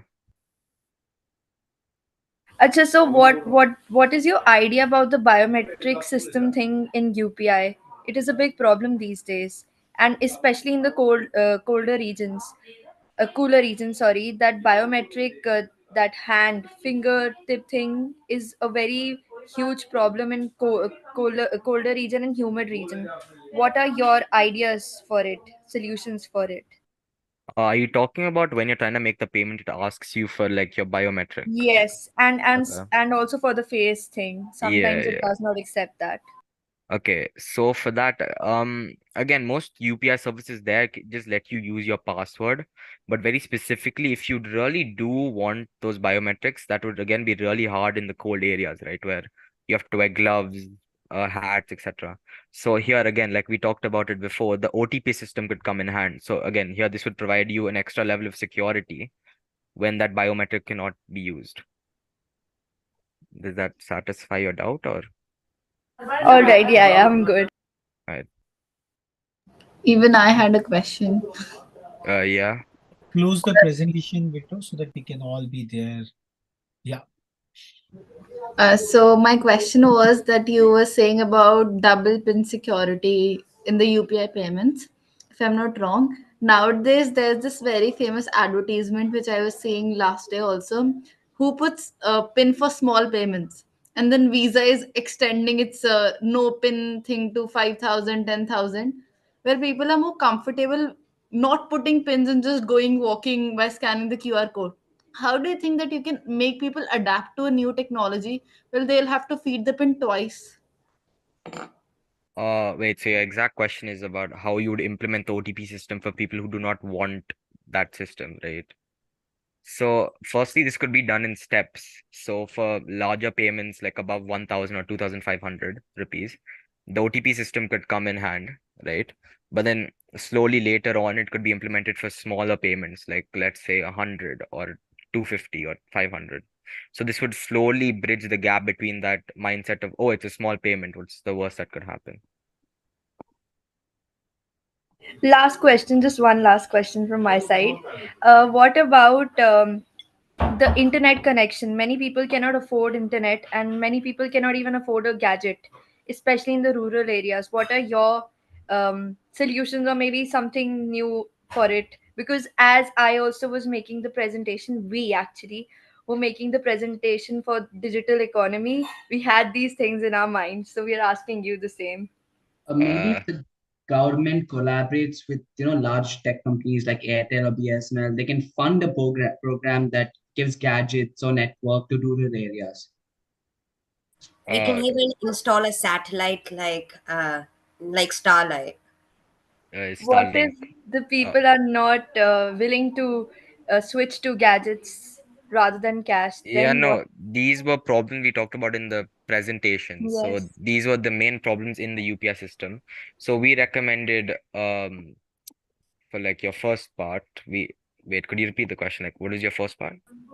Nothing. Mine was that if people don't wish to switch to UPI, the digital Yeah, thing, exactly. then So what we do we talked do? about arrogance, right? Like people think they prefer the normal method of just cash. So the first way you can combat this is by pointing out the benefits of the UPI system compared to cash, right? It's much more secure. It's much easier for the user in general than carrying a heavy wallet. And then the next You issue you also had was? answered my question, which was related. Yeah. What if somebody does not want to be transparent to the government? Then what can we do? Because corruption What? cannot be stopped in any case. I feel that is my opinion, even though I might be wrong. But I think corruption cannot stop any which Hmm. way, even if we try Okay. harder and harder. Lovely, lovely, lovely. So let's because this is as we said that this is the end of a grand beginning of conversations and deliberations and all through. So over to Swati ma'am for her comments, and I would then invite Dr. Sulbhi. So I think boys have done a fabulous job, and they have done in-depth research, especially looking at the ground level from our daily lives. Not very high-end solution, but pointing out the major issue, like we have a large number of senior citizen population, and that's the common obstacle we see. We talk about digital economy, we talk about cashless transactions, but I think they are also very much prone to frauds and all, because of lack of awareness about this digital economy. So very good effort, and they have done a fabulous job. All the best. Thank you, Dr. Thank Sulbhi. Yeah, so absolutely, again, I would ask this question, Kushagra, Rohan, and Gautam. You're ninth class students? Yeah. You are really, the boys have also, done it a great job. And I think the clarity which you have, and the way, the human aspect, Gautam, you presented so very well. And Rohan, you had a very nice way to link up all the various aspects of the digital economy. And Kushagra, your understanding and clarity of the entire concept of UPI, digital payments, and a little more on the application part could have come. But then a beautiful presentation. I think the boys, you have really, your maturity and the depth of research the kind of facts and you have presented, it's really nice, really scintillating. So I'm really, Swati ma'am, your students are bingo one after the other. They're really doing it very well. And Dhanya and Kaisha, your questions are so intriguing indeed. So the girls are not letting the boys take rest, and you might have done a great presentation, but here they are to interject you at every point. And Kushagra, you're answering them very well. So, Thanks. so great going. So I would say this presentation was much more rounded than the earlier one, the digital economy per se. But then I would say out of all the presenters whom we saw today, I would really like to put on record the audacity and the courage of Gautam, for that matter. The way he has questioned and the way he has contested even the so-called authoritative document of G20 New Delhi Leaders Declaration. And just to add on, sir, he's on leave since last 1 week. He's having fever and a lot of throat issues. So I think since Wednesday, he's not coming to school. He's not keeping well, but I really appreciate his spirit in spite of having fever and throat issues. He's here.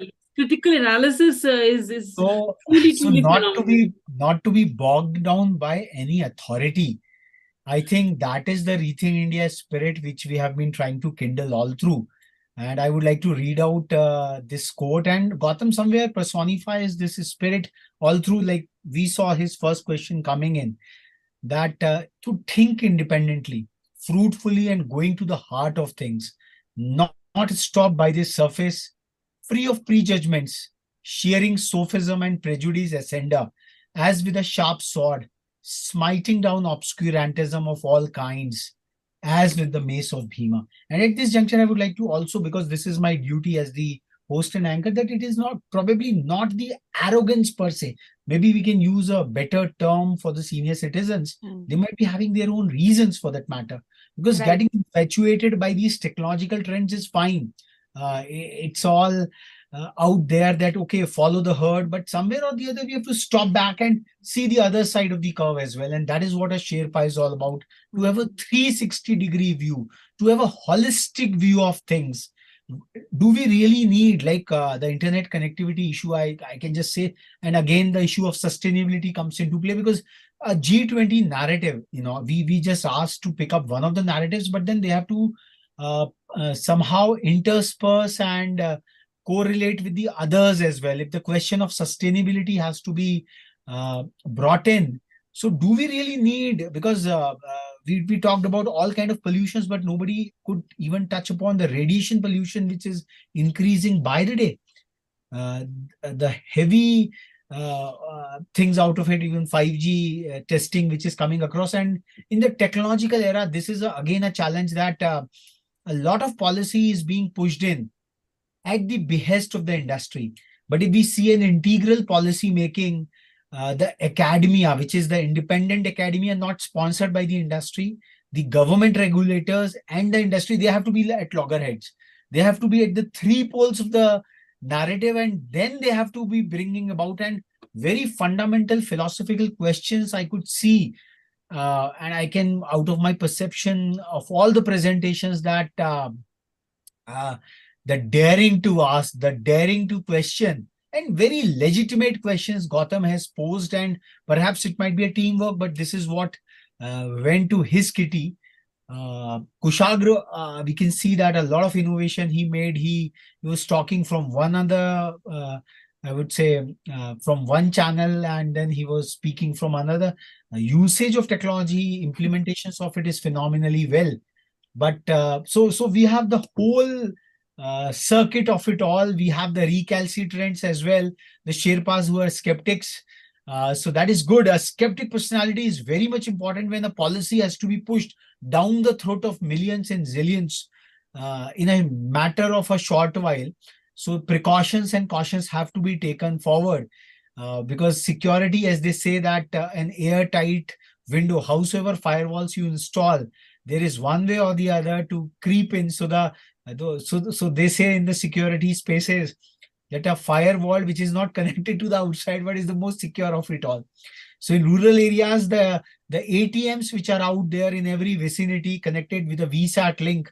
They give you handy cash, a physical reality of it. Also, somewhere or the other, maybe the debate is still unfurling, but we really loved the way Kushagra had one of the finest presentation skills, his diction, like Ruby had, and also one another, I think Mariam, Fatima Shakil, the diction, and then Uma for that matter. So their presentation skills are really terrific for that matter.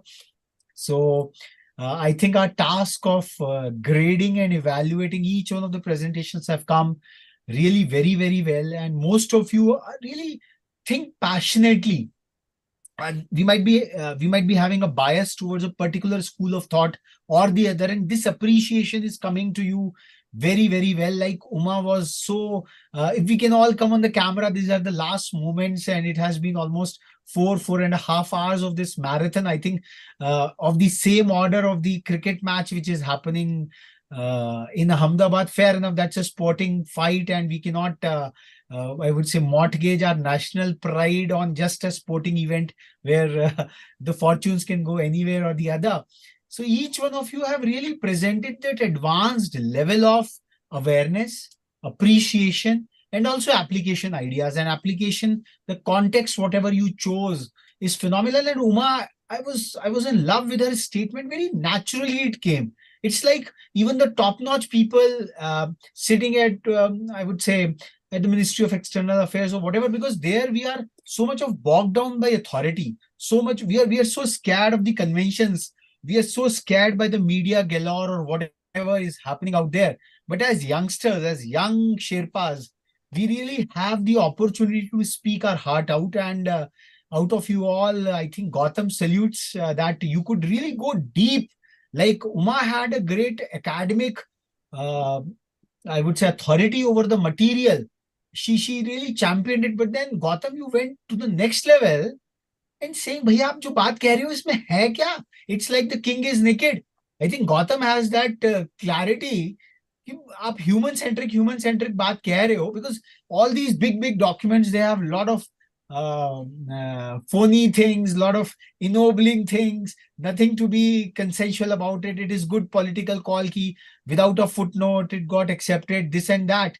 But when it really comes to the brass tacks, I think people like Gautam are the ones who have to be brought in ki bhaiya break karo, crack karo is system ko. And then we have to bring in Uma, who have a real appreciation of things, and Dhanya, who really went out. Edify is fine that they are using the school's ID card, but this lady went all the way creating a ID card. She really implemented it, and that is phenomenal. And I would say Kaisha, for that matter, her jigyasa, matlab, she's just Ananto jigyasa. And I'm not seeing Kushagra. Where is he? He's switching on and off his camera off and on. Some technical issues he's facing. No worries. And Abraham was, I think, very poised, a diplomatic face of things like a very poised, balanced one. Because diplomat generally, when you go to the IFS, they try to see your personality largely. Are you so passionate? Because you are the instruments of the larger governmental forces whosoever in the power. So Abraham had that equanimous view and presenting it phenomenally well. And I think the girls team, all girls team, the second one, Mariam, Shanaz, and Quartel and Fatima, I think theirs was the most elaborate one, the most exhaustive presentation they had. And so many features, I can just keep on. They just stuffed in so much of material out there. So much of material. I think that is the show-stopping presentation if the presentation has to be weighed in. Phenomenal research across sustainability, a very foundational presentation. And solutions. They were so good in the host of solutions which they brought about. And again, Dr. Surbi, what you said, that are you grader? It's not about the grade per se. I think we are peers right from 9th to 11th. Not much of a difference, but what difference is the conviction. And I think each one of you made a terrific presentation. And I would really say that go through the recording and try to bridge in your gaps, because the whole idea is what we can learn from our peers. Seniors are fine, teachers are fine, they are giving an ecosystem for that matter. But what we learn the most, and Ruby is really at poise, and the depth with which she went on and on and on. And they strayed a bit, but the tourism presentation, I think, I'm not seeing the third chap of Abdul and Ruby. Muiz and Habib Rahman. Habib is here. Habib is here. Habib is here. Yes, yes. Yeah, so they can truly learn from Mariam and Shanaz how to redo their presentation a bit. Take out your time. It's a lifelong pursuit to pursue a career. So make a foundational presentation. And one suggestion to Uma, any platform we go, it's perfect. But then a streak in humility. Fine, you might have earned a laurel in a different platform, but its invocation beyond a point doesn't entice the audience beyond a point. That was the only point. Otherwise, your appreciation was phenomenal. Inventum is a great, but then this was not the forum to market Inventum for that matter. So diplomacy should be very diplomatic in that fashion. And I think we have learned from the editorial desk of Rethink India, and I would say salute to Gautam, his spirit. Like the Gautam Muni, we have a huge pantheon of rishis in our parampara.